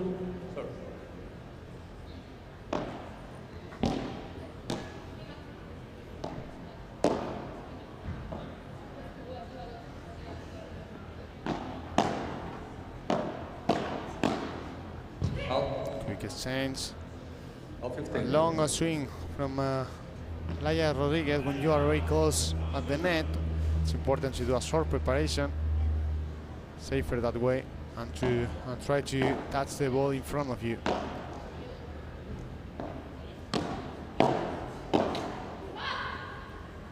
Love 30. 5 points in a row for Miami.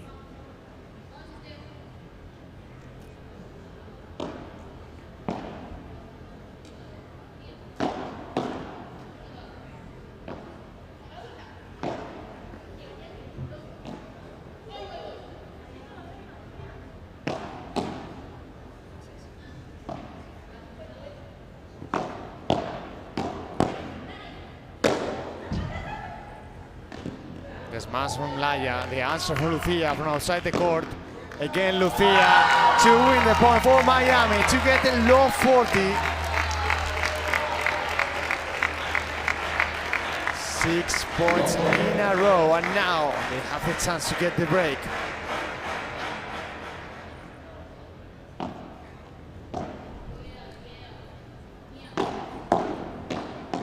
Blocking everything now, Ortiz. Lucia with a deep lob. They already gain control of the net. But that ball, after touching the net, it goes directly out. So it's 15-40.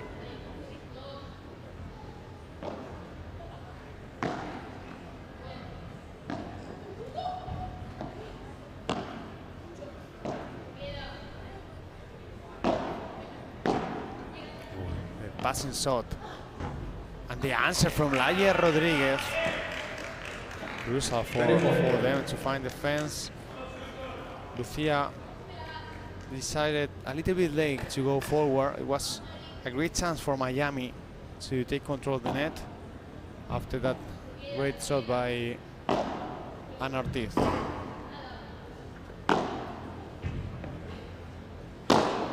Laia with the smash, Lucia. The passing shot again. Lucia, the defense, missing the ball, sending the ball directly into the net. 3 break points saved by Houston Bolts. And it's the second golden point of the match in just 2 games. 2 out of 2. Lucia Martinez to receive. The first one, of course, went to Miami.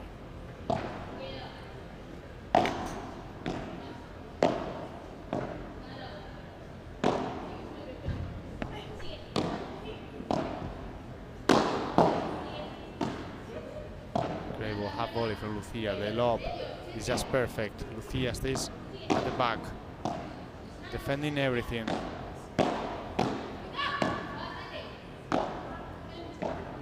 Anna with a high lob to reset the play. And finding the error on the Houston ball side to get the break. 2-0 for Miami Padel Club. Great start from the women's of Miami. Always important when You need to recover your position. It's important to play a high lob that allows you to have more time. And also it's difficult to attack it, so you can force an error as it was the case at that point.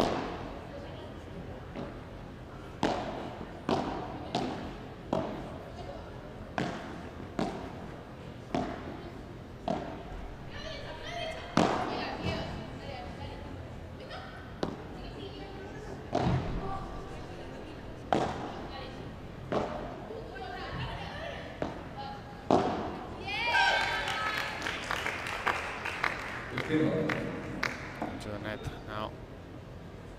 Ariadna Cañellas.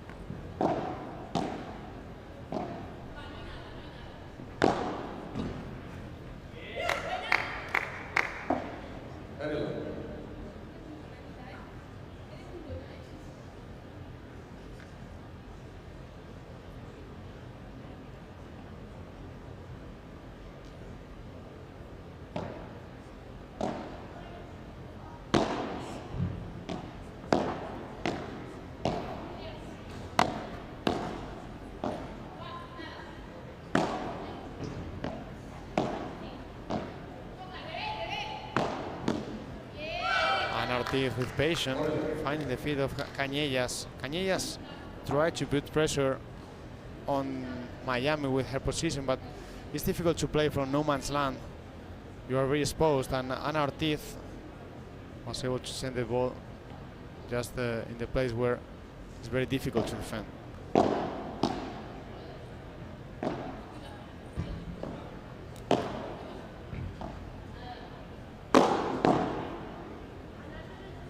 Volley from Ortiz.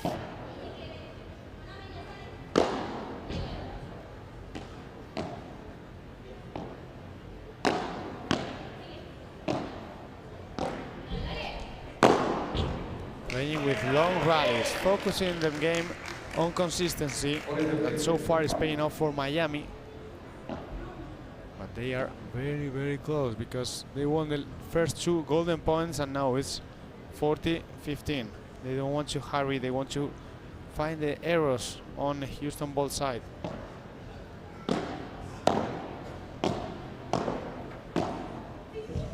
Beautiful transition now.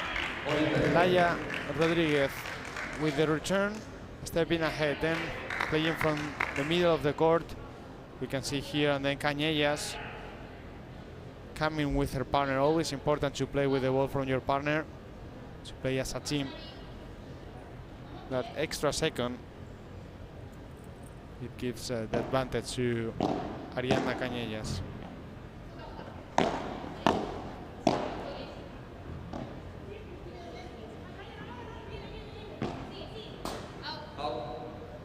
And Lucia Martinez tried to find the angle, but she found the error, so now it's a golden point. Another one. 3 out of 3 golden points.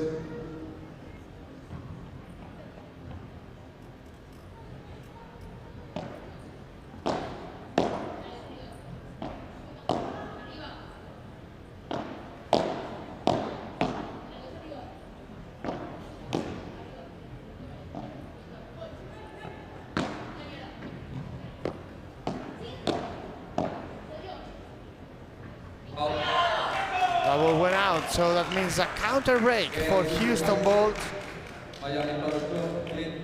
Miami is leading 2-1.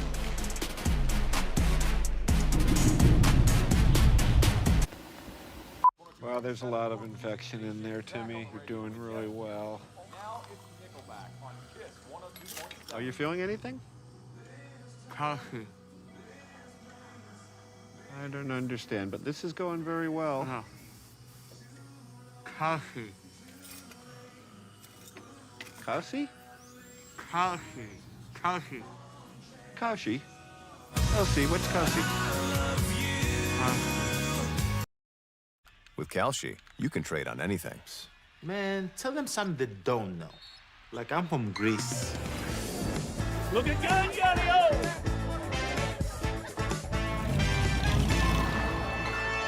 So I was born late one night, but Papa said everything's alright.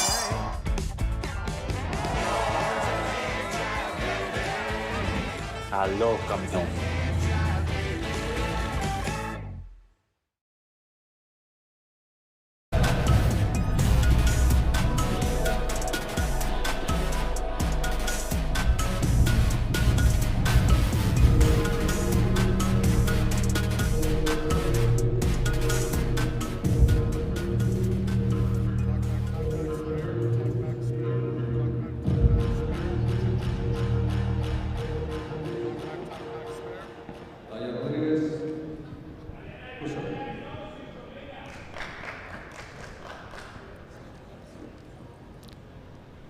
2-1, Miami leading the match. Well, they counter-break Houston Bolts and Rodriguez Cañellas. He won 4 points in a row to make it. Very interesting match with 3 golden points in the first 3 games of the match.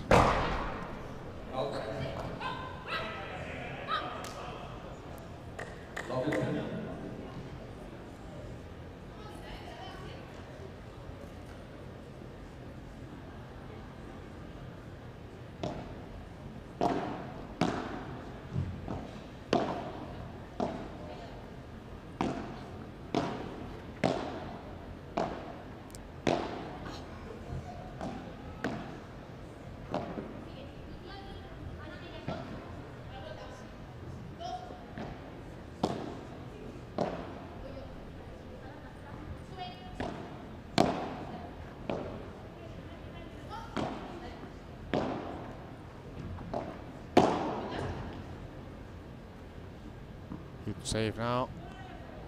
No, and Ortiz said that the ball was out. So great action from Ariana Cañellas. Increasing the speed of the ball. Tried to surprise her opponents and she did it. 15-all.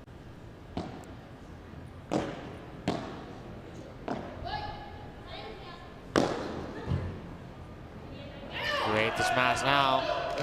Miami needs to be careful with those kind of lobs. If Laya is able to position herself under the ball, they're in trouble.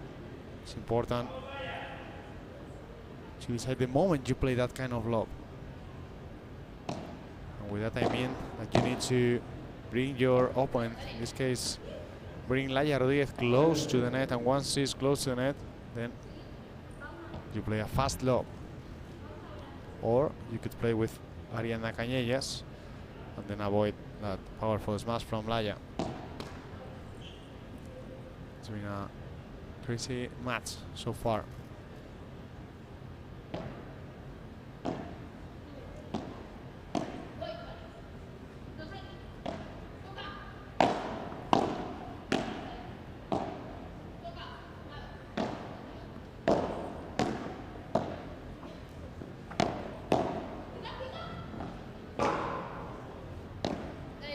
Martinez keeping the point alive, giving everything all the time, running around, trying to put always one more ball in, and it paid off because he was able to force the error from Cañellas. 40-30.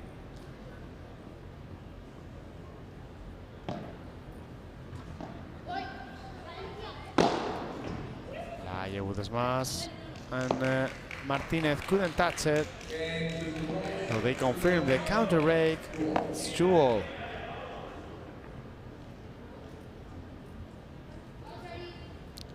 Each team had 4 break points and they converted 1 out of 4.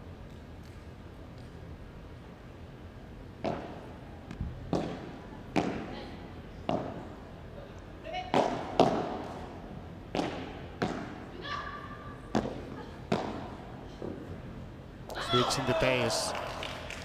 Clever from Houston, first with the ball, deep ball to the corner, then the drop shot, and finally the definition from Laya Rodriguez. She took advantage of the construction from her partner.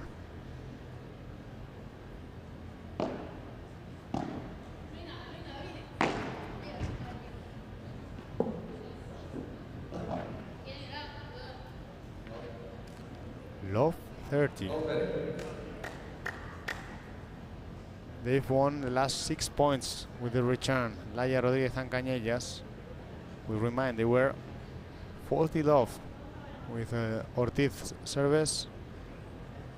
Won 4 points to counter break, and now it's love 30.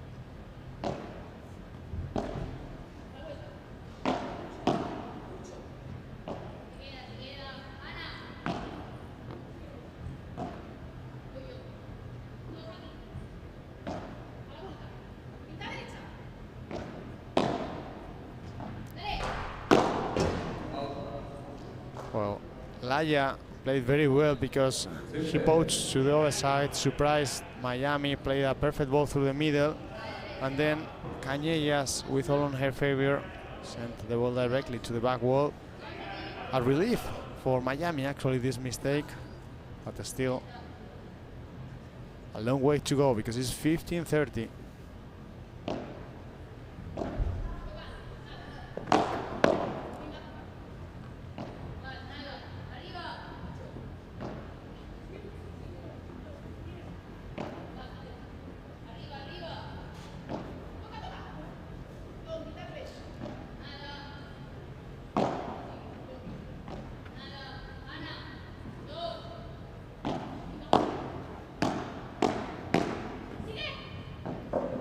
Wow, what a transition from Ariana Cañellas. She stepped forward after each touch. You can see how aggressive she played, and with decision she was able to send the ball to the sidewall, even though Ortiz almost saved it, and it's 15-40. That means Houston Bolts will have another 3 break points. The same happened in the first game of the match. It was a 15-40, but Miami was able to save it.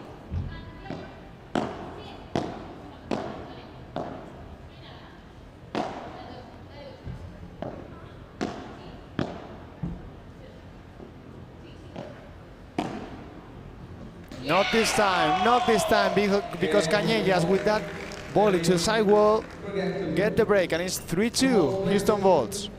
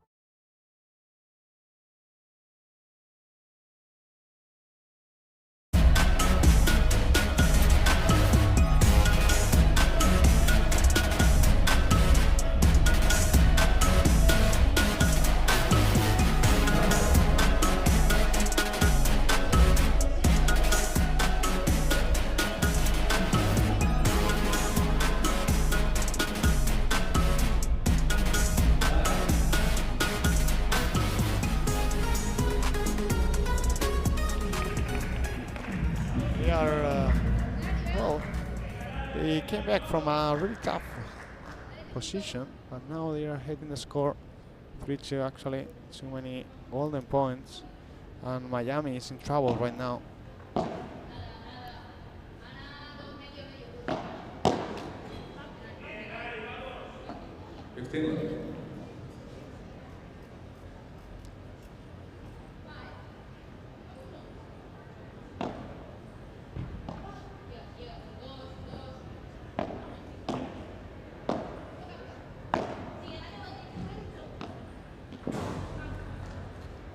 winning more and more points. Cañellas, Laia Rodriguez. Clearly they rode in the game, especially Ariadna Cañellas with those transitions and attacking with the volley, putting a lot of pressure on Miami. They try to play with lob, trying to regain the net that way, but so far it's been difficult for Miami. And Lucia Martinez know that they need to change. For that reason, she celebrated that way, because they were leading the score and they end up losing 3 games in a row.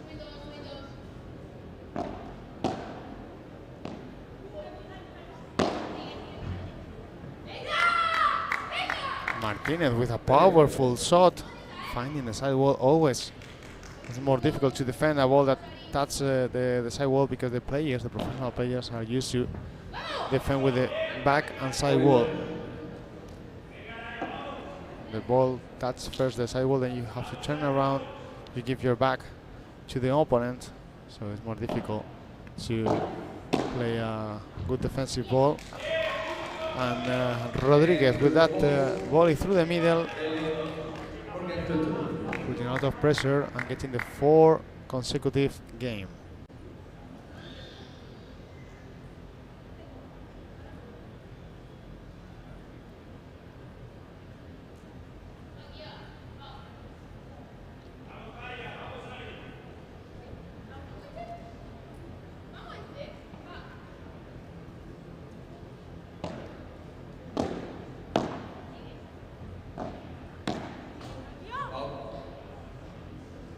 Ortiz touched that ball a little bit late. That was the reason why she couldn't put the ball in. Low 15.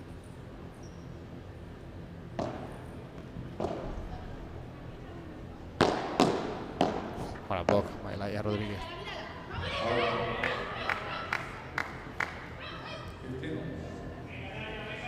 So much intensity on Miami's side, especially from Martinez.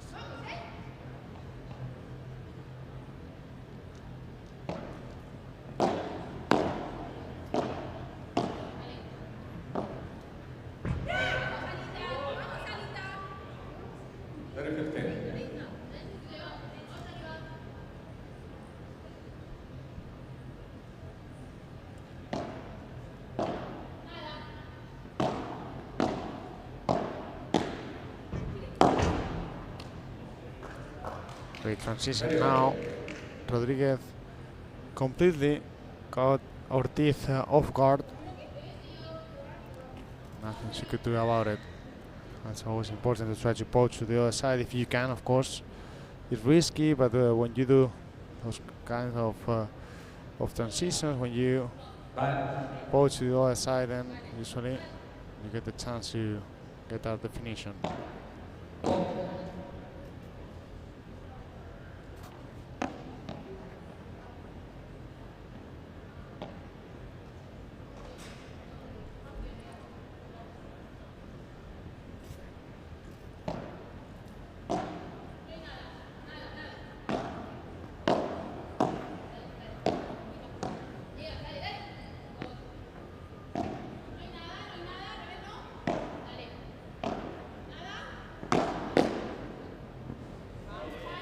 Powerful shot by Ana Ortiz to get the point.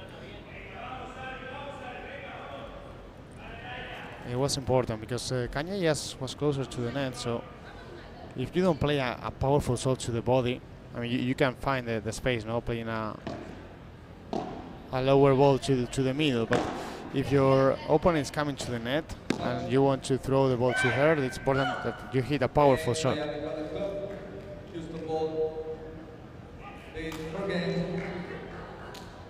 And it's 4-3, Houston Bolts.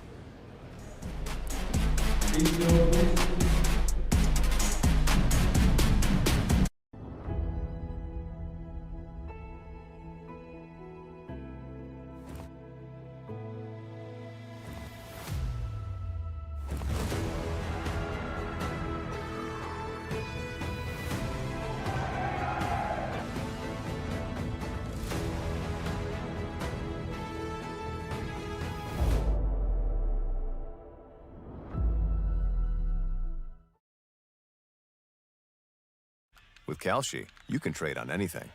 Man, tell them something they don't know. Like I'm from Greece.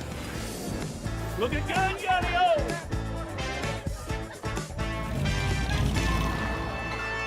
Before I was born late one night, but Papa said everything's alright.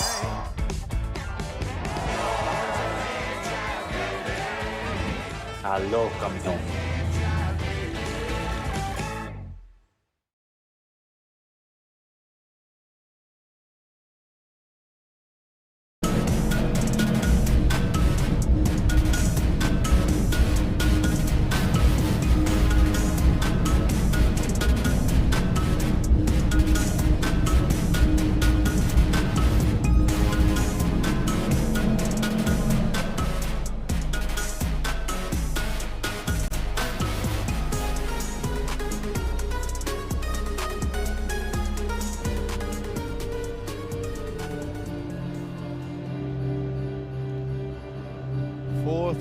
Houston Bolts. They are one break up, and you have the feeling they are in control of the match. So Miami needs to change something. It's like they are reacting to what Cañellas and Rodriguez are proposing. So Ortiz and Martinez, they need to be in control. Even though when they were able to get the break, they weren't. You didn't have the feeling that they were winning more points. Well, they were winning more points. What I mean is, you don't have the feeling that they were controlling the game. No, they won the first two games with a golden point, so it was in the margins, and well, we can see now that they are at the bench, probably. Now they are with Ana Ortiz, it seems. Yesterday, Lucia Martinez didn't feel quite all right. She had some stomachache, and it was hard for her to play. But today they are with Ana Ortiz. I don't know if it seems like she's not feeling all right.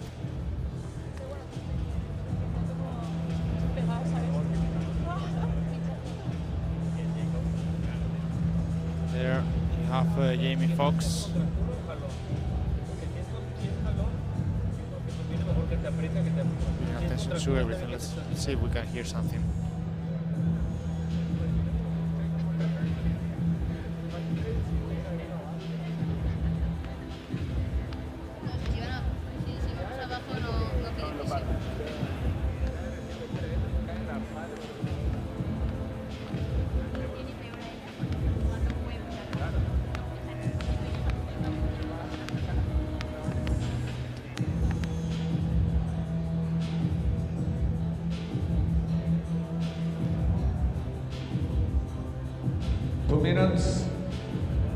Well, it seems like she's in pain over there, so it will help her. And we have 2 minutes.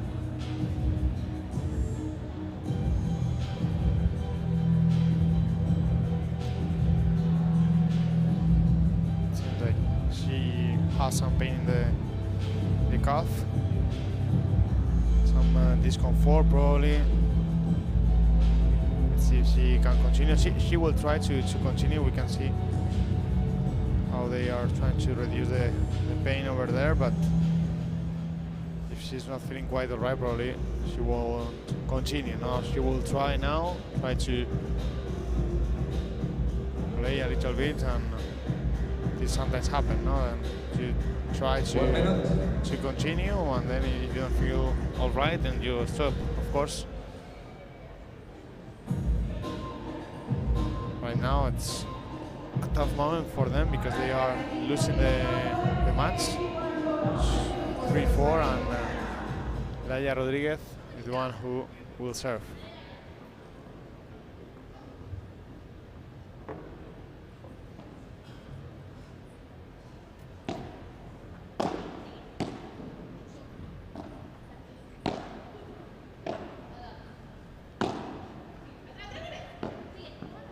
Out.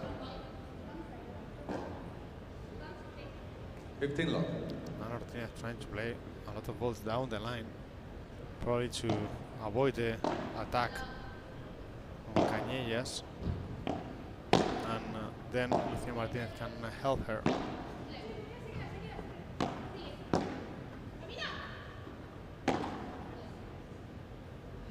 Very low.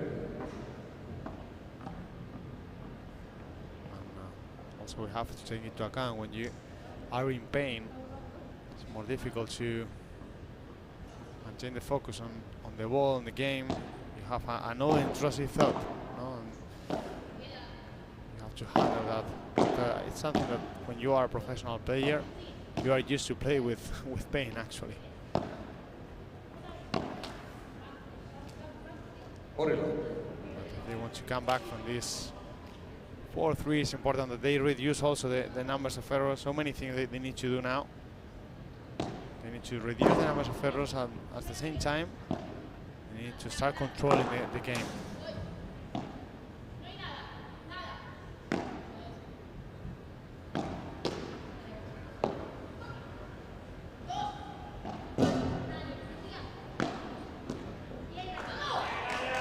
Game to the balls, Ellie.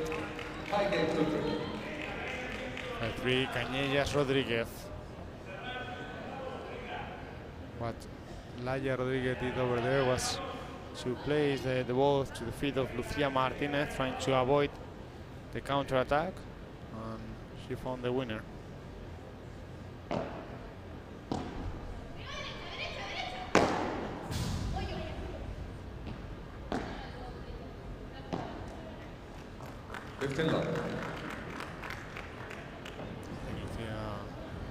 Laia made a double touch.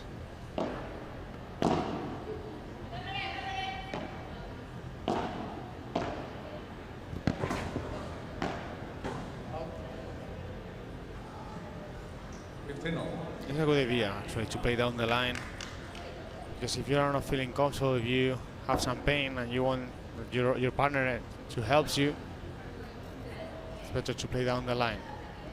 So it's more natural to play cross court. Like in this case, she would be forcing Laia Rodríguez to play with Lucía Martinez.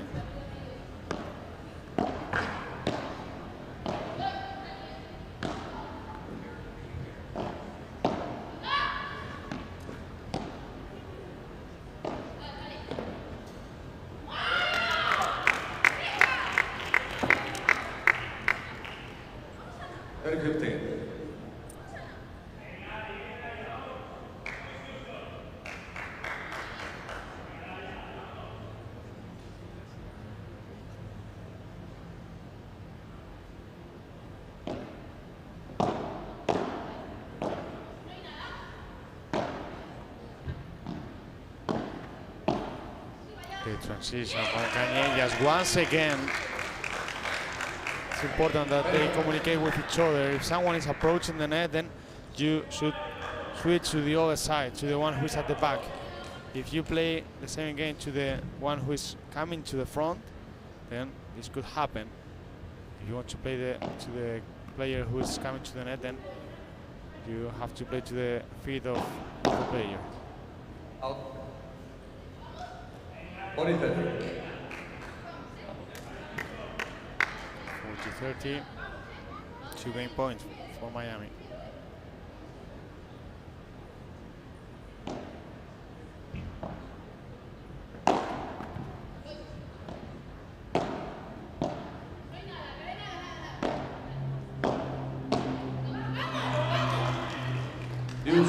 Golden point. We have a golden point. That means it's a set point as well. The fourth golden point of the match. 2-1 for Miami.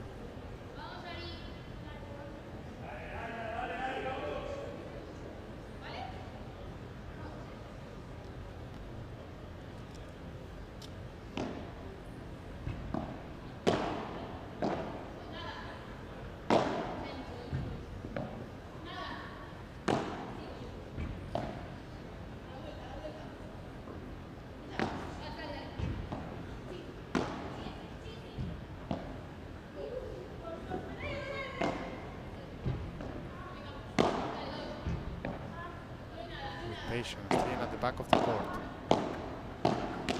Now the transition, the wicked sense. The defense from Ortiz, the blocking from Cañellas, and they keep the point alive.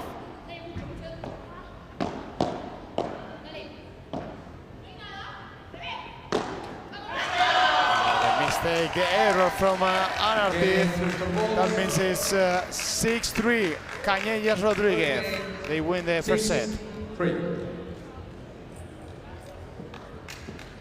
With Calci, you can trade on anything. Man, tell them something they don't know. Like I'm from Greece. Look at Gangario!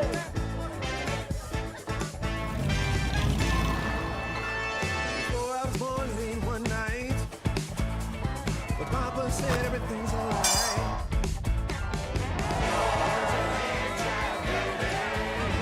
Aló, campeón.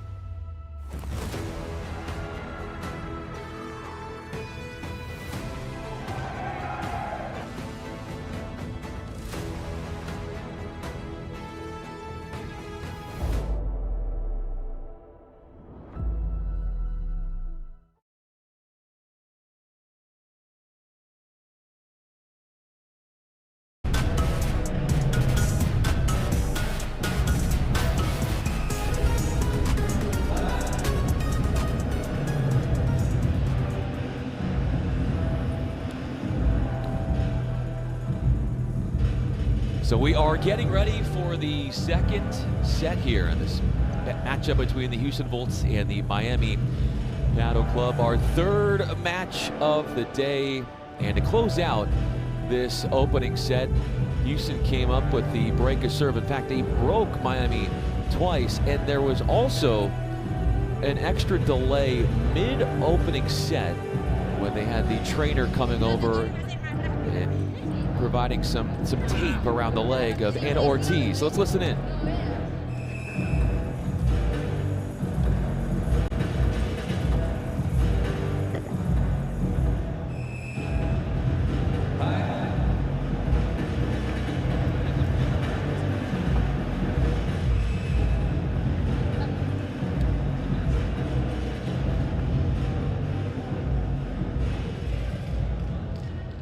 About 41 minutes into this match. Ariana Cañellas, to serve. Miami Padel Club, they lost on Friday in a two-setter to the DC Matrix. Volts, they won in 3 sets in their first group stage match earlier this week against the Mexico Waves. A beautiful look at a drop volley from Laia Rodriguez. Loves to create openings off of her cross-court ball. That's the big scouting report on her as a key.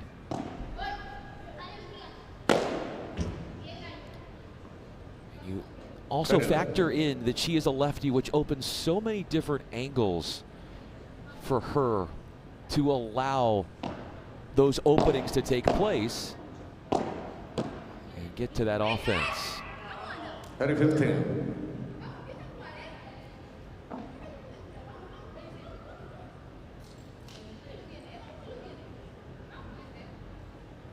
Volts winning about 59% of the points so far.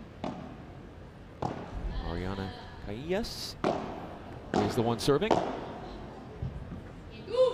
Caillas moves it quickly behind the serve and establishes a presence at the net. She was part of the 2026 PPL player auction draft.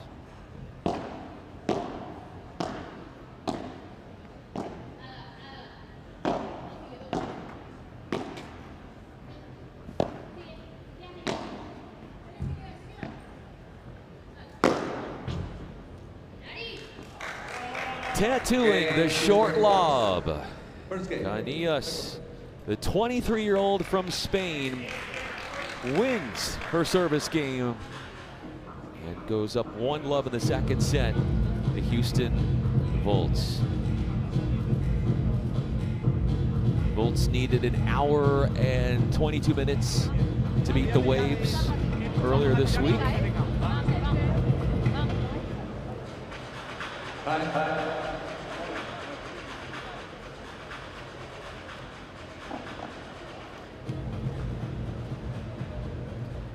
Now we're going to see Lucia Martinez serving.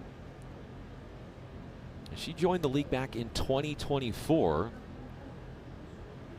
and brings a lot of international experience to this Miami team.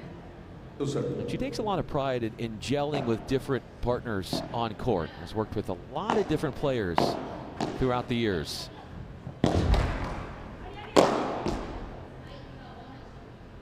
Left trying to block up against the back wall was Rodriguez and Ortiz.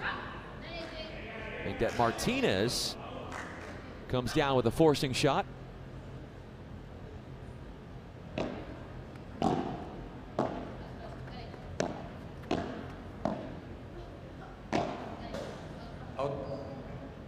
Slightly out of reach. It's so important to find depth off those lobs, because then you force your opponent to play more of a defensive overhead to keep the point neutral.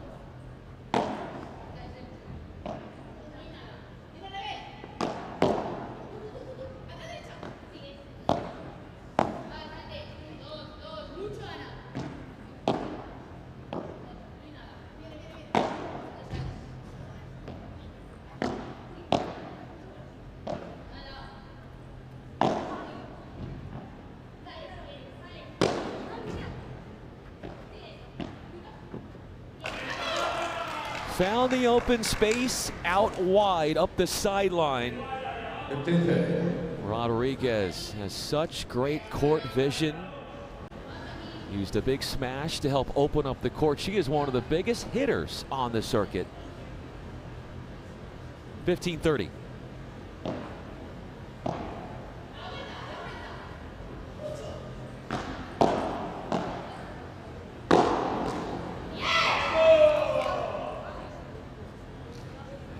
Offense is much more accessible here as the returning team for the Houston Volts, and they are on the precipice of going up a set and a break.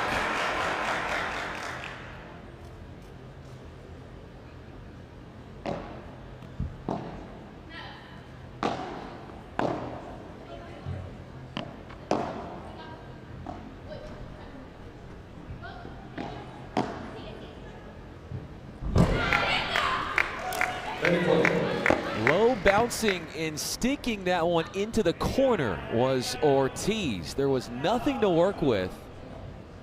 Not much rebound to allow Rodriguez to come up with any sort of credible response.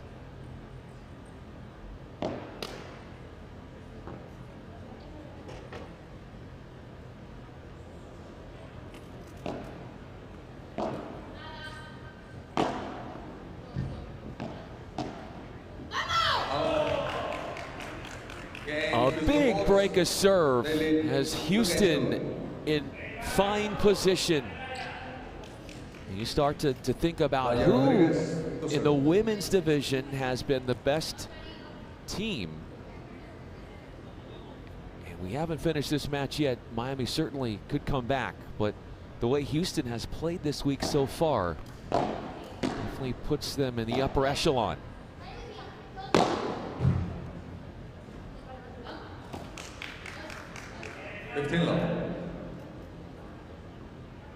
See the Houston men and the Miami men battle it out right after this one concludes.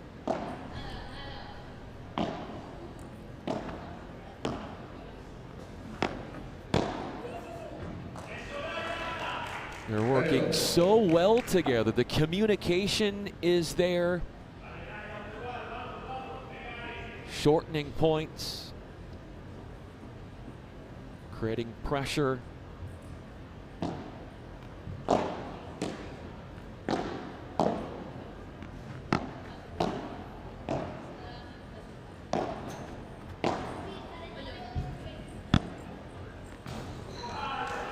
Such a good look in the cross court, a passing shot right past Martinez. Game points galore for 3-love.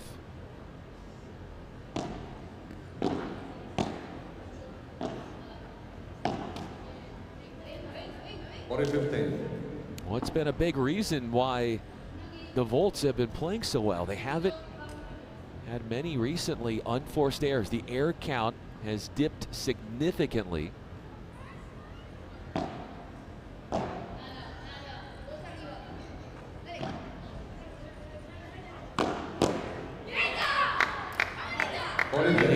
Some sort of spark. That's 2 points in a row for Miami. An attackable lob allows Martinez to engage Rodriguez for the forcing shot.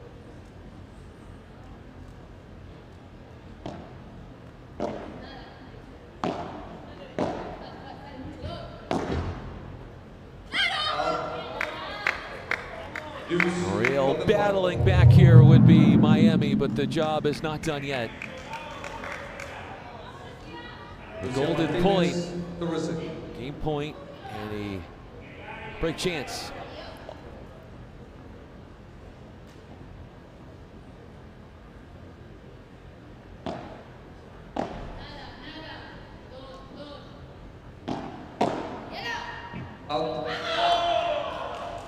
Holding on for 3 games to love, winning 9 of the first 12 games. The Houston Volts in a great position in the match.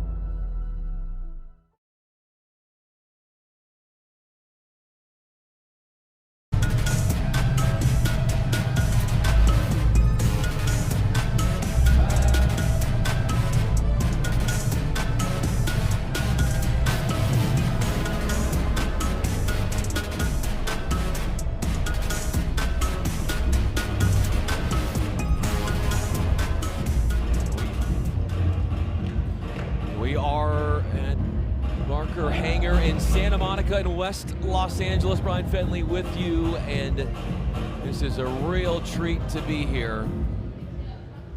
Pro Padel coming to the City of Angels for the first time ever as the sport continues to grow at a rapid rate. Clubs popping up all over LA County, paddle clubs.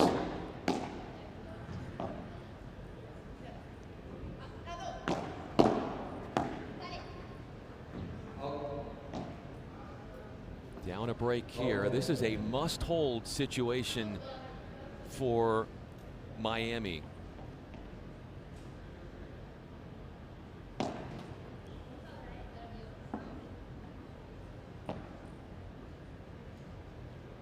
And Ortiz at the line. What is her second year as part of Pro Padel League, and she's one of the youngest players on this circuit. Unmatched, many could say, as far as her competitive firepower.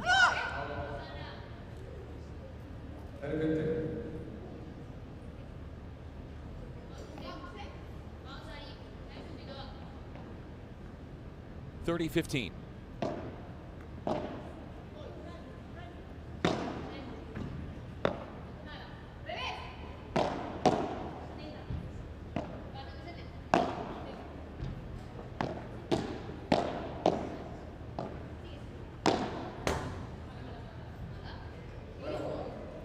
One was close. What are they going to decide on that? They're going to call it in. 30-all. Martinez doesn't think it was. Rodriguez says it was on the other side. Rodriguez is adamant about it. You can see her right there.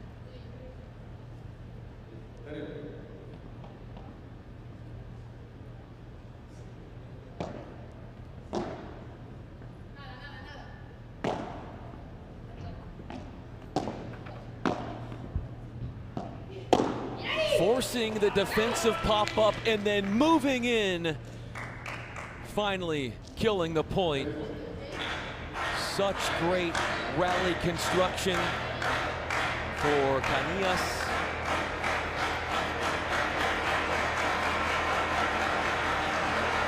Break chances to go up 4 games to love for the Volts.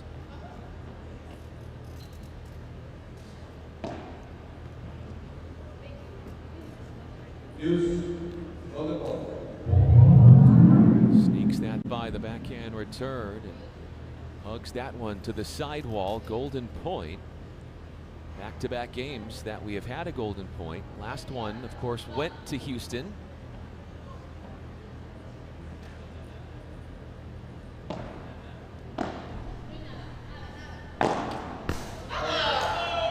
Missed there, went for too much, did not have to do that. Ortiz, the air, gives a double break advantage to the Houston Volts, who are looking to finish group stage play today at 2-0.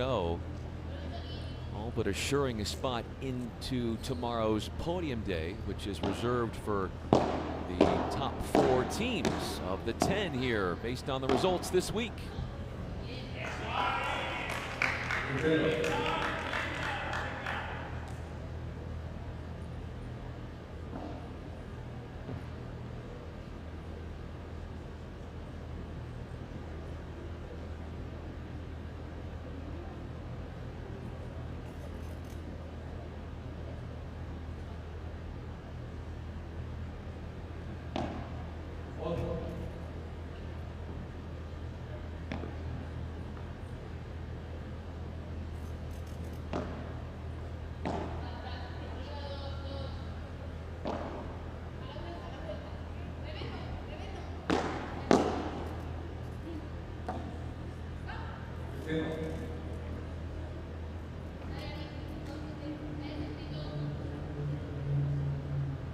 Already today, saw the DC Matrix women win a 3-setter against the New York Atlantics.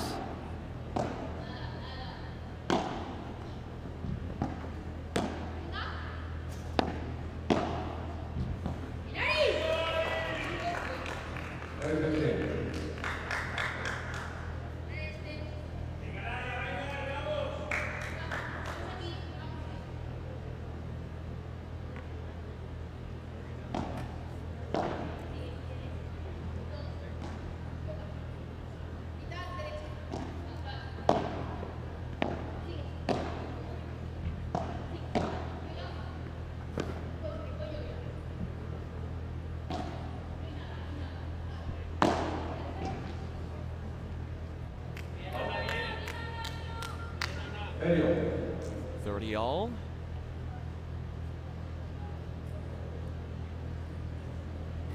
Canillas continues to serve.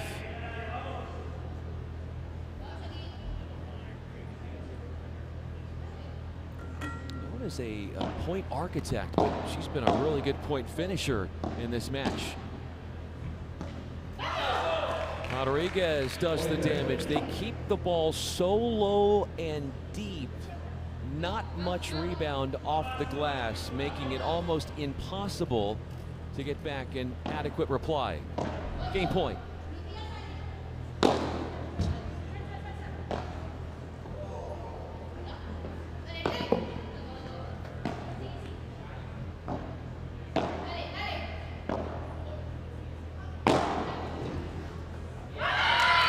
that was all created by Martinez. A put away in the angle, but she had to run it down from off the court.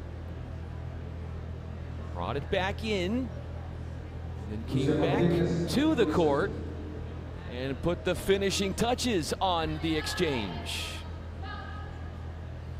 Golden point for a third straight game.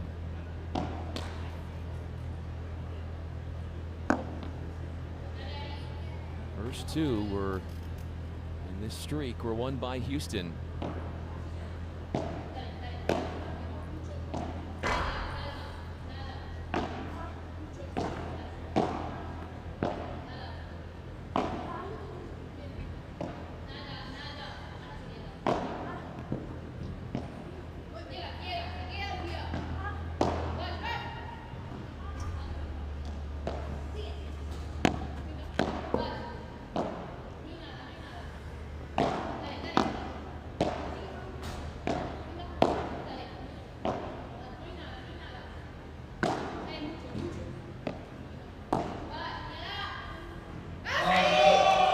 Shot tolerance and outlasting Miami. Just not making a mistake in playing that extra ball would be Houston. And they have won 3 immensely important points, the 3 golden points in the last 3 games to put themselves 1 game away from wrapping up this match on their terms.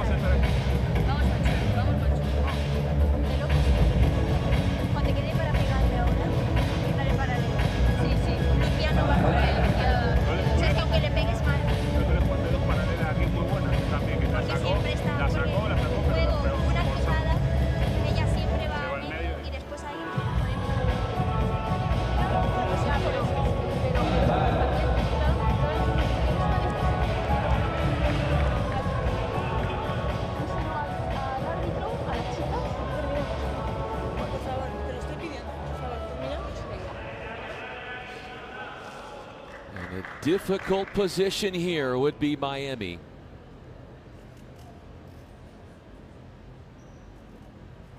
They fell down a break, 4-2 in the first set. And they have had a hard time holding serve ever since.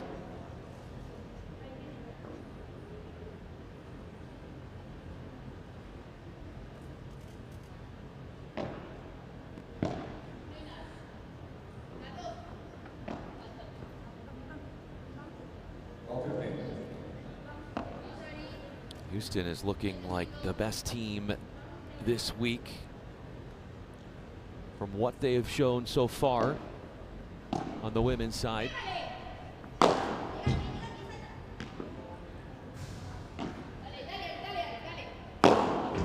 Kanias crushing the short lob.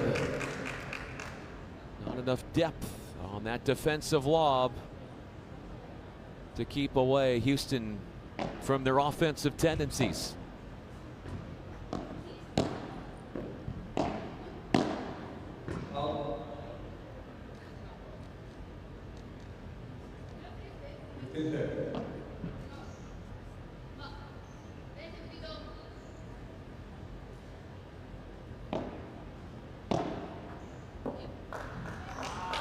A winner off the return of serve, brushing the forehand ball right past the net, charging Martinez. Match points matriculate.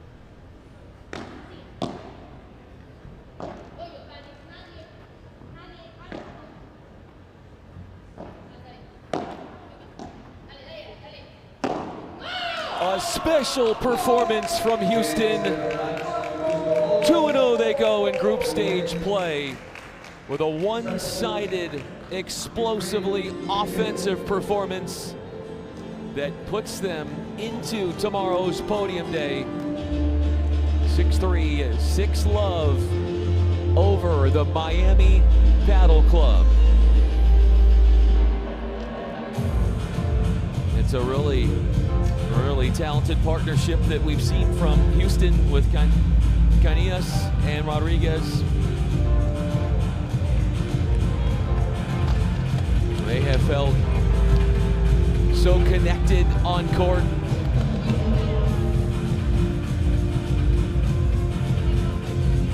And they definitely had the edge with more winning points off of smashes than their opponent, which was exactly the case for the Volts when they beat the Mexico Waves earlier this week. Powerful strike. Bouncing up and over the back wall, as they call it, the Por Cuatro.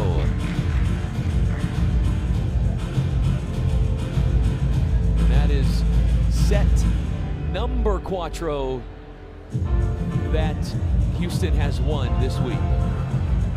They've won 4 out of 5 sets played.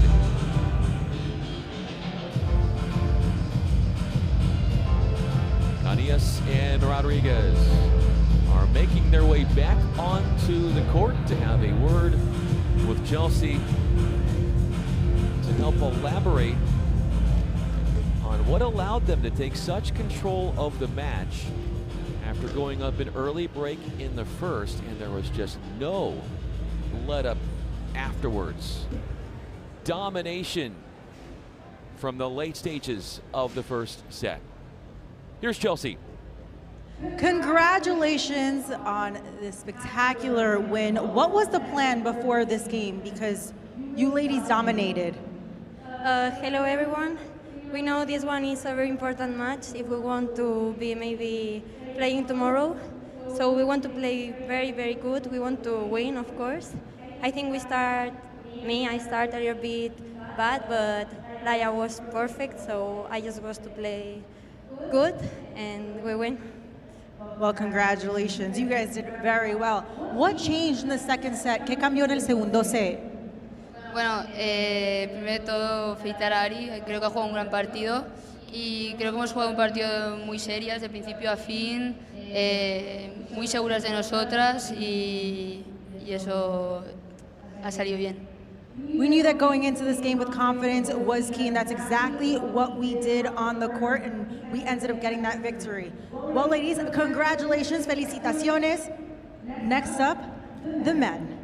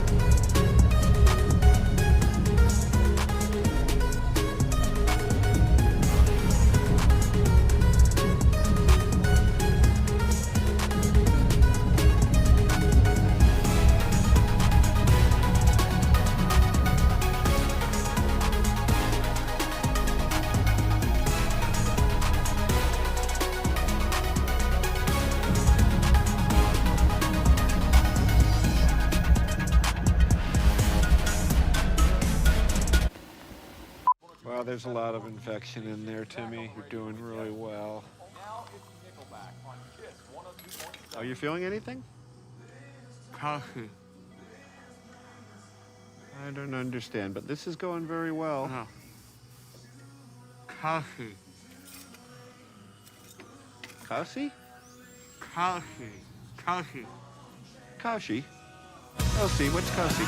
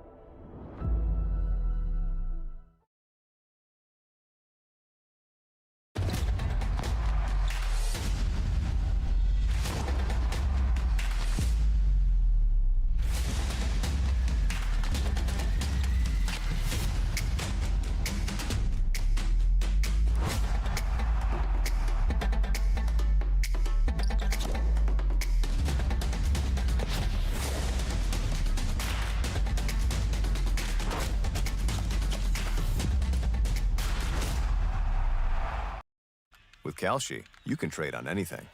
Man, tell them something they don't know. Like I'm from Greece. Look at Hangar!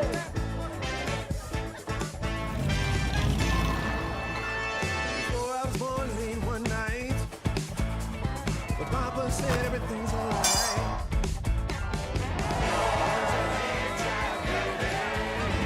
Hello, campeón.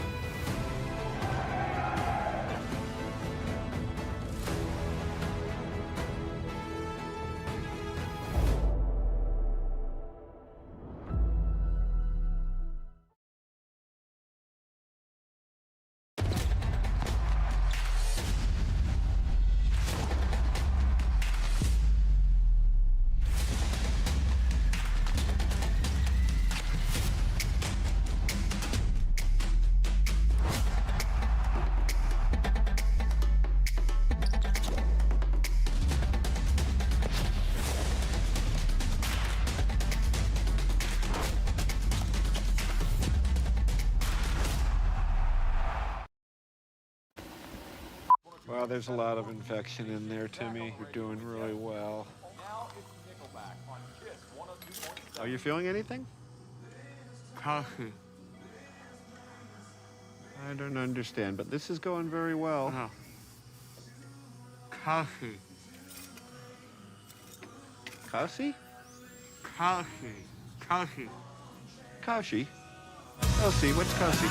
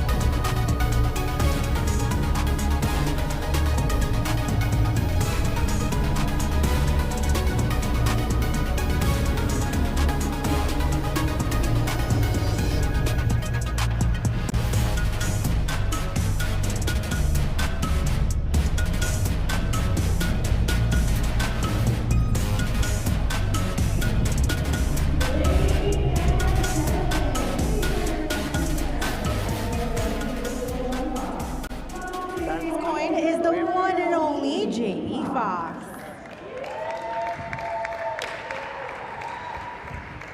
Yes. For the coin toss. You flip the coin. First, you have to make the choice. What do you recommend for me? No. Okay, I'm ready. No, that. Blue. Azul. Got it. Perfect, right. White. There you are.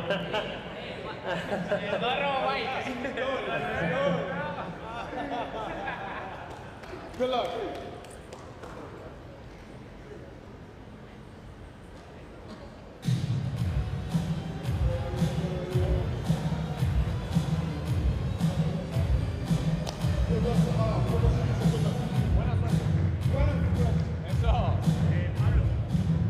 Yes, I got it.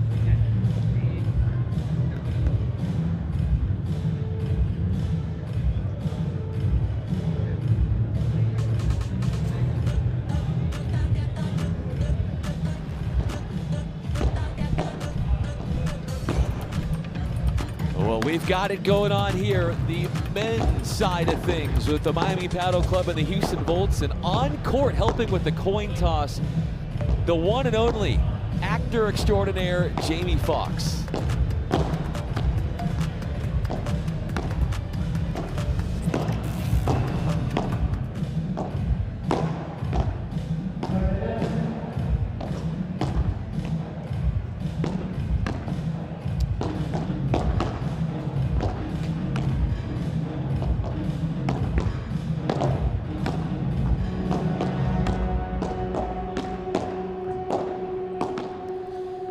have an interesting match ahead of us. We have Trabanco and Facu Lopez from Houston Bolts against Miami Padel Club against Álvaro Meléndez and José Antonio Diestro. This is well, it's very interesting because they have so much firepower. This will be about getting winners and about balance between the errors and winners. You see, yesterday Miami Padel Club lost in 2 sets, and the team from Houston Bolts, they need a win if they want to try to be in the podium's day. It's difficult, of course, and we'll have to see the matches in the afternoon. But for being in the podium's day, it's important always to win in 2 sets. If we talk about the key of the match, I would say it's how you play the lob. No, because in one side, Alberto Trabanco, the lefty, the one on your screen, he is able to smash from everywhere in the court. He's a very dangerous player, but he also has some ups and downs. He can make some mistakes. So if you are able to have Trabanco at the back of the court and not at the front, then the chances that you will win are much higher. So that will be the main goal for Miami, to take control on the net. The same happened with Facu Lopez. He's not as Trabanco, but he is also a great smasher, but also a more complete player because he knows how to construct the point from the back of the court. I think he's pretty solid. He understands the game so good that he's able to, well, increase the speed of the ball when you need to. He's able to switch the pace if he needed. He's able to help his partner to attack, and maybe in the defense they could have more problems. No, on the other side, Diestro is the one who will construct the point, who has more experience because he has 36 years old and he's been professional for more than 15 years, so that tells you a lot about the qualities of José Antonio Diestro, how intelligent he is. It's not just about power, about definition. He understands the game so well that Álvaro Meléndez can just focus on the definition. No, Álvaro Meléndez, he needs to smash as he did yesterday. They had a pretty tough match against DC Matrix, against Livac and Arroyo, and when you play a couple as DC Matrix is so difficult, no? Especially at the defense. Today is more or less the same idea. You need to work, you need to suffer, you do have to struggle at the back of the court, and you need to find a way to counter-attack. Don't if you hurry with the lob, if you play it when in a comfortable position, you will end up losing the point. For that reason, it's important that they play a first good return at the beginning, and when they are at the net, it's important to attack with the first ball. To attack with the first ball is you are in control of the match. If you don't play a good volley from the beginning, then you don't maintain that initiative of the point, and then your opponents can start the counter-attack, and you don't want from Trabanco and Facu Lopez to take control of the net. Alongside that voice there, Peter Consuegra, the playing pro and analyst. I'm Brian Fenley. So you have so beautifully broken down the tactics. You've mentioned the tactics that you're predicting. Are you predicting anything else as far as how this match is going? Knowing that you've been spot on with all of your predictions so far this week. Well, it's difficult, no? Because depends. You know, with Trabanco, it's always difficult to predict, because if Trabanco is inspired, if he is able to keep the balance positive, the balance with the balance I mean between the winners and unforced errors, I think he's a very dangerous player. I would say, okay, I will do it. I would say it will be the first win for Miami. they played 3 games, 2 in New York, 1 here, and this is the second one. They've lost every set, and I'm telling you that now Miami will win this match. By how many? Are you by the number of sets? Are you willing to go that far, or are you just going to go blanket statement? Miami's going to win. Wow, that's tough. Okay.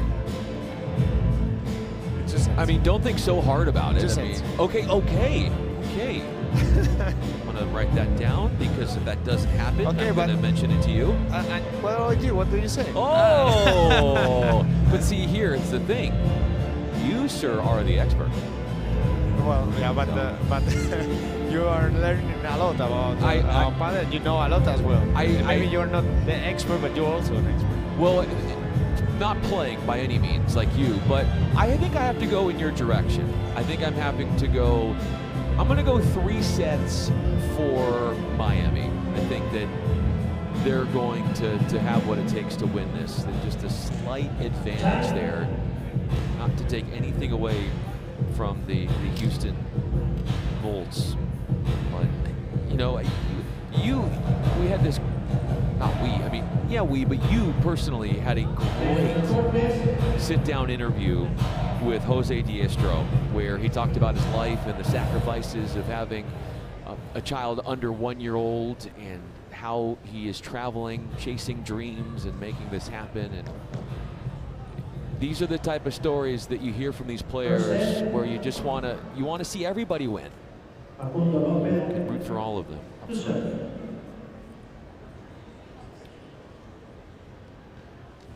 The Houston Volts are wearing the blue shade t-shirts. To serve first will be Lopez.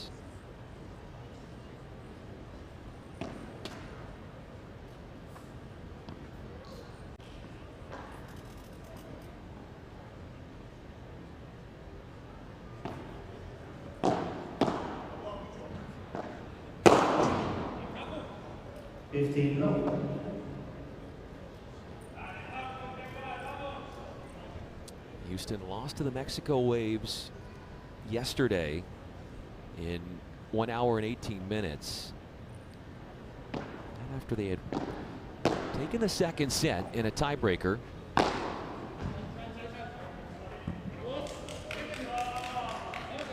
Jose Diestro trying to measure his path off the court to get the bearings to get that one back in.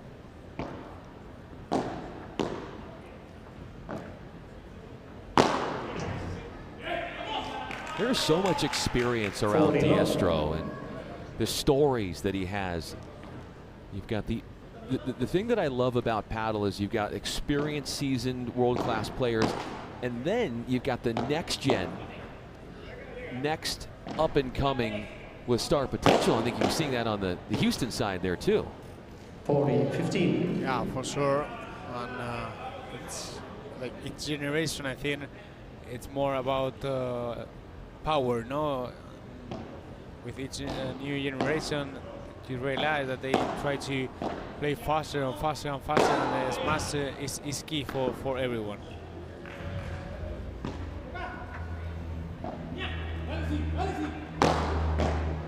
Rocco loading up.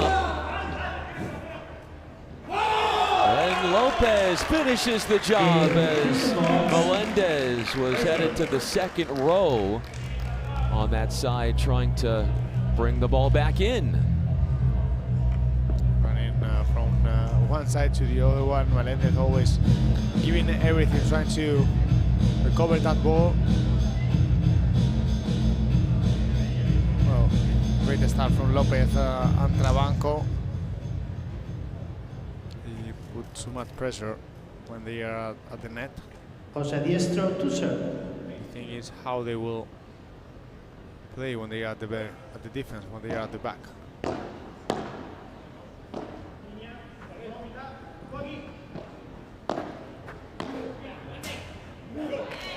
Using the fence, Melendez shuts down Houston.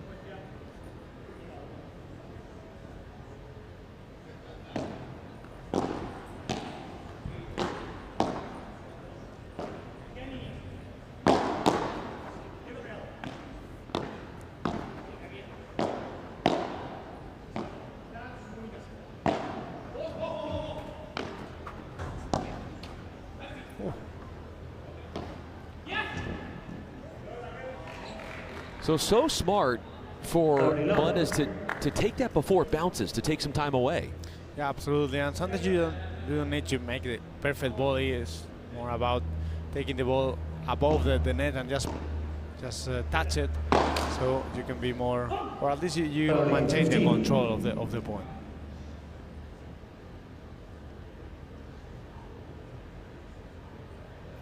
The Spaniard Diestro serving at 30-15.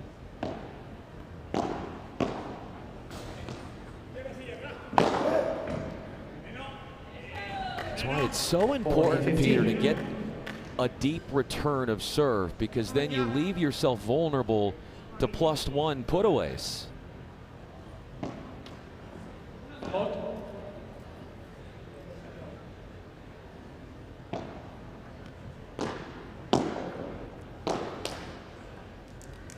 Game Miami Padel Club. You also have to change your Ryan.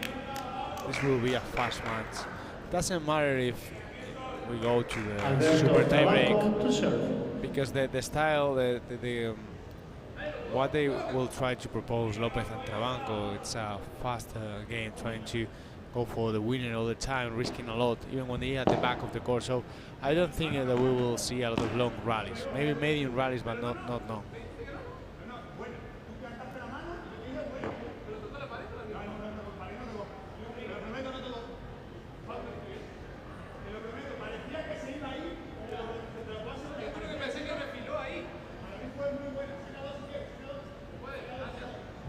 Facu thought it was out, and Diestro said it was in, but good performance from Diestro said, okay, you can play let, and they will repeat the point.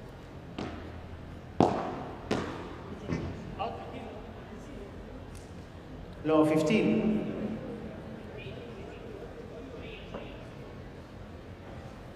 Facu trying that, reminding Trabanco to be patient. That's the kind of unforced errors that you don't want to make, especially against a partnership as the one from Álvaro and José Antonio Diestro. But they are able to play with so much consistency, so it's very important that you don't make any unforced errors. Well, it's impossible to not make any, but unless it's possible, of course. 15-30. What's it going to take to come up with that first service break when you have, as you said, shorter points? I don't think it's a good idea to start with a lob, actually, because when you start returning with a lob, it's easier to get the smash, so I don't think that's a good strategy, unless you played before like 2, 3, 4, 5, 6, 7, 8 returning like playing to the volley, so they are expecting the other shot, and then you play the lob. I think it's important for Miami, especially, not to play with so much consistency and try to play close to the body of Houston balls of Trabanco and Lopez. And then they have two options: play a chiquita through the middle and then go to the front, or after the chiquita, then a fast lob, for example. That will be helpful, especially if they play through the tip. But if they play a high lob, it's not that good idea. And they made it, so it's 2-1 Houston Bolts. With Kalshi, you can trade on anything. Man, tell them something they don't know. Like, I'm from Greece. Look at Gangario!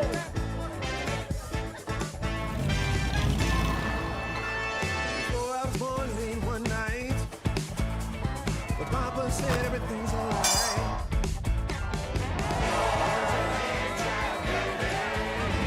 Aló, campeón.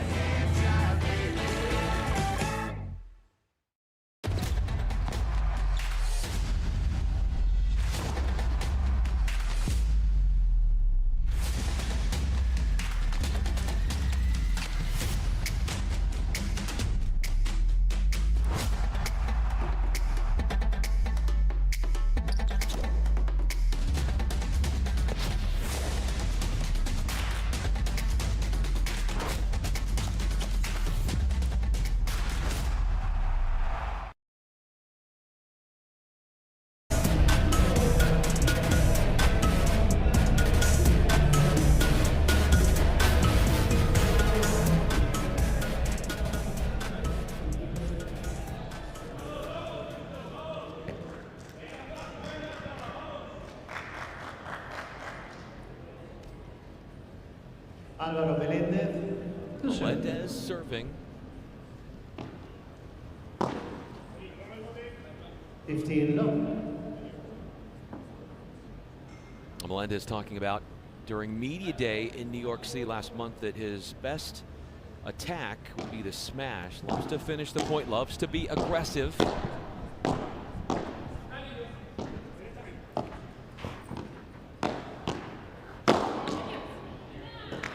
All aggression there as he is the one to finish the attack. And he has so much more than just the smash. It's true that I mean, I completely agree with him for sure that his best stroke, but he has so much to offer. And yesterday he showed a very good level.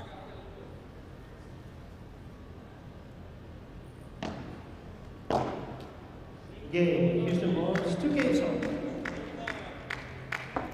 A very good level, got him to a hold very quickly. Important always to win in a love game to put pressure on your opponents.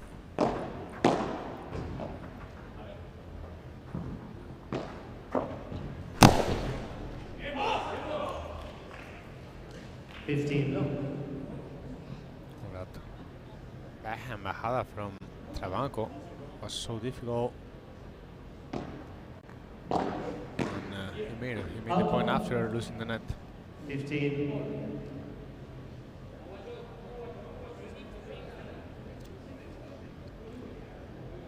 One of the things that troubled Miami yesterday against the DC Matrix in that 2-set win for the Matrix, just 29% breakpoint conversion. We haven't had a breakpoint yet in the match.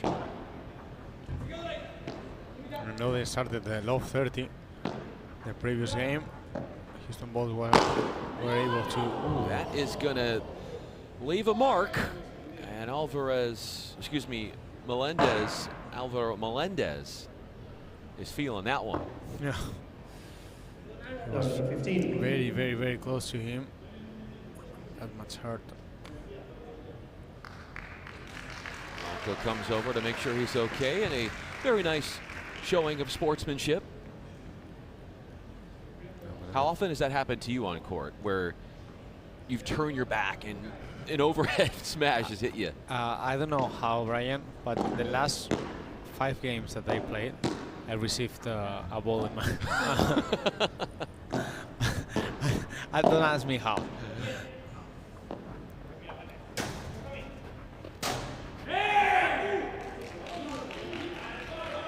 Game points here. We are running through service games.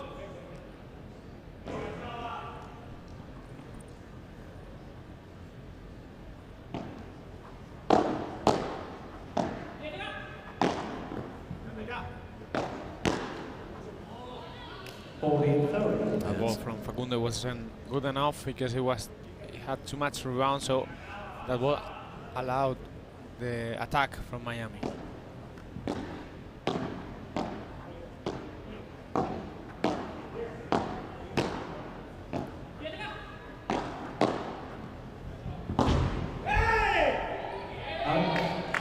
We've got something potentially brewing here with a golden point.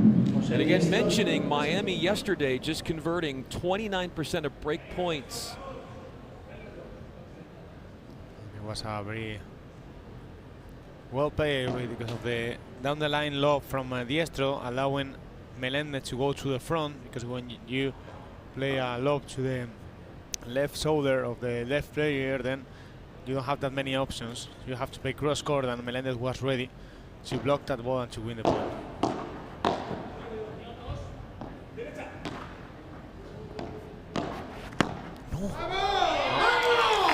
It's out, so it's break. Golden point for Miami Padel Club.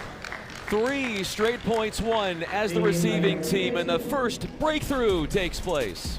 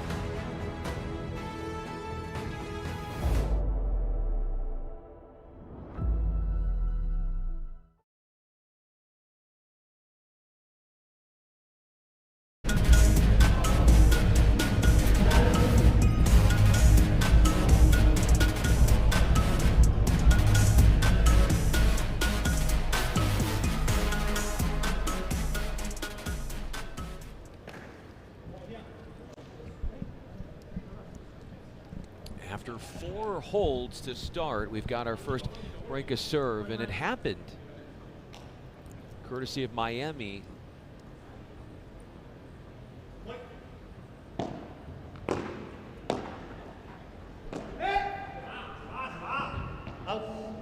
That last game, though, Houston was up 40-15, and then they got broken through a golden point.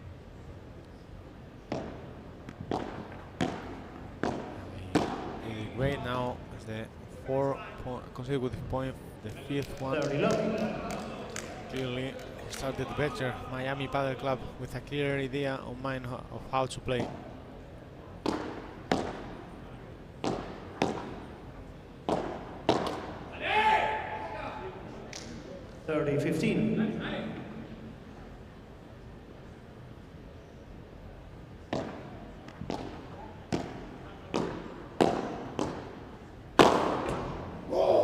Powerful smash by Álvaro Meléndez to get the 40-15. A venomous swat from Meléndez as game points arrive.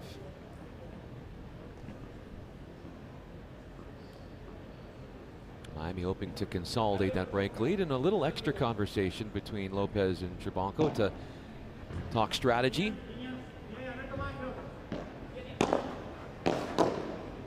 There it goes, attacking with conviction and ferocity. Meléndez, grade A when it comes to aggression.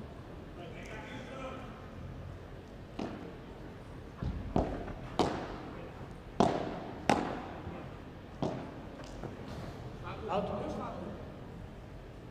15 love.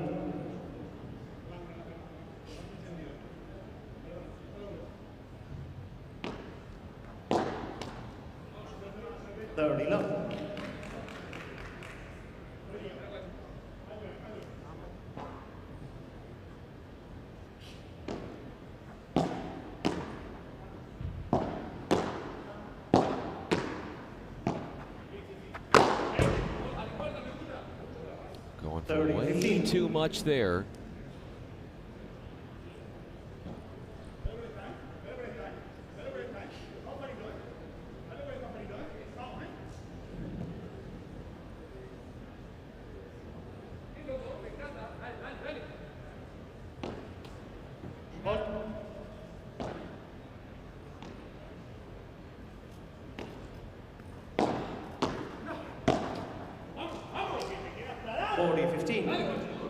See, they are trying to play the chiquita down the line, and then the partner try to move forward. No, it's they play as a team. We also see how Diestro is trying to play that down the line lob, so that allows Meléndez to push forward and try to put some pressure on the opponent. Especially Diestro is the one who tries to generate opportunities for his partner.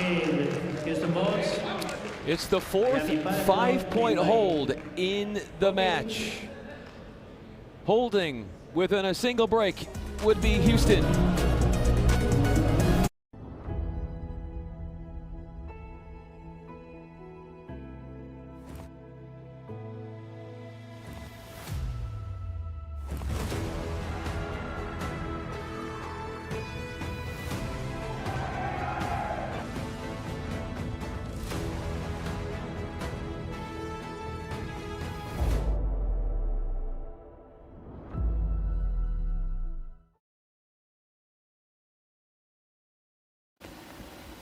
Well, there's a lot of infection in there, Timmy. You're doing really well.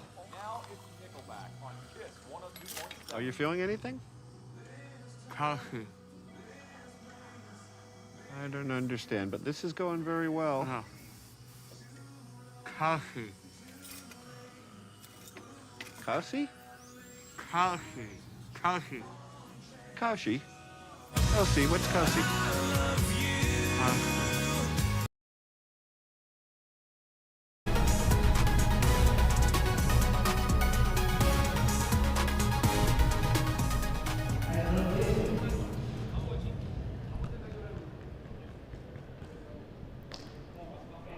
Well, I think Miami Padel Club, they have the clear idea how to play, but Houston is lacking of that same strategy. You know, I don't know if well, they are trying to try some different things. No, well, Miami Padel Club is at the front.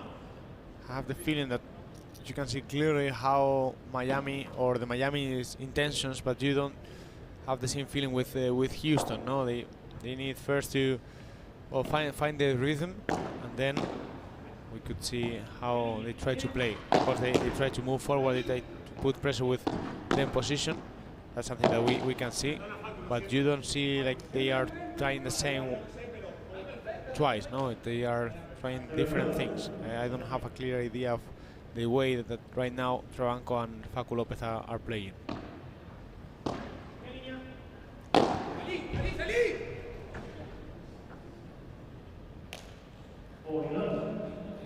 I'm thinking about the way that Trabanco exited the court. To play what he was trying to do, is it easier to be a righty or a lefty in that situation? I think it's easier. I mean, if you are playing the drive, I think it's easier if you are a lefty.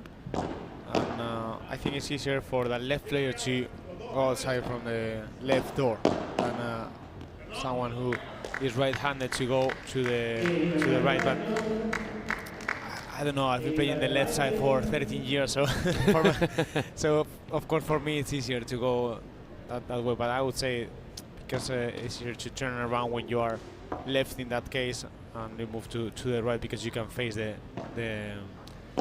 ball and you play with the forehand step of playing with the back. Yeah, that's always so interesting. There's so much that goes into the footwork there. Yeah. You have to run. You get to the door, and once you get to the door, then you turn around and then you try to look at the ball.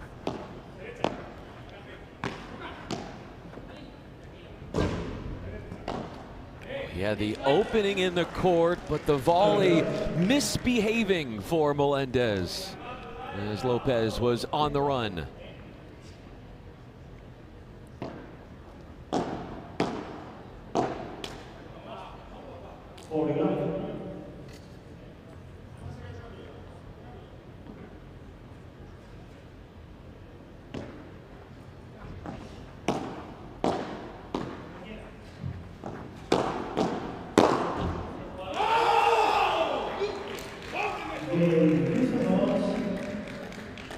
Easy hold for Houston,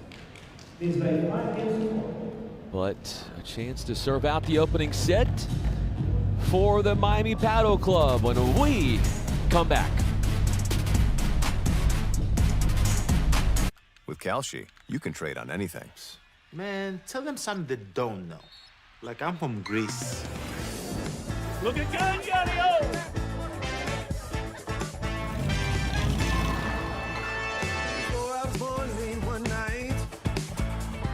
Papa said everything's alright.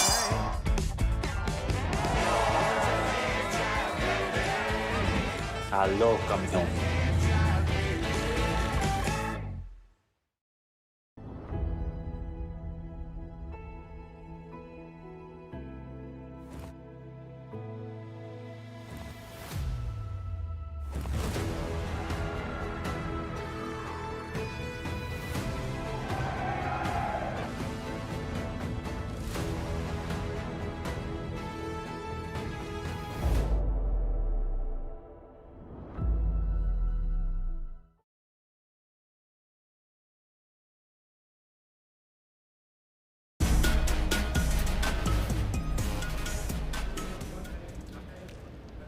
Diestro in that enviable spot. He's 4 points away from pocketing the opening set. 15 love. Just 24 minutes.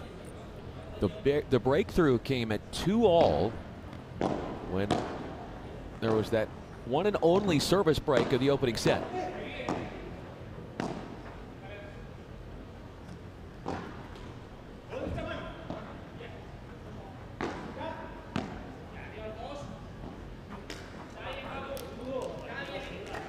I don't think that we will see so many break points now because of the condition, because of how these four players because of the style of these four players. So it's important to take advantage of every chance that you have, as Miami Padel Club did in the 2 hours. Multiple set points coming into the picture and entering the chat 25 minutes into the match.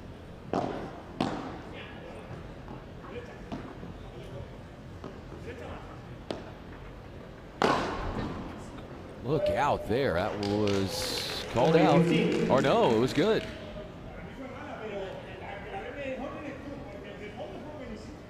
I think initially it was called out, but then did Trabanco say actually it was out, and he took it upon himself to take that responsibility? Yeah, he said it was out, so it's 6-4 for Miami Padel Club. 6-4.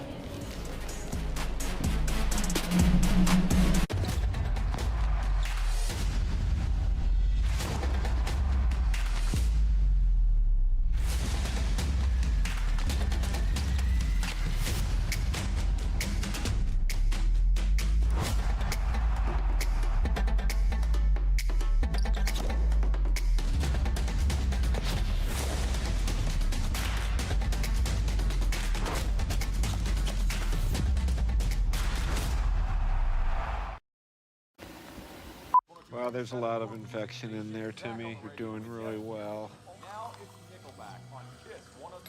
Are you feeling anything? Coffee. I don't understand, but this is going very well. No. Coffee. Kasi? Coffee. Coffee. Kashi? Kasi, what's Kasi?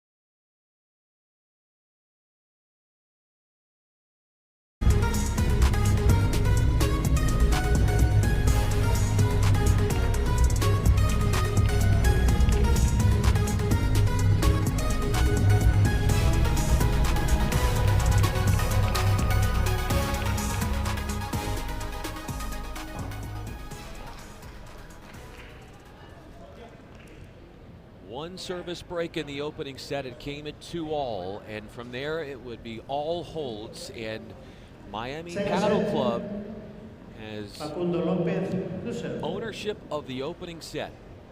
It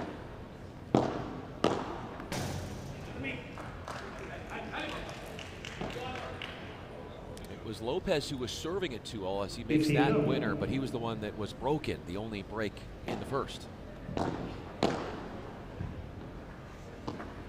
We just have one golden point, one break point.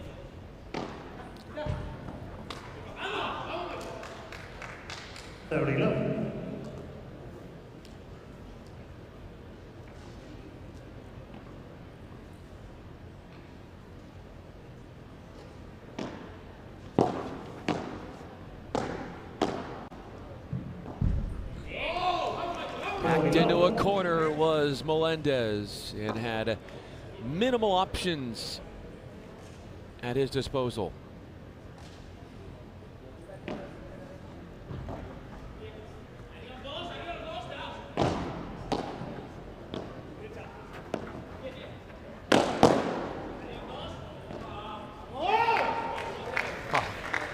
You see, when someone throws you a powerful shot, it's important that you are relaxed just to block it. No, if you hit the ball too strong, then you don't absorb the impact of the ball, and you can't block it that way.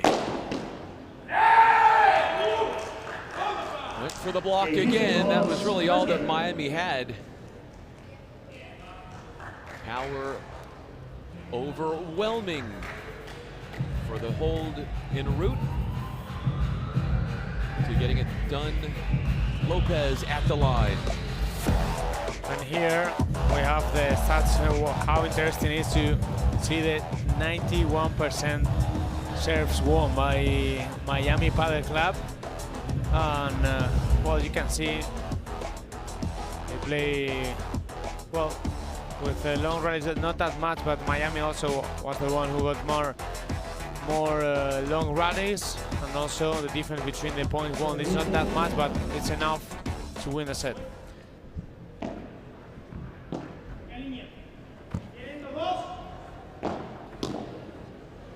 Jose Diestro makes it a short point, forces the air.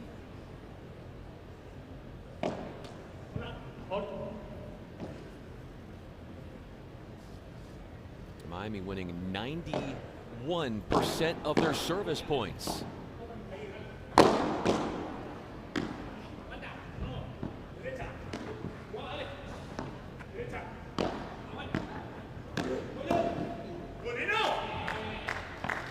Sorry, no. 92.5 now. Yes.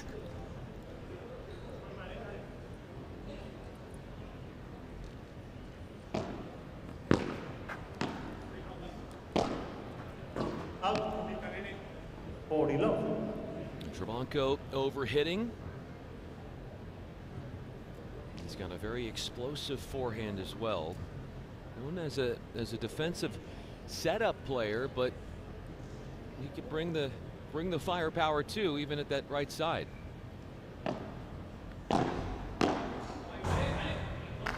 Facu Lopez trying to find high backhand, so it's difficult for you to attack with that kind of shot, but it wasn't high enough, so Diestro could switch the direction to defense. Every time that someone plays you to your backhand, if you're a lefty or you play at the left, it's a good idea to try to cross court and look for defense.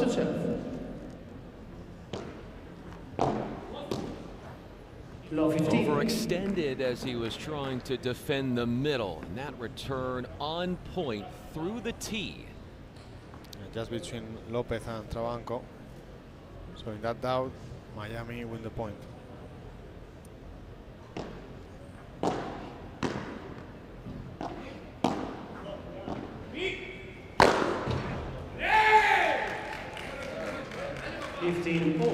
It wasn't a bad idea to try to find the right shoulder of Travanco, but you need to play a deeper lob.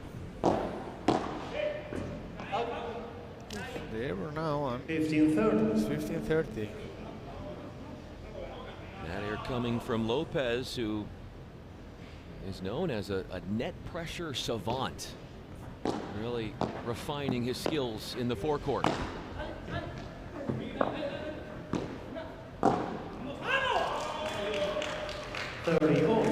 All as Travanco comes in with an attacking state of mind in transition. Diestro stayed at the back of the court. I think was a mistake over there because the ball from Travanco, it wasn't that good. He could have taken the net.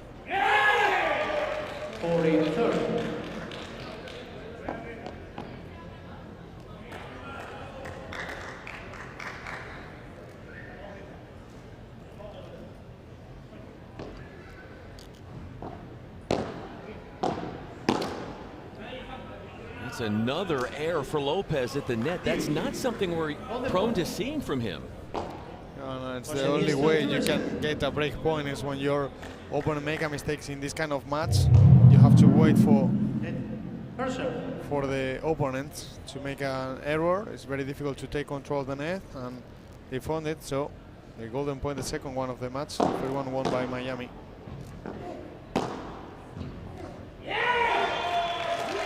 Not much that Melendez could do there as Lopez redeems himself and forces the air off of Melendez. A golden point one for Houston.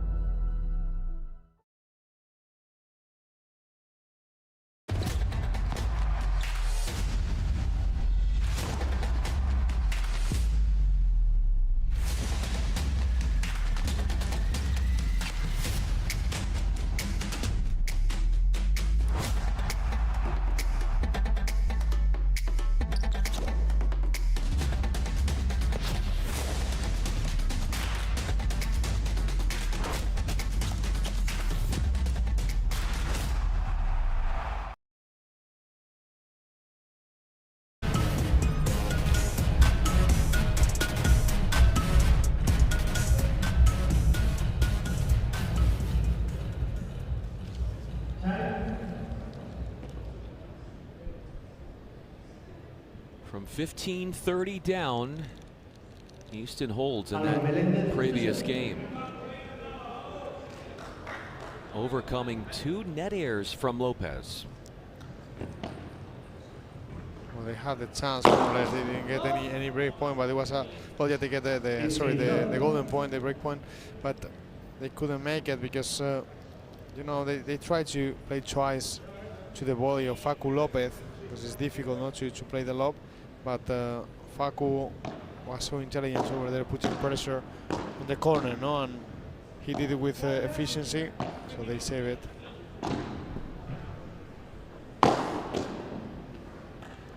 But still, they are struggling to get any point from the back of the court.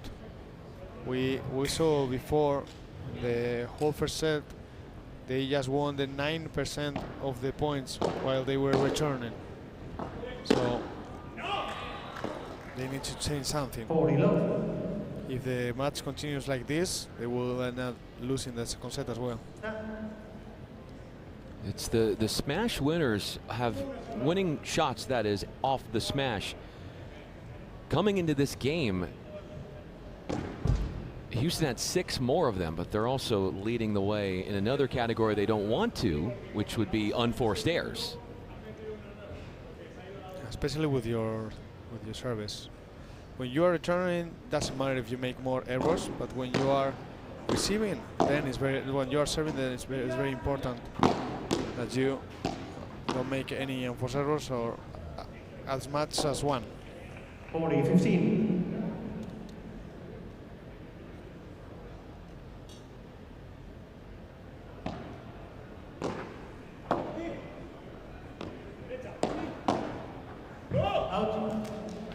Steps in with assertion, that blocked backhand volley, forcing an error off of Houston.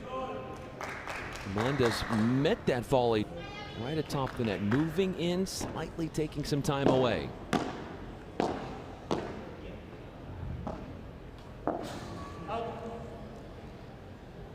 Got a leg up from the net cord there. Diestro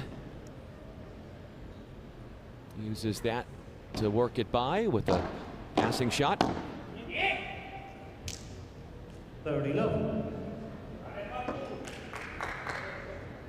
Or excuse me, I guess that was out. There is Jamie Lopez, so it's 30 love. Jamie Lopez is here.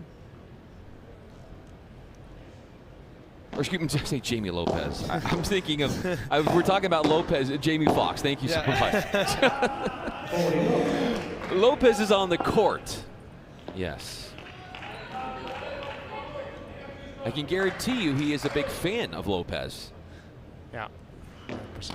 He was doing, Jamie Foxx, he was doing the coin toss of the match at the beginning. Really into Padel.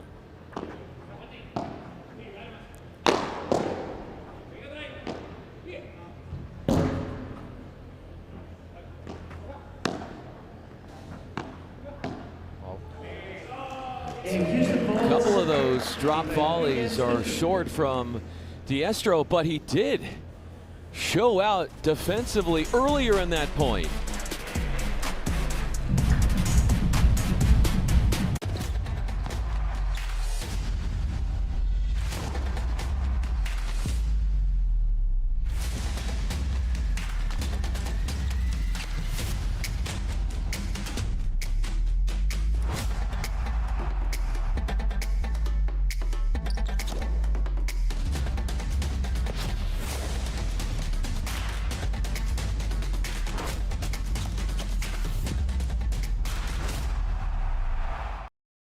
With Kalshi, you can trade on anything. Man, tell them something they don't know. Like I'm from Greece. Look at Gangario!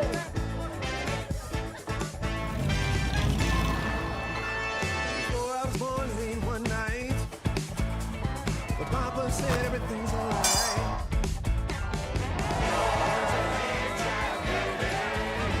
Aló, campeón.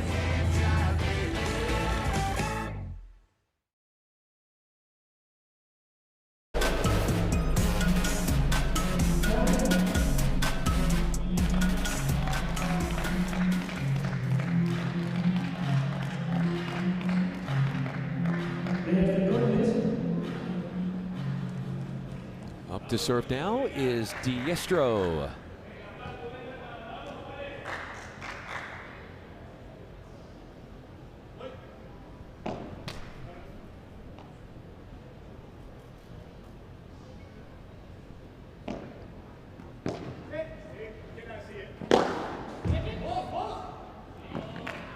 Look at that smash from Alvaro Melendez. Behind the line. Special delivery by Melendez.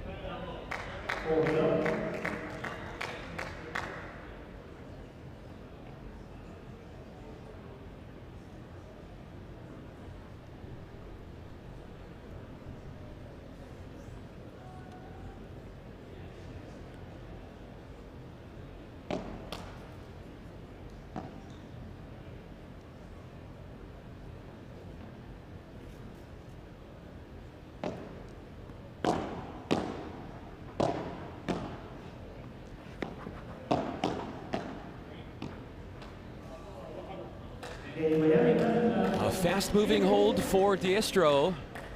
Draws the second set level at 3-all.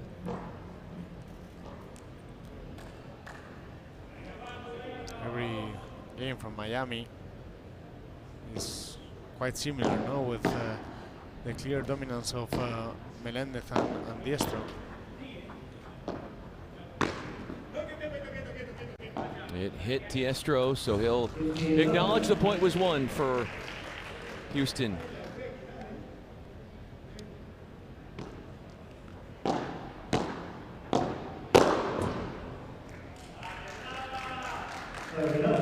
How good does it feel to finish a shot like that?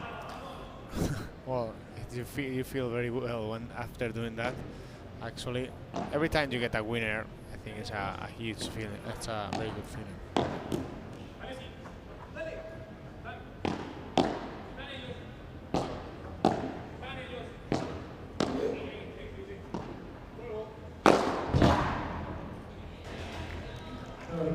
So what did Cherbanco not do that would have helped him in that sequence? I think that he should have played a slow ball, no, to the feet of Melendez instead of playing all the balls with the same speed. It's important to switch the pace of the point if you don't want that your opponent predict your ball, and also Alvaro Melendez attack every ball because the ball was every time above the net.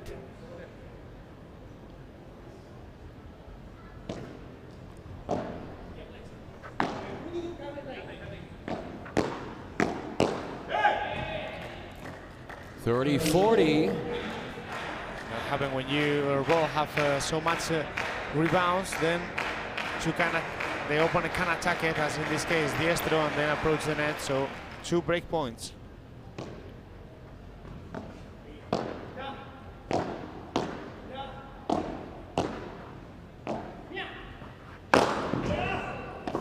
Oh, what a ball by Melendez to win the point and to get the break for Miami. A beautiful crescendo to that game. And he looked right at you for validation as he was walking off the court with a fist bump. Well, I'm not sure if he was looking at me or... See, look at that. He's looking right at you right now. He was. You said, did you see that, Peter? No, actually it was crazy good. Because it's not that he recovered as much, how he made it. Tiro y espero. Ahora estoy tirando más lento con intención de meterme. Ya no me viene a mí, te queda a ti. ¿Qué manejas? Te digo, el banco es muy difícil que te cierre una bola por delante, acuérdate. Está bueno, pero que cuidado. Estamos en el acabo. Sí, no me escuchas lo que te digo, ¿no? Sí. O sea, igual que ese globo lo tira, que es buenísimo. El trabajo que no está, porque si llega aquí en globo rápido es que no está. Acuérdate, lo único. Ya, bueno, no va a llegar. Pasa que, no, pero no también le puedo pegar. muy pegado. Ya, pero esa bola que tienes aquí, que te van a quedar muchas horas, hagas así, y la tienes cruzada como medio chiquita, tonta. No está, hazme caso.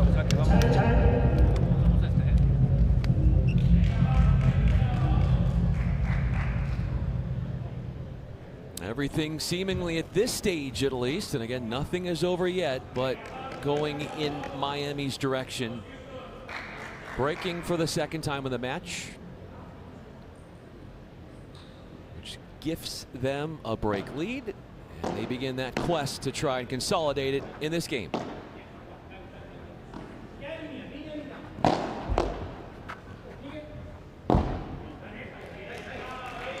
The only other time that there was a service break was 2-all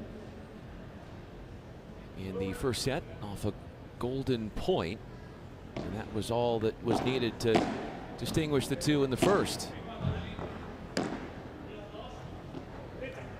Miami, they made 2 out of 3 break points, and they haven't conceded any break points, so it looks good for them, but they need to maintain the level they were showing for the whole match.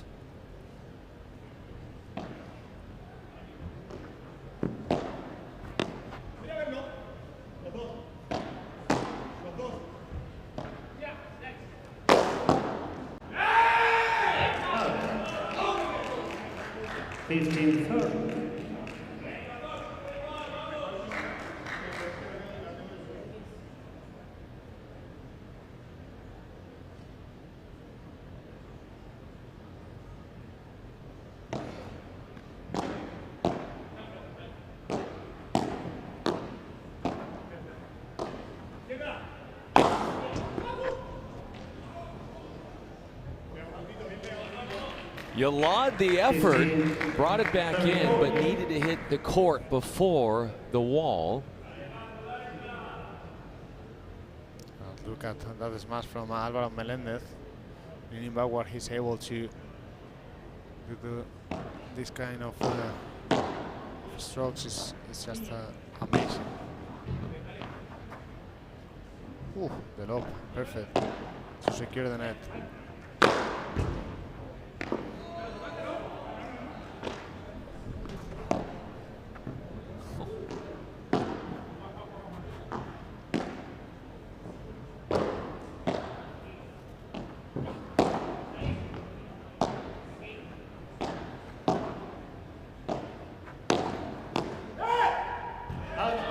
Very enjoyable point to watch with all sorts of twists and turns, and Jabanko is talking here with Diestro. They got distracted because Facu said that Diestro touched the ball, then Diestro said that he didn't. They continued the point. It was a weird point because they continue, but they continue playing very well actually, and they end up winning the point. No, they didn't. They haven't stopped it, so I think it's fair to say that the points for Miami. Let's see if we can listen in.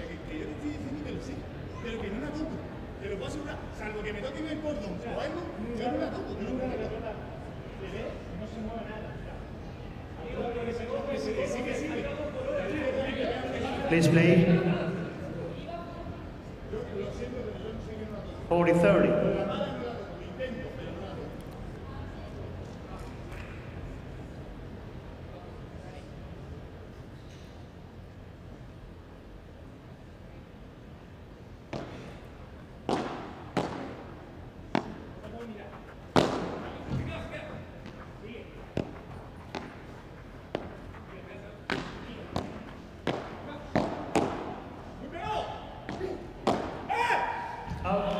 A floating volley, and so nothing changes. Diestro had that conversation a few points ago, and what did you make of what he was trying to convey there?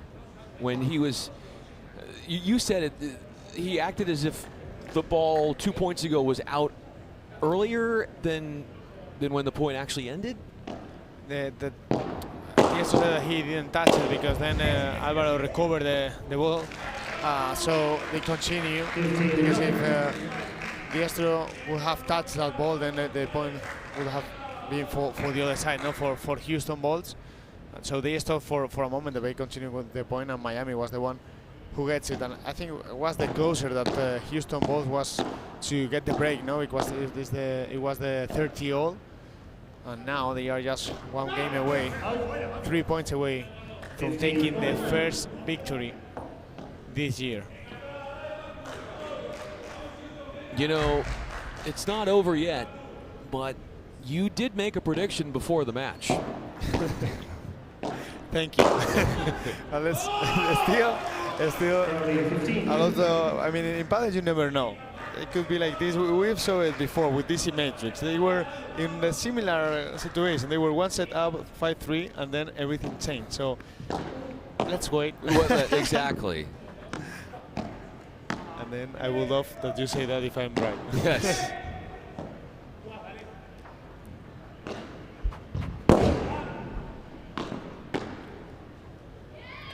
Diestro caught it out because the ball went directly to the sidewall. But they still won the point, Miami. Yeah, but it's true that he raised his hand and then they stopped a little bit. So if the umpire said that he didn't see the ball, then the point will go to Houston, because you, as a player, you can't stop the point,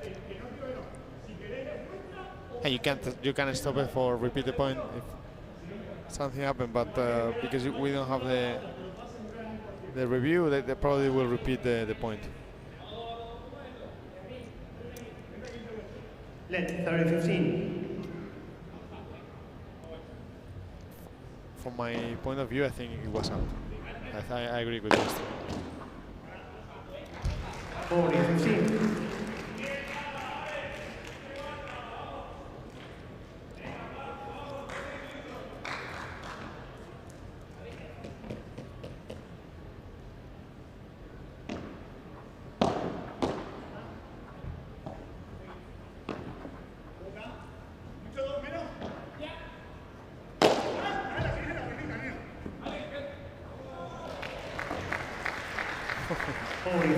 Soft touch from Melendez is how you have to do it, because look at that. Trabanco was waiting for that ball. If you hit it hard, then you allow your opponent to save that ball. But Melendez was able to place it over there.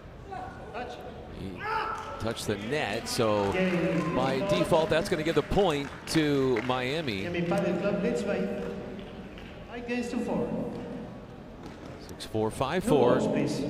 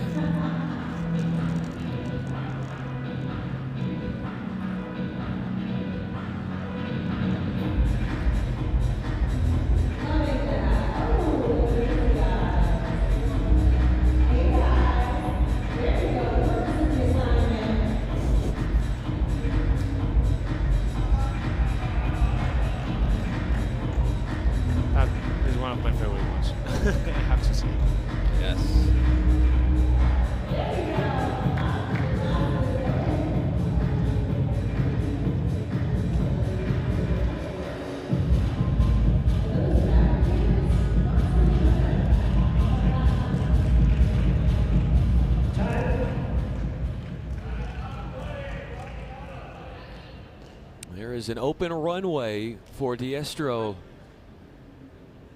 to steer this match in his team's favor with a win. A hold is all he and Melendez need to accomplish. And if they win here, they can win a match without conceding any break point. How difficult is that to do? Well, it's so difficult actually. You have to play perfect at the offense. I think it's it won't be the first time the week, but as much as it is the second.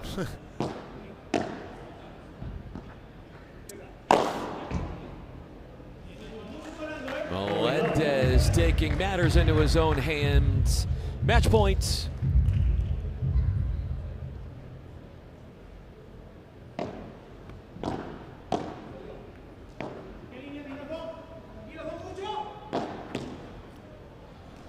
Playing at a must-see level, the Miami Padel Club prevail in 56 minutes.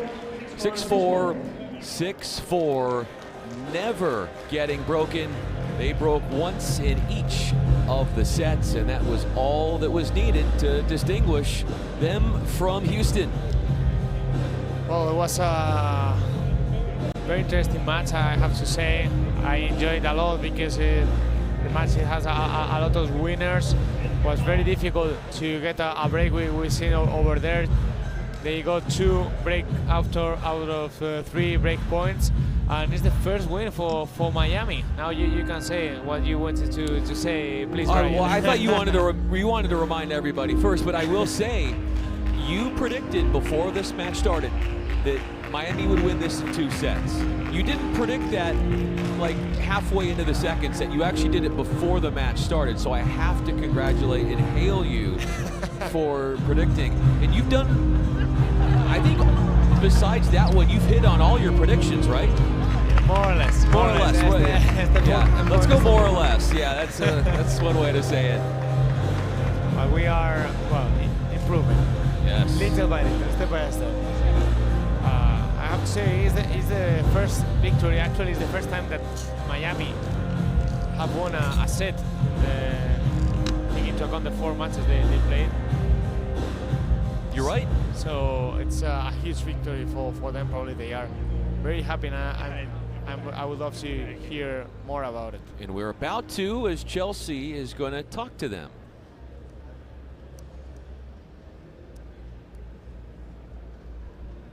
Congratulations on this win. The rhythm of the match was fast since the beginning. Were you prepared for that? Well, hello to everyone. Thank you to be here and to see in the TV. And yes, the match was so fast. We prepared, of course, a lot the match, and we are playing all the time like down because all the players have a good smash. And well, we prepare a lot in the gym, to a lot of energy with music, with everything. And well, so happy to have the win to the team, and very good. It was a great win from the beginning. It was a fast rhythm, as I mentioned, with your teammate. What do you think you did well? ¿Qué hicieron bien? El ritmo del partido estuvo muy rápido. ¿Qué hicieron bien? No, we will try to compete every time because the other opponents, they are so young in the first thing, and the second is a really good smasher. So we'll try to compete in every point. So we'll try, but we are so happy because after 3 matches, we have the first victory, and for my team, for my owner, for my people. So we'll try keep continue. Well, there's 1 day of paddle left. How are you guys going to celebrate this win today? How are you going to celebrate this win? ¿Cómo van a celebrar? Yeah. With a dinner. With a dinner? Maybe some drinks? No, we don't drink anything. No drinks, no drinks. They're athletes. I'm kidding. All right, guys, we'll stay tuned because we have a lot more paddle left to play.